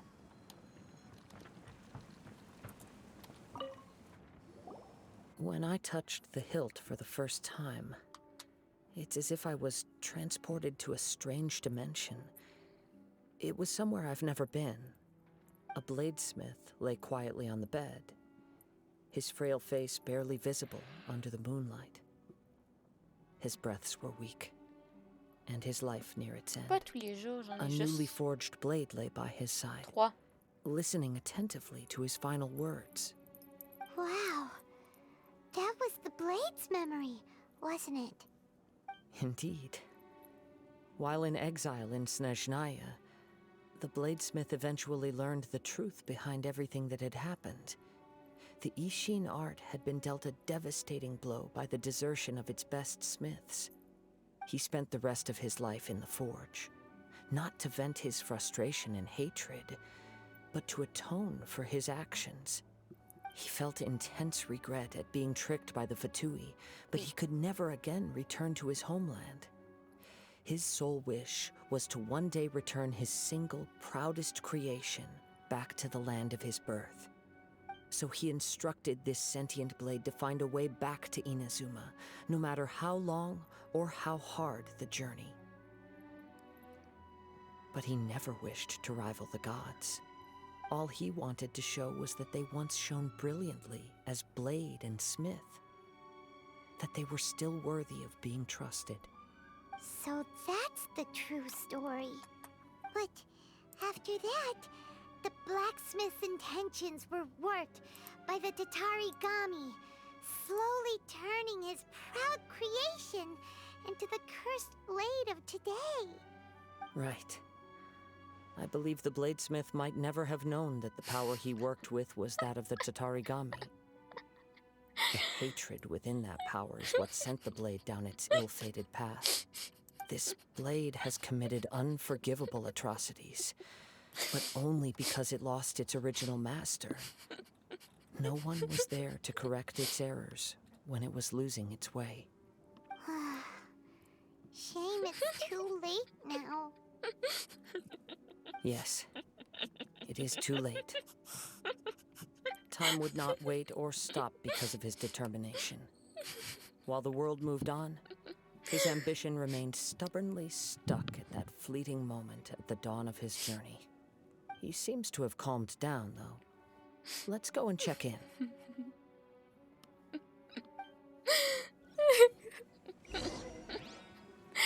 Ok. Attends. Qu'est-ce qu'on dit? Oui, ok. Je refais les questions dans l'ordre. Pour les doubles chaussettes, j'ai pas le choix de mettre double chaussette. Il fait moins 20 dehors. On gèle. Ensuite, Forrest il a dit que je devais mettre des One Piece d'animaux. Puis là, j'ai dit oui. Puis j'ai dit que je pouvais pas en mettre tous les jours parce que j'en avais juste 3. Puis là, puis les 3 que j'ai, le premier c'est un hippopotame mauve avec des cœurs blancs dessus. Il est horrible, il est plein de colle, plein de peinture parce que d'habitude quand je suis en cosplay, ben je me mets dedans puis je craft mon cosplay dedans. Le deuxième, c'est Spyro le dragon. Comme j'ai des ailes et j'ai une queue et j'ai des cornes. Puis il est trop grand, mais balèque. Et le troisième, là, Forrest a deviné. Le troisième One Piece, c'est un One Piece de Stitch. Puis là, les gars, ils ont commencé à s'assiner comme quoi que toutes les meufs qui étaient accro à Stitch. Mais c'est parce que je pense que vous savez pas à quel point. Genre, j'en ai jamais parlé sur la chaîne, mais genre... Boo de Monster Inc. Stitch. Puis Perry le Plactopus. C'est assez intense comme obsession. Puis Dragon, les films Dragon. Genre, je regarde sur mon bureau, j'ai une tasse Stitch que j'ai cassée. Qui présentement tient mes crayons. Après ça, je tourne sur ma chaise. J'ai fait juste tourner sur ma chaise. J'ai 1, 2, 3 pop. Genre, j'ai la grosse pop de Stitch. Puis j'en ai 2 petites. Après ça, sur mon lit, j'ai une couverture faite à la main. Faite à la main de Stitch. Une grosse couverture, genre un couvre-lit là, fait à la main de Stitch. J'ai 2 peluches sur mon lit de Stitch. J'ai un oreiller. J'ai une grosse peluche de Stitch, d'Angel puis de Scrum. J'ai d'autres pops. Ouais, j'ai genre 4 pops plus plein de figurines de Lilo. Parce que c'est pas juste Stitch, c'est aussi Lilo. Je connais pas comment on fait pour être matrixé par Stitch. Mais c'est trop bien, Stitch. Lilou, elle vole des... Elle vole des tricycles. Elle frappe du monde. Puis elle s'est fait un ami parce qu'elle avait pas d'amis. Puis dans sa tête, il y a des œufs. What the fuck? Bref, obscur, j'ai dit. Oui, mais dans la tête de Scrump, il y a des œufs. Elle dit genre... Mais il est décédé parce que dans sa tête, je pense qu'il y a un asticot qui est devenu pondre ses œufs. Vous voyez, c'est pour ça qu'il n'y aura jamais de cam sur mon live. Après ça, j'ai-tu d'autres choses de Stitch proche? Parce que j'en ai d'autres, mais ils sont où? Imaginez les images que j'avais quand j'ai vu le 3e ex avec le même Kibuki que les 2 autres. Mais non, mais c'est... Moi, j'ai peut-être trop de trucs. Mais il commence à être trop petit, le mien. Voilà que je m'engage à toi. Mais moi, un ce mot-là que je peux garder de dire, un pyjama, une pièce, que je veux m'acheter, mais que j'attends d'être en couple pour faire, c'est ceux d'Axolot sur Amazon. Ils coûtent cher, ils coûtent genre 60$. Mais c'est des axolotes. Ils sont sur Amazon, il y a plein de couleurs. Genre des One Piece d'axolotes.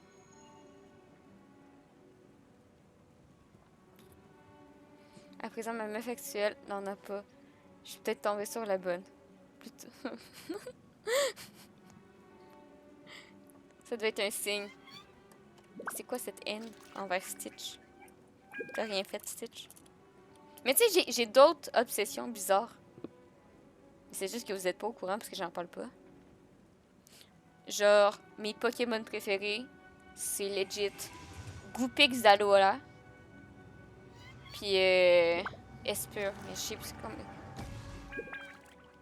Mystique, non pas Mystigly. Psytigly. J'aime trop Psytigly. Quoi? Qui? Mes Pokémon préférés. Qui? Genre, mes 2 Pokémon préférés, c'est Goopix d'Alola, comme le blanc, le Goopix blanc, parce qu'il est trop stylé. Et Psytigly. Non, mais pas le Goopix normal, le Goopix d'Alola. J'ai une peluche, là, genre, j'ai une peluche taille, grandeur normale pour un Goopix. Mais l'autre, c'est qui? Psytigly. P-S-Y, T-I-G-R-I. Psytigly. Le vraiment tranquille, c'est juste que j'avais la flemme d'écrire Alola. Psytigly, oui. C'est une boule de poils, puis il te regarde comme s'il est en train de bouffer ton âme. En anglais, c'est Espure. Puis sinon, ben, le classique Evoli et Noctali, là, mais... Noctali, le goat. Ok, mais... Attends, j'ai-tu donné le bon nom? Si. Ok. Ah, il manque un S.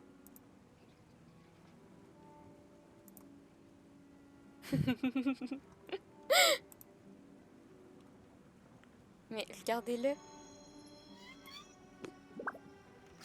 Je peux donner mon avis. Il est en train de bouffer ton âme. Là, il est content. Là, il bouffe ton âme. Dans la série, il est de même, puis il a un collier. Genre, check là. Il est trop beau. Un Pokémon.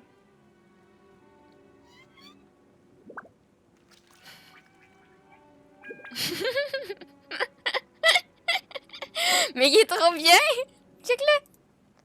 The damned will sooner die again than lay a hand Check on le bibou! Puis check! Il devient selon son sexe. Comment ça, le Pokémon? Mais il est trop bien comme Pokémon! Check-le!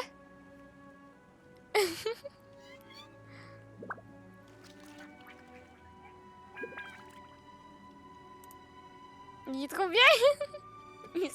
La compétence, c'est énergie provocante! C'est genre mon Pokémon préféré, mais j'ai jamais trouvé de peluche de lui. C'est trop mignon, mais oui, il est trop mignon.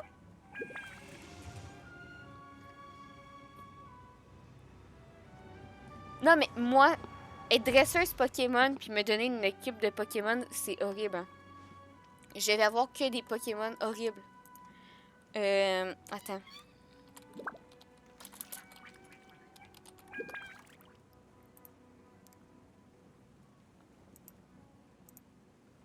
Ça, après ça, comment il s'appelle?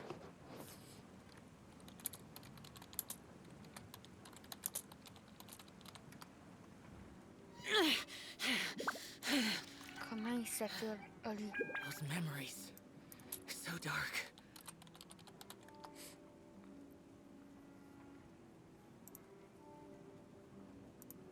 Attends, je suis en train de vous faire mon équipe Pokémon. Donne juste envie de l'exorciser.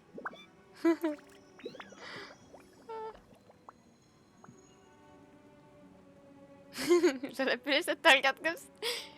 Il en faut 3 peluches, mais oui. On dirait la poupée Adélaïde qui s'est trouvée dans la cave.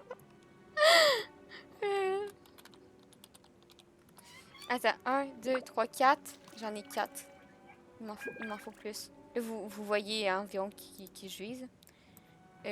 Après ça...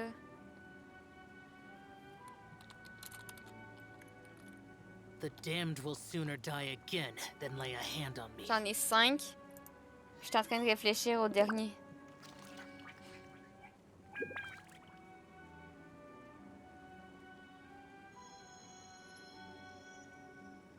Bon, mais je me rappelle plus du dernier.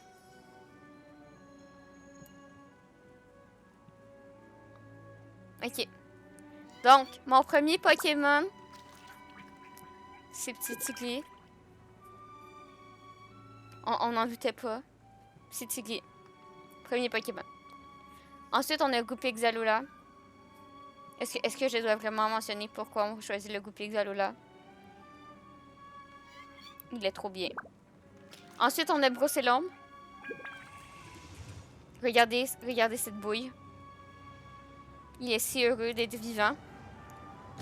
Si vous savez pas, Brocélombe, c'est un enfant qui s'est perdu dans la forêt et qui est devenu un esprit de la forêt.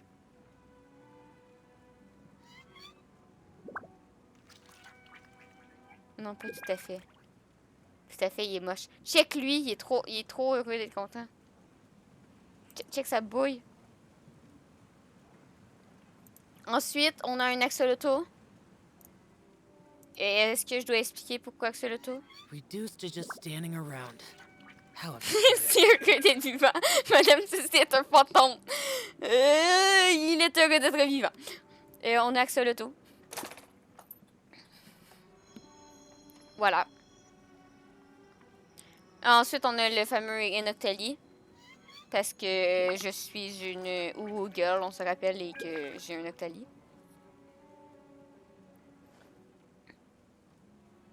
Puis je pense qu'en dernier Pokémon, dans votre plus grand désarroi,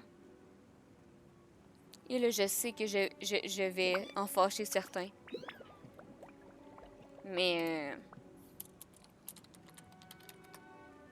je pense que je prends Cubone.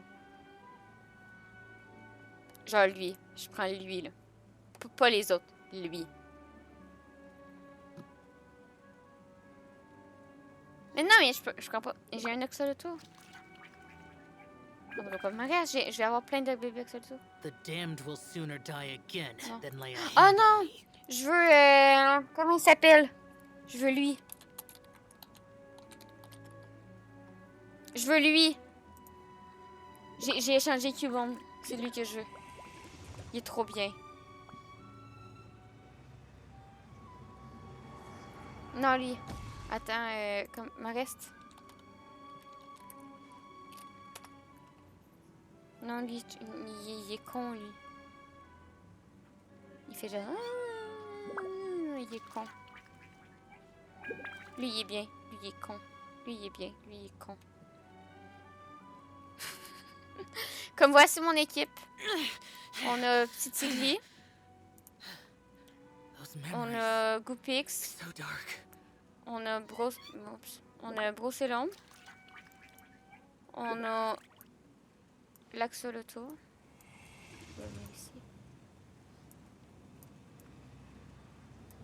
Toujours aussi organisé.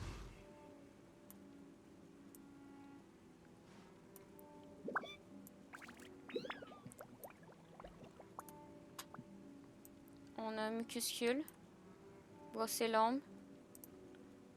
On a Goupix. Ah! Goupix Zalola. Reduced to just standing around. Merde. How upsetting. Bonsoir! On est très bien en train de jouer à Genshin, ok?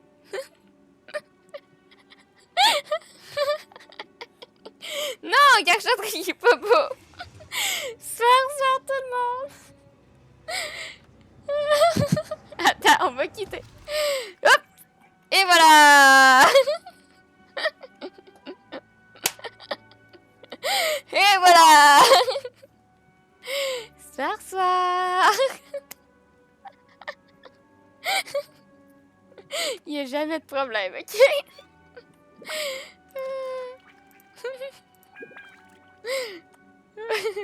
The damned will sooner die again than lay a hand on me. Bonsoir tout le monde. Hello.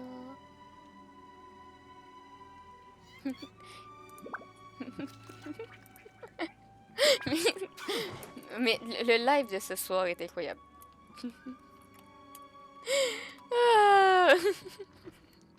Et hop, on a changé de page. Bon.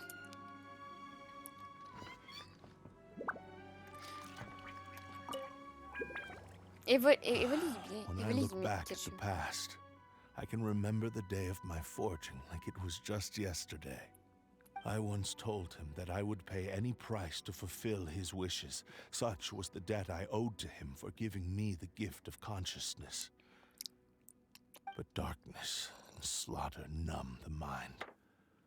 Over time, I lost sight of the difference between gratitude and grudge. Not only did I fail to fulfill his ambition, I also defiled it. You are finally seeing reality clearly. Since we agreed to the terms of the bet, I will honor the agreement and release Amenoma Yuya. But I still cannot bring myself to forsake his ambition. It is the entire purpose for my existence.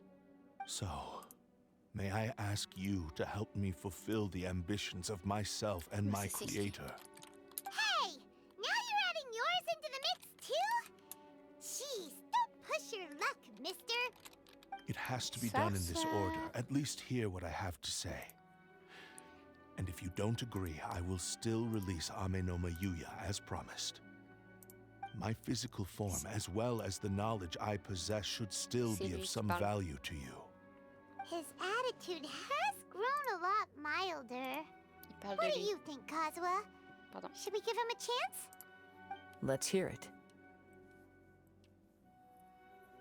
Thank you all. When I was first forged, my maker was already terminally ill. Sarsoir. He told me Merci beaucoup pour le raid, Raven. wanted me to have the grandest opening battle. Pas ça. La tortue. Ah, la tortue. After that, oh. He never rose from his sick La tortue qui again. fait du jus. Nor have I ever had the chance to prove myself in battle since. My fights were devoid of any noble meaning. They were merely the next step in my never-ending journey. The next in a long line of transgressions. You are a fine warrior. J'expliquerai après. I would like to request your hand in battle and experience a true duel between samurai. Oh? And who would be the opponent? Moi!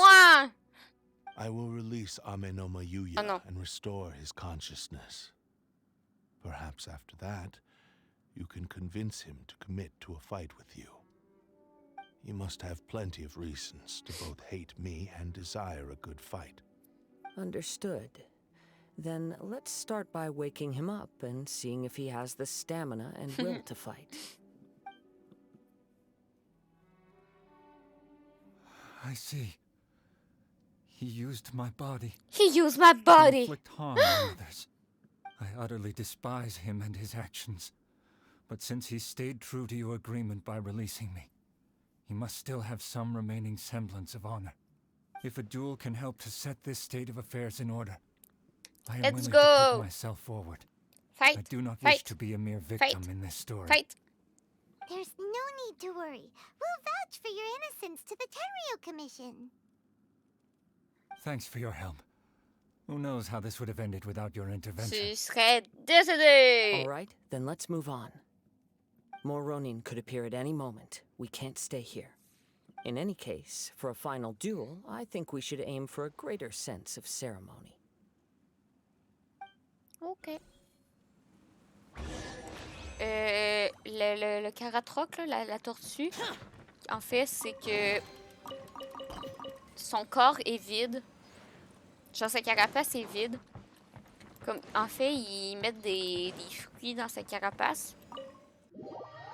Puis ils font fermenter le fruit. Comme du vin. Puis, ben, ça fait du jus. Puis si tu as un caratroc shiny, ben le caratroc est bleu. Puis ça a l'air que le jus, il est meilleur. Voilà, c'est la tortue à jus. Bonsoir à toutes les personnes qui sont arrivées sur le live. Merci beaucoup, Raven, pour le live. Comment ça s'est passé de votre côté? On est sur le Genshin, mais j'appellerais plus ce live le live de la divagation, parce qu'on a tellement fait de grosses parenthèses qu'on n'a pas beaucoup joué à Genshin. Mais, présentement, on parlait de Pokémon. Mais on joue à Genshin, on est en train de faire l'histoire de Kazuha. Voilà.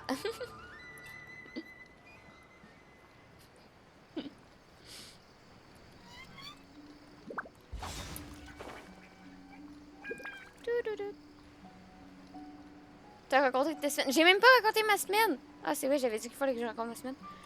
Ah, donc, il utilise des substances pour transformer des choses dans sa carapace. Waouh, waouh. Oui. Je crois que j'ai été absent. Non, je l'ai juste pas fait. Ma semaine.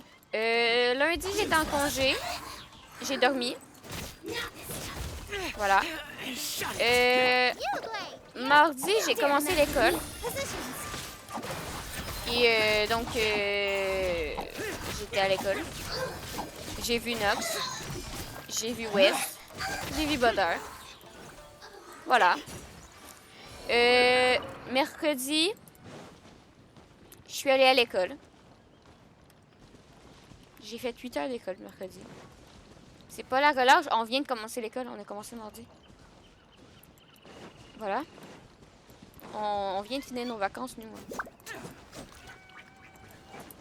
La relâche, c'est en mars. Ensuite, jeudi, hier, il y a eu une tempête de neige. On n'a pas eu école. Voilà.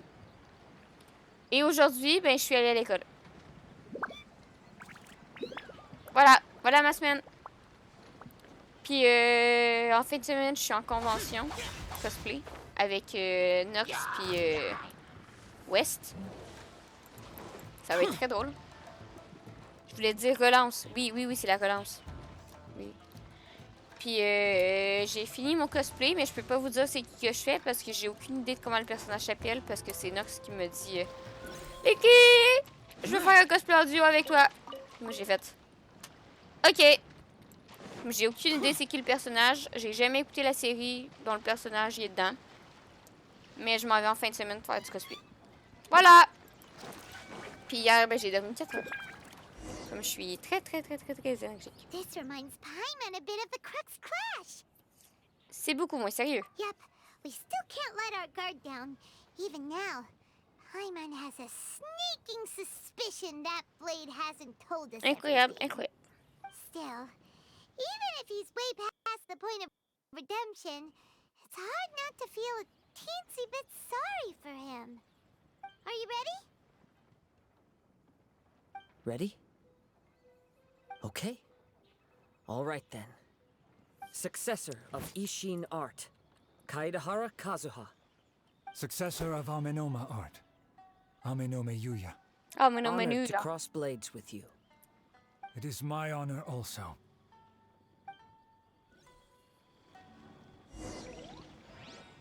Ah.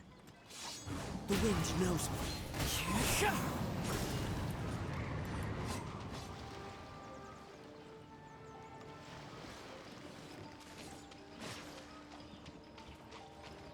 Into the wind.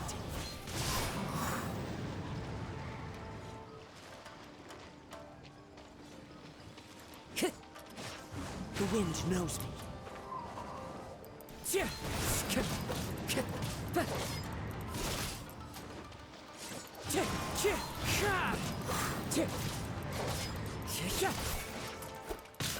Ouch. Time to go. As one with wind and cloud. Wind strike. Yeah. Yeah.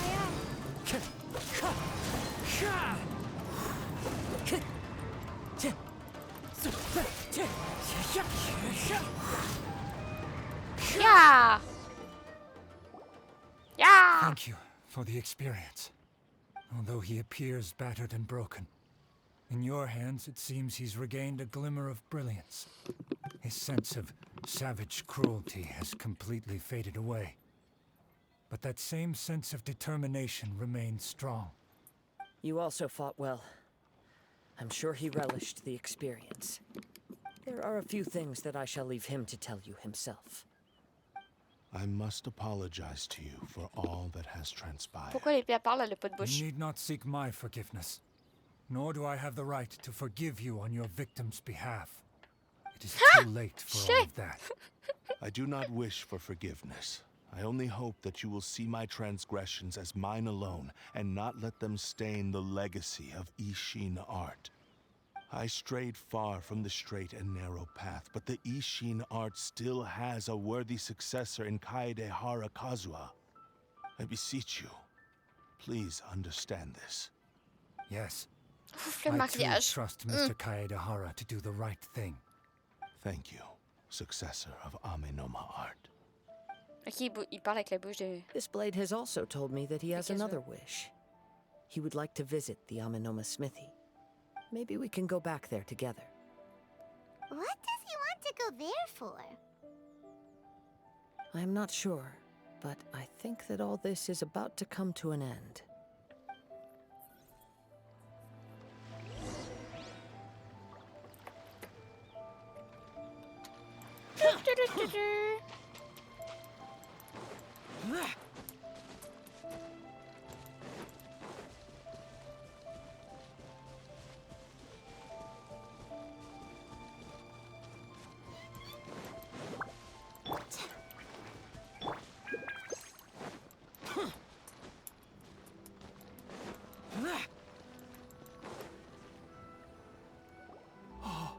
It's Yuya! You have returned! I am sorry to have troubled you.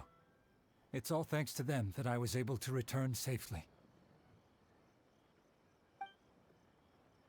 Faut raconter à monsieur ce qui s'est passé. A prized Ishin blade, turned weapon that controls the human mind. Considering their forging philosophy, this was indeed within the realm of possibility. This is a great pity. But I have some good news as well. Ryuji, from the Bonton Sango Detective Agency, tells me that they've found the missing Mr. Nagato. Really? Is he okay? Yes, badly wounded, but he will live.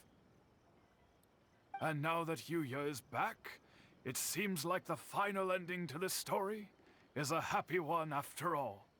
I think I know what you want to do. What's wrong, Kazuha? Is the blade whispering in your ear again? Yes. He said he wants to take control of me for a brief moment. What? No way! Hasn't it learned its lesson?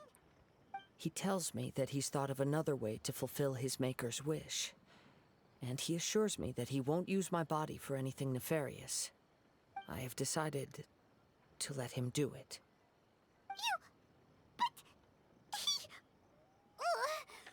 Guess there's nothing we can say to change your mind, huh? C'est à vous de décider. Thank you. I will explain my reasons later. Okay. I am ready. Let us begin. Please, stay true to your promise.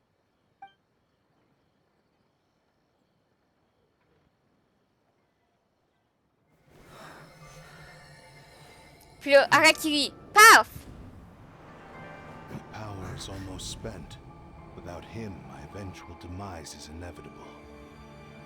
But if I abandon the future to give everything I have in this moment, my physical form can be forged anew. Everything?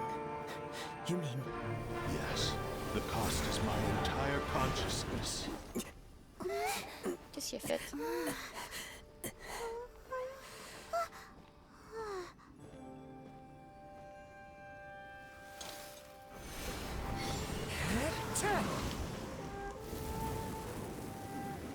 You were right. There's nothing that I can accomplish now. But there's still a chance for Ishin art. Once remade, I will be a valuable resource for your studies. Ishin lives on, and its finest power is yet to come. Even if I am not the one to prove its might to the Shogun, as long as it is an Ishin blade, crafted by Kaedehara hands, it will still fulfill his final wish. Thank you, son of the Kaedehara clan. Over the years, my real name has been forgotten by all. I'm ashamed to utter it, yet it remains strong in my mind. Kagotsurube Ishin. This name is now yours to keep. Rest in peace.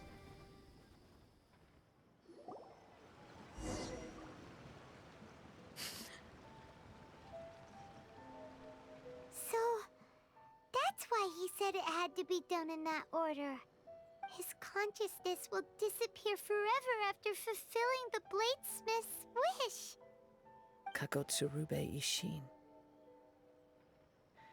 It was the first time I ever heard his name. It seems like deep down he disapproved of his own actions, and thus chose to bury this name deep within his heart.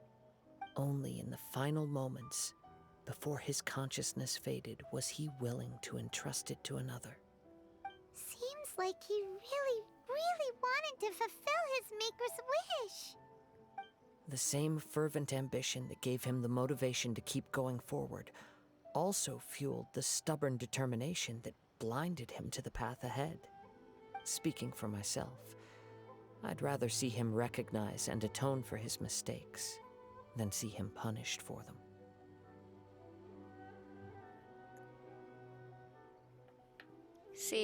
Les vestiges des archons ne sont pas quelque chose à prendre de la légère. I understand. Perhaps this is a flaw in my personality. I've always been captivated by grand aspirations.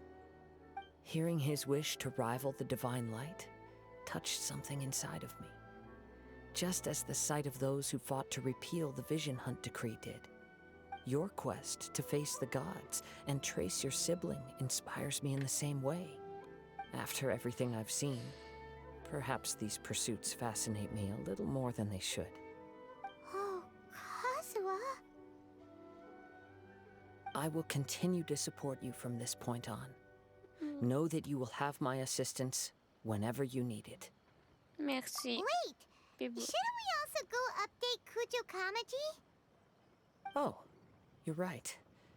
We need to tell him about the findings of our investigation. And it's also time to give him a response to the offer he made me.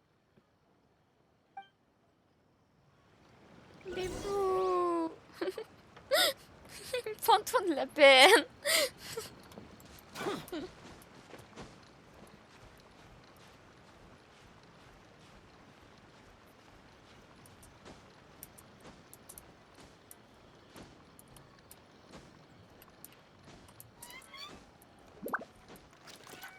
Qui a dit que vous aviez des droits?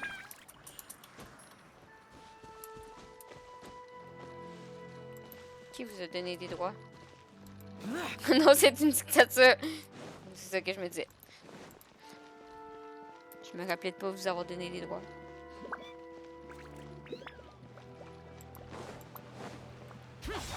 Boring.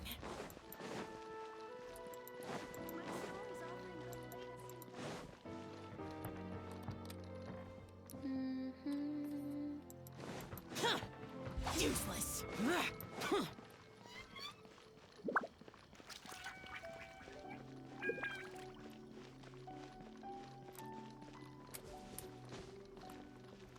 Parti trop loin.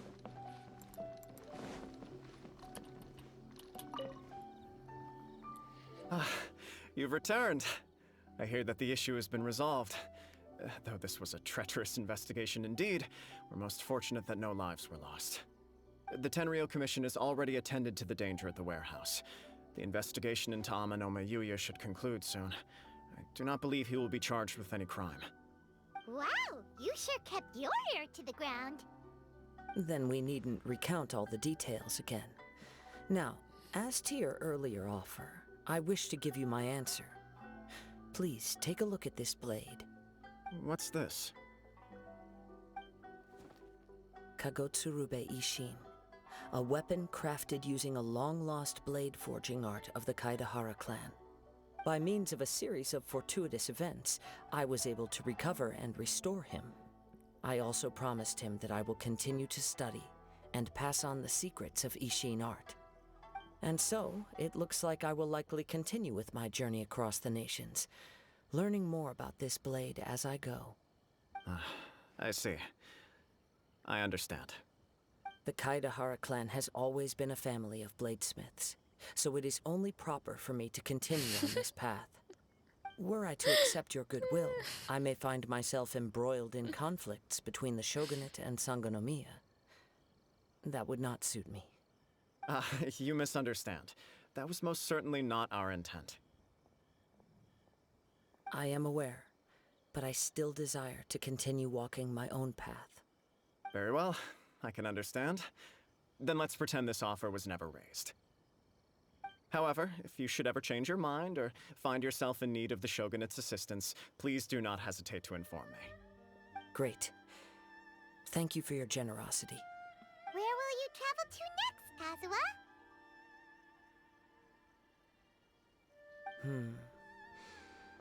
I'll probably take to the seas with Captain Beto again for now. As for my next destination, let's see where the wind takes me. Non.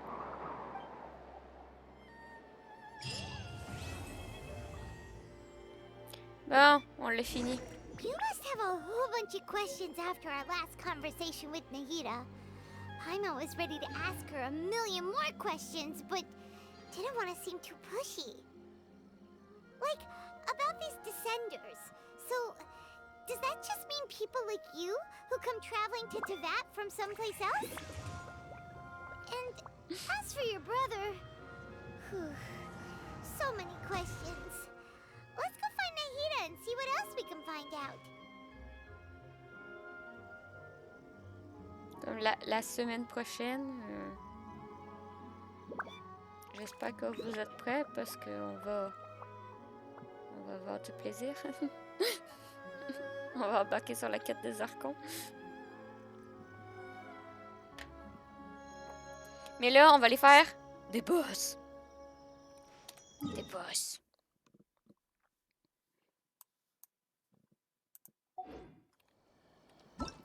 Regardez, on a la quête. Ouh. Les boss.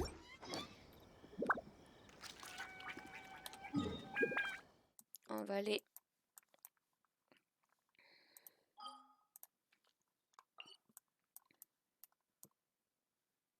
Ici.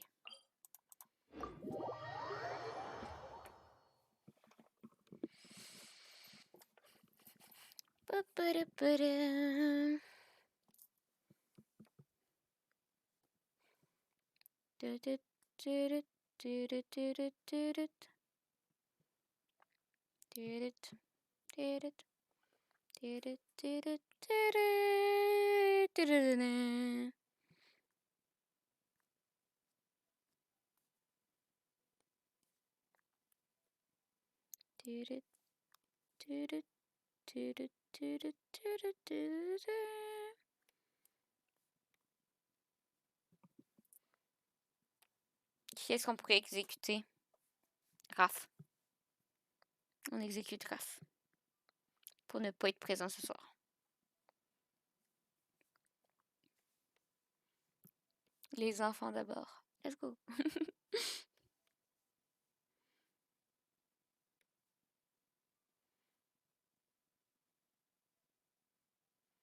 Mhm. Mhm. Bam, bam, bam, bam, bam, bam. Reduced to just standing around. How absurd. J'avais pas trop le choix, c'était la télé. Mhm.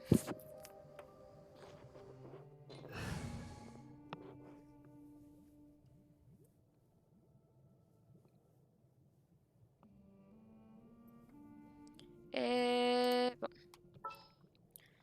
Toi, on va mettre toi. I'll ensure your safety. Non, on peut pas m'exécuter, moi. What'd they do this time? Need the help of an elder, huh?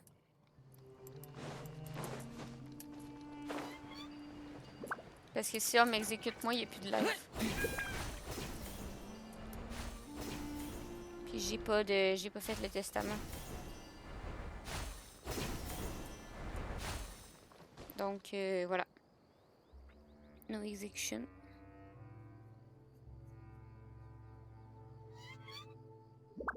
Mhm.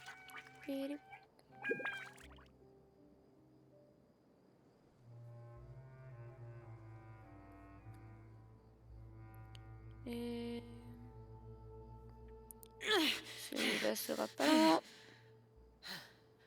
Those memories. So dark.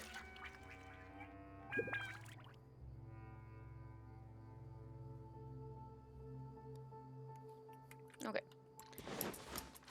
Un testament intéressant, dis-moi en plus. Encore 2 autres vies? Ouais, mais c'est moins drôle. Worthless. Have fun with this gift. Boring. Lightning terrified.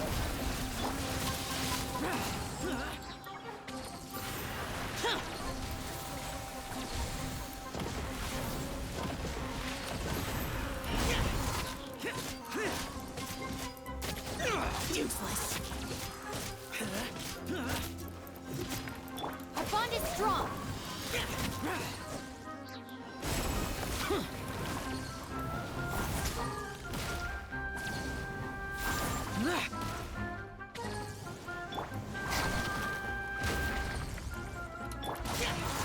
Heureux Noël. Comment ça va? Too late, bird.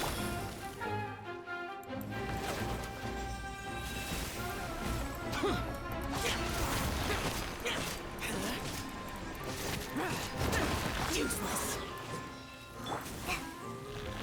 Just like we rehearsed. This way.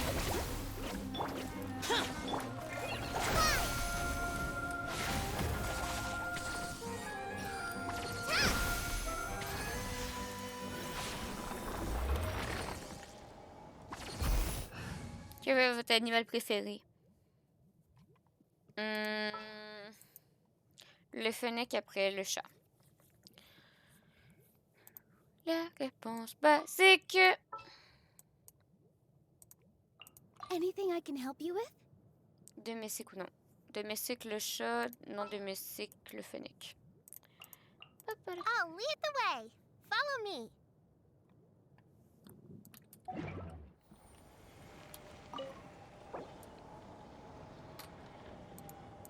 Interested in my story?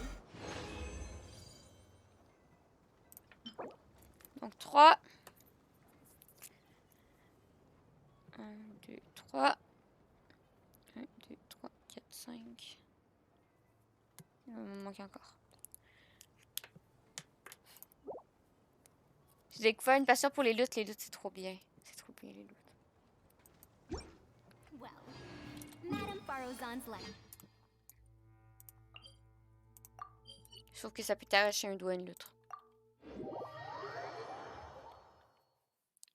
Je pense que c'est le seul problème lié aux luttes. C'est qu'elle peut t'arracher un doigt.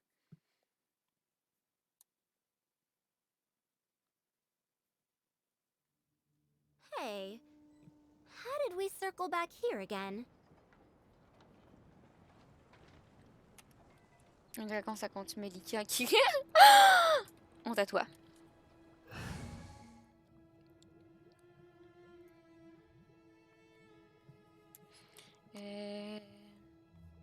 Non, 100 years have passed, yet there hasn't been any change to those dumb rules at the academy. Je comprends pas comment on fait pour aimer Faruzan, elle m'énerve. Ah, insupportable.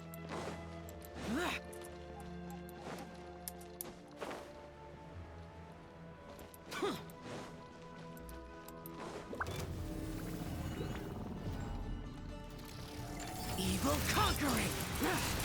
Here! Worthless!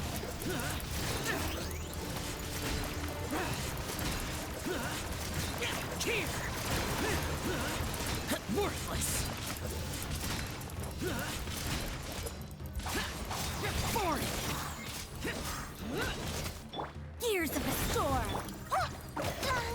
I No! can't look after you anymore.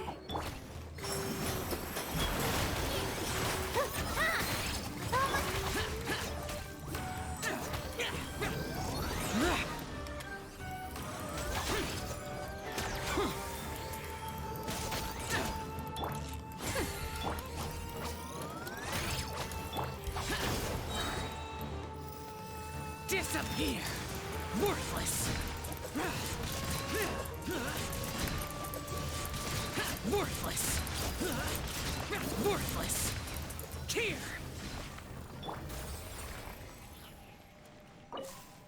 Non. Je n'accepterai pas une telle affront. 1, 2.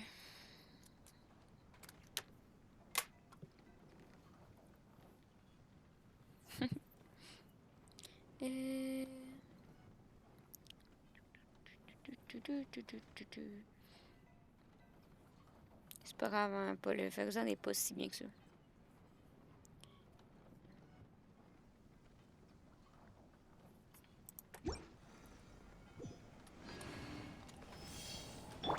Dare to mess with me?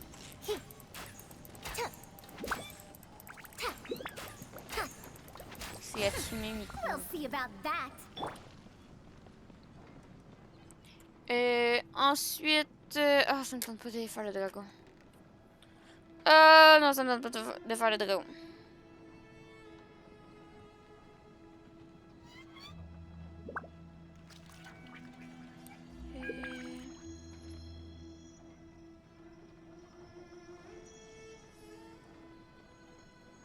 Quoi, Forest? Qu'est-ce qu'il y a, Forest? Ça fait quel bruit un dragon? Ça fait Arar! Arar!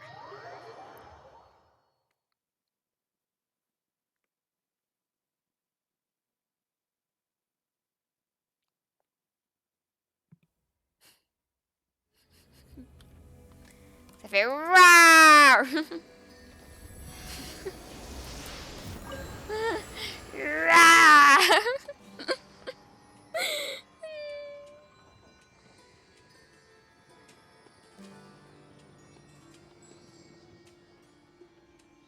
C'est pas moi, Fougueux, moi aussi, hein, c'est le... C'est The Forest. damned will sooner die again than lay a hand on me.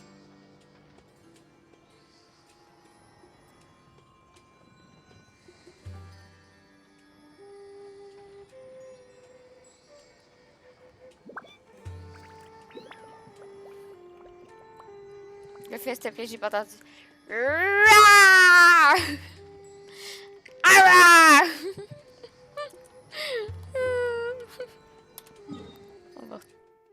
On va aller dans notre maison.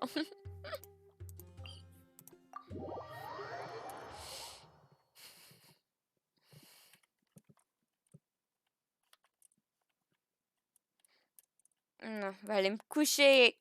Je finis les boss puis je vais me coucher. Désolée, Noël.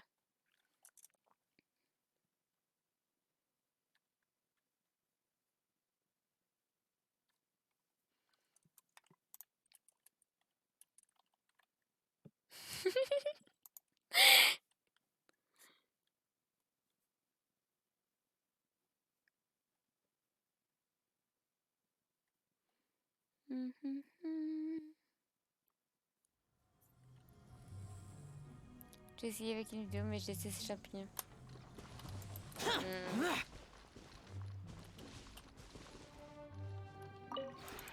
This realm is... Qu'est-ce qu'il y a? Qu'est-ce qu'il y a les... J'ai pas dormi. Mieux, va dodo. If you ever have any Quel est l'animal le plus surcoté? Le chien. Les chiens, c'est trop surcoté.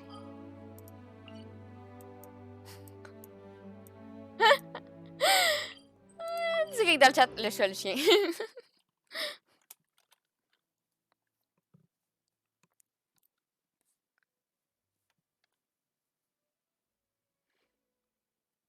Paul, tu peux pas dire qu'un chat c'est surcoté?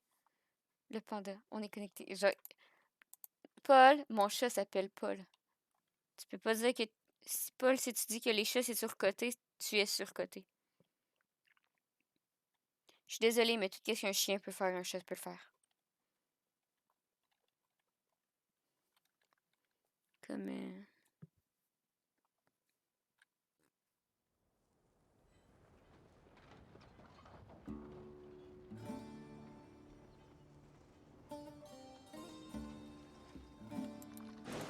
Oui, tu peux sortir ton chat. C'est tout ce que t'as pas sorti ton chat, c'est que t'as jamais été un vrai propriétaire de chat.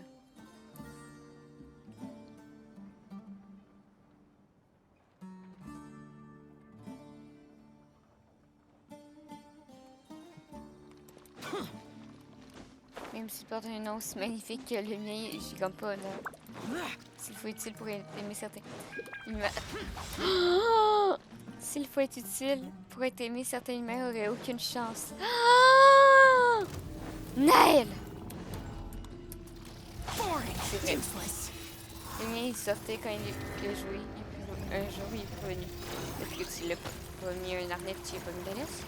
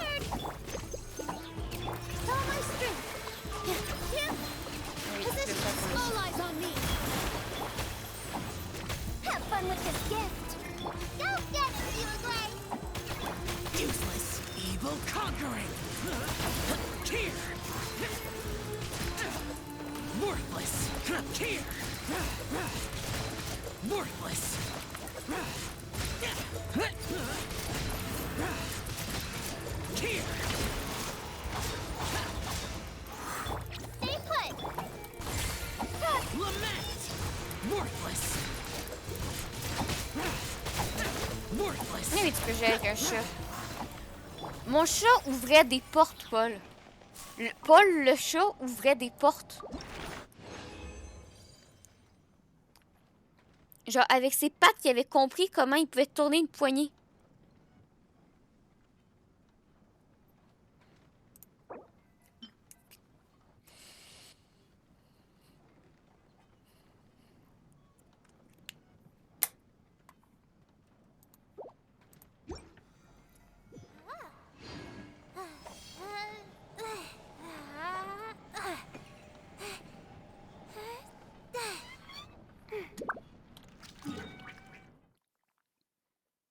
C'est mieux un chat.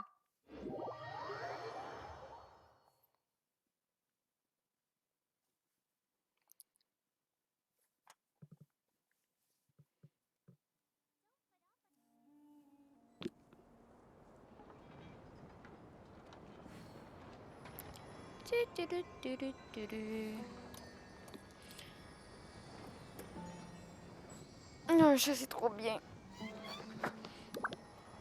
Vous m'aurez pas. Un chat, c'est trop bien.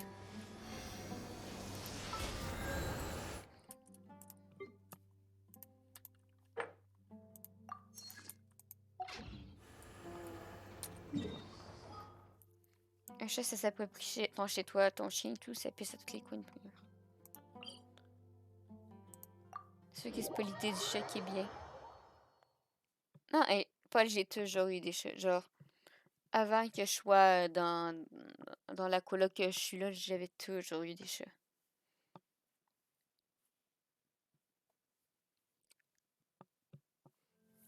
Le chien, non, il défend pas ta maison, le chien, il se couche puis il meurt.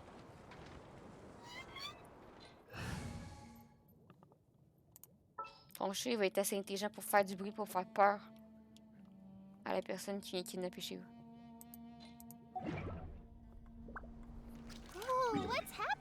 J'ai vraiment la flemme de refaire le cube, ok? Puis c'est juste parce que là, il me reste 40. Comment on va aller faire la fleur? Défends, ça dépend du chien, ouais. J'aimerais bien voir ton chihuahua.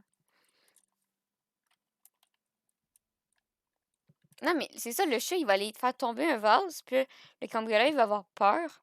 Parce qu'il va entendre du bruit, mais en fait, c'est son chat. Ton chien, il va être là, juste ah, il y a quelqu'un à la porte! Coucou!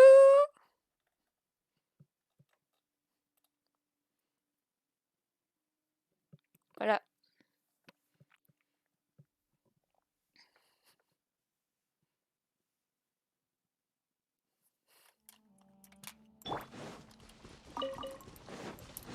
J'ai eu 2 races, un magnifique berger. J'ai eu 3 chats, en fait, dans ma vie. J'avais mon premier chat. Puis elle n'avait pas de nom. Mon deuxième chat, il s'appelle Paul. Puis mon troisième chat, c'était Cocotte. Puis c'est juste, c'est trop drôle que mon deuxième chat, donc le chat que j'avais quand j'ai commencé ma chaîne, s'appelle comme un buveur. C'est juste trop drôle.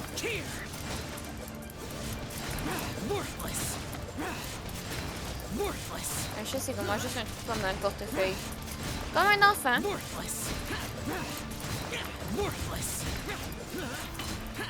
Sauf qu'un enfant, c'est pire, ça vit plus longtemps. Puis ça a des envies particulières, un enfant. Ça pleure, un enfant. Les chats, c'est mieux. Non, l'enfant, tu l'aimes. Le chat,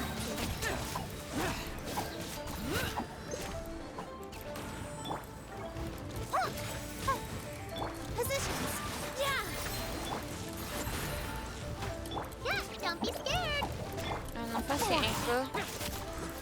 Ça va te chier dessus, puis ça va te pisser dessus. Ça braille, ça parle, ça réplique, ça coupe la parole. Ça se prend pour des loups-garous dans les autobus publics alors que ça a 16 ans. Quoi, fait vécu? Quoi? Quoi, un fait vécu des adolescents de 16 ans qui se prennent pour des loups-garous dans un autobus public? Quoi? Mais non. Il parle avec toi, c'est la création en 2 personnes qui s'aiment suffisamment pour créer un truc. Non, je te dirais plus que la majorité des enfants ne sont pas nés de 2 personnes qui s'aiment. C'est soit des enfants pour réparer un couple, soit des enfants de personnes qui pensent s'aimer, soit des accidents. Si tu dirais le nombre d'enfants accidents dans le monde, ou de parents pas prêts, ou de parents... Attends, quoi? Des parents célibataires. Quoi, des parents célibataires? On n'a jamais vu ça. Ouais, ça bug.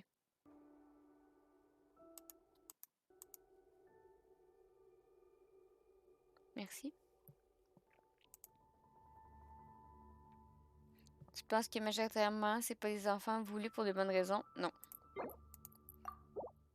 Je peux te garantir que non. Ou les enfants sont voulus, mais les conditions de vie de l'enfant n'est pas idéale. Il y a beaucoup d'enfants qui sont nés parce que c'est la seule valeur qui reste aux parents. C'est la seule richesse qui qui marche genre... ah oui, moi, ma seule... Tu sais, c'est des familles pauvres. Je parle dans le monde, là. C'est des familles pauvres que, genre, leur seule valeur, c'est la famille, comme ils ont plein d'enfants, mais... La création d'un personnage qui sont pas déjà capables de rester ensemble, mais qui font des gosses quand même. Et pour parler, il faut déjà qu'ils veuillent parler. Les parents, enfin. Je suis d'accord, en fait. Et puis, j'ai un exemple parfait. Non, là, j'ai parlé sans réfléchir, my bad. Bon, tu vois. Ah.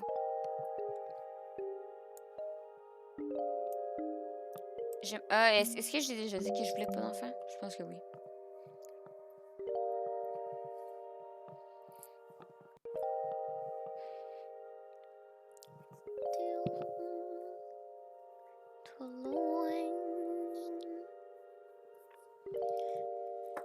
Les du coup, t'adores les enfants. J'ai travaillé beaucoup trop longtemps avec des kids, puis je sais pas comment j'ai fait. Je suis déjà en train d'entretenir votre gang de mini-bous, puis pouf. Mais en vrai, j'ai une confrontation dans mon cerveau. Parce que je suis quand même douée avec les enfants, là. Genre, je m'entends quand même... Tu sais, je suis capable de les garder, puis j'ai ça. Mais des enfants, ça m'insupporte. Genre, trop longtemps, là. Vraiment, ça me brûle ma batterie sociale. Puis, je deviens tellement, genre, exaspérée rapidement avec les enfants. Mais, j'ai le dilemme que, exemple, quand je vois des membres de ma famille qui ont des enfants, je veux être là, entre guillemets, cousine cool. Puis ça marche visiblement, mais... Ici, j'ai retrouvé la musique Bumblebee. Bee, bee, Bumblebee. I don't know what's for me. Attends, quand tu dis ça, tu parles des enfants qui parlent déjà ou pas? Oui, qui parlent déjà. Je parle genre 6-7 ans. En bas de cet âge-là, je trouve ça moche et je ne vois aucun intérêt. Dang it! God! Ah, shit! No, no, no, no, no, no, no, no, no, no, bitch! Shit! No! Damn it! Fucking God! Fuck! Stupid! God damn it! Come on, man! Fuck! Oh, fucking God! Fuck! No! What? God! No! Fucking shit! Whatever! Merci, Paul. Je suis désolée, mais des bébés naissants, je trouve ça terriblement moche. Je trouve ça déformé. J'ai jamais vu un bébé naissant beau. Genre, avant qu'ils se mettent à parler, là. J'ai jamais vu un bébé, genre, beau. Je trouve que ça ressemble à un alien.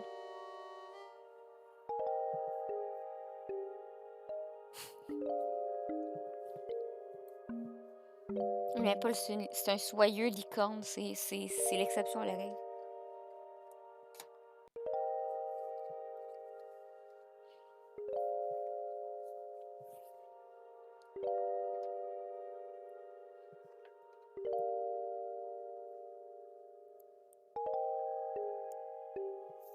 À Skip, je suis né luisant. Tu brillais dans le noir? Oh non, oh non, ok, non, laisse ça. J'allais dire une immense connerie, mais... Non, non, j'annule ma pensée. Fou. J'annule.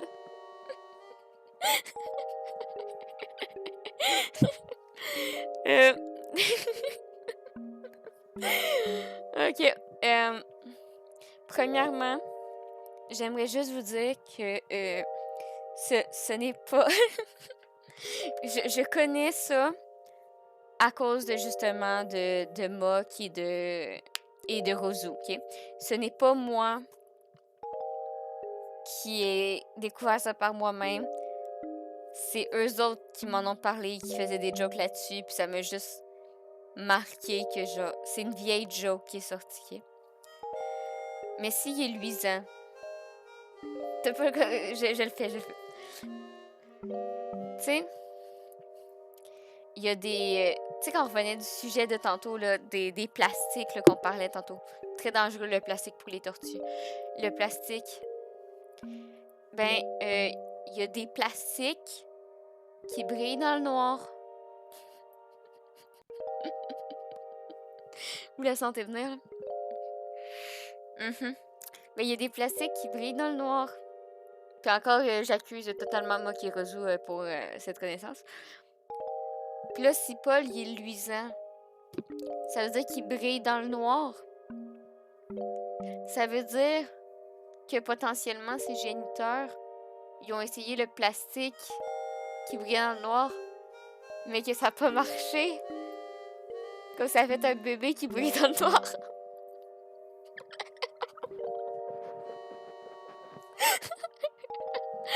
Pourquoi on a perdu Paul? Paul, il est...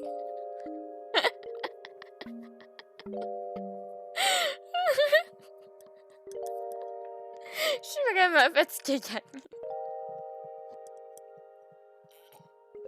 Je suis brûlée tête. Oui, Paul, c'est une luciole.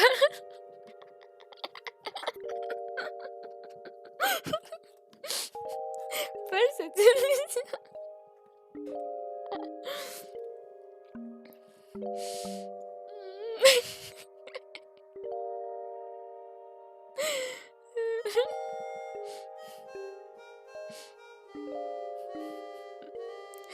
Bon. Dans combien de temps je peux couper? Il reste 5 minutes. Je la trouve vraiment drôle, Paul. De toute façon, je shine. Shine like a diamond.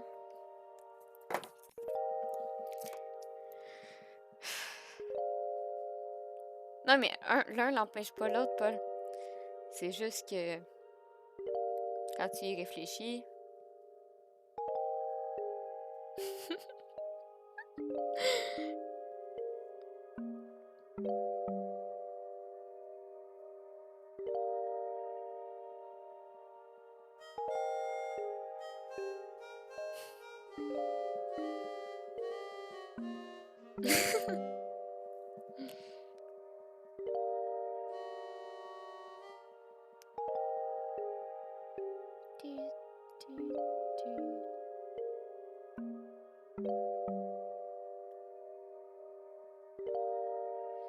Bon. Merci pour le live des coquelicots. On va couper cela. Alors, on a quand même bien avancé. On a fait ce qui était prévu à l'horaire. Comme la semaine prochaine, on va faire une histoire avec Naïda. Ouais, faut que je coupe. Ouais, demain, faut que je me réveille. Ben, tantôt, parce qu'on est rendu demain. Tantôt, faut que je me réveille pour que Nobs vienne me ramasser. J'ai pas fait mon sac. J'ai pas fait mon sac. Ça va être drôle. J'ai coupé là. Merci beaucoup pour le live. La semaine prochaine, on va faire l'histoire avec Naïda. La rediff... Je vais essayer de faire que la rediff sorte demain, mais elle va peut-être sortir dimanche ou lundi. Je suis désolée. Mais vu que je suis pas chez moi, je sais pas comment ça va marcher.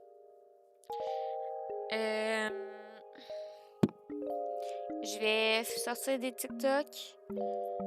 Et le Discord va rester ouvert. Oubliez pas, si le Discord, si vous le rejoignez, il faut mettre votre pseudo dans le salon sur la liste de votre pseudo Twitch et accepter les règlements parce que j'ai vu qu'il y a encore des gens qui sont en attente. On va bientôt faire le ménage du Discord comme voilà. Ensuite, le Twitter. C'est drôle, Twitter. Puis Instagram. Instagram, c'est un peu moins drôle. Voilà! Je vous souhaite une bonne nuit, une bonne journée, un bon matin, une bonne semaine. Merci à Forest pour ton 22e mois. Merci à Stream pour le follow et à Raven pour le raid. C'était Licky. Ciao!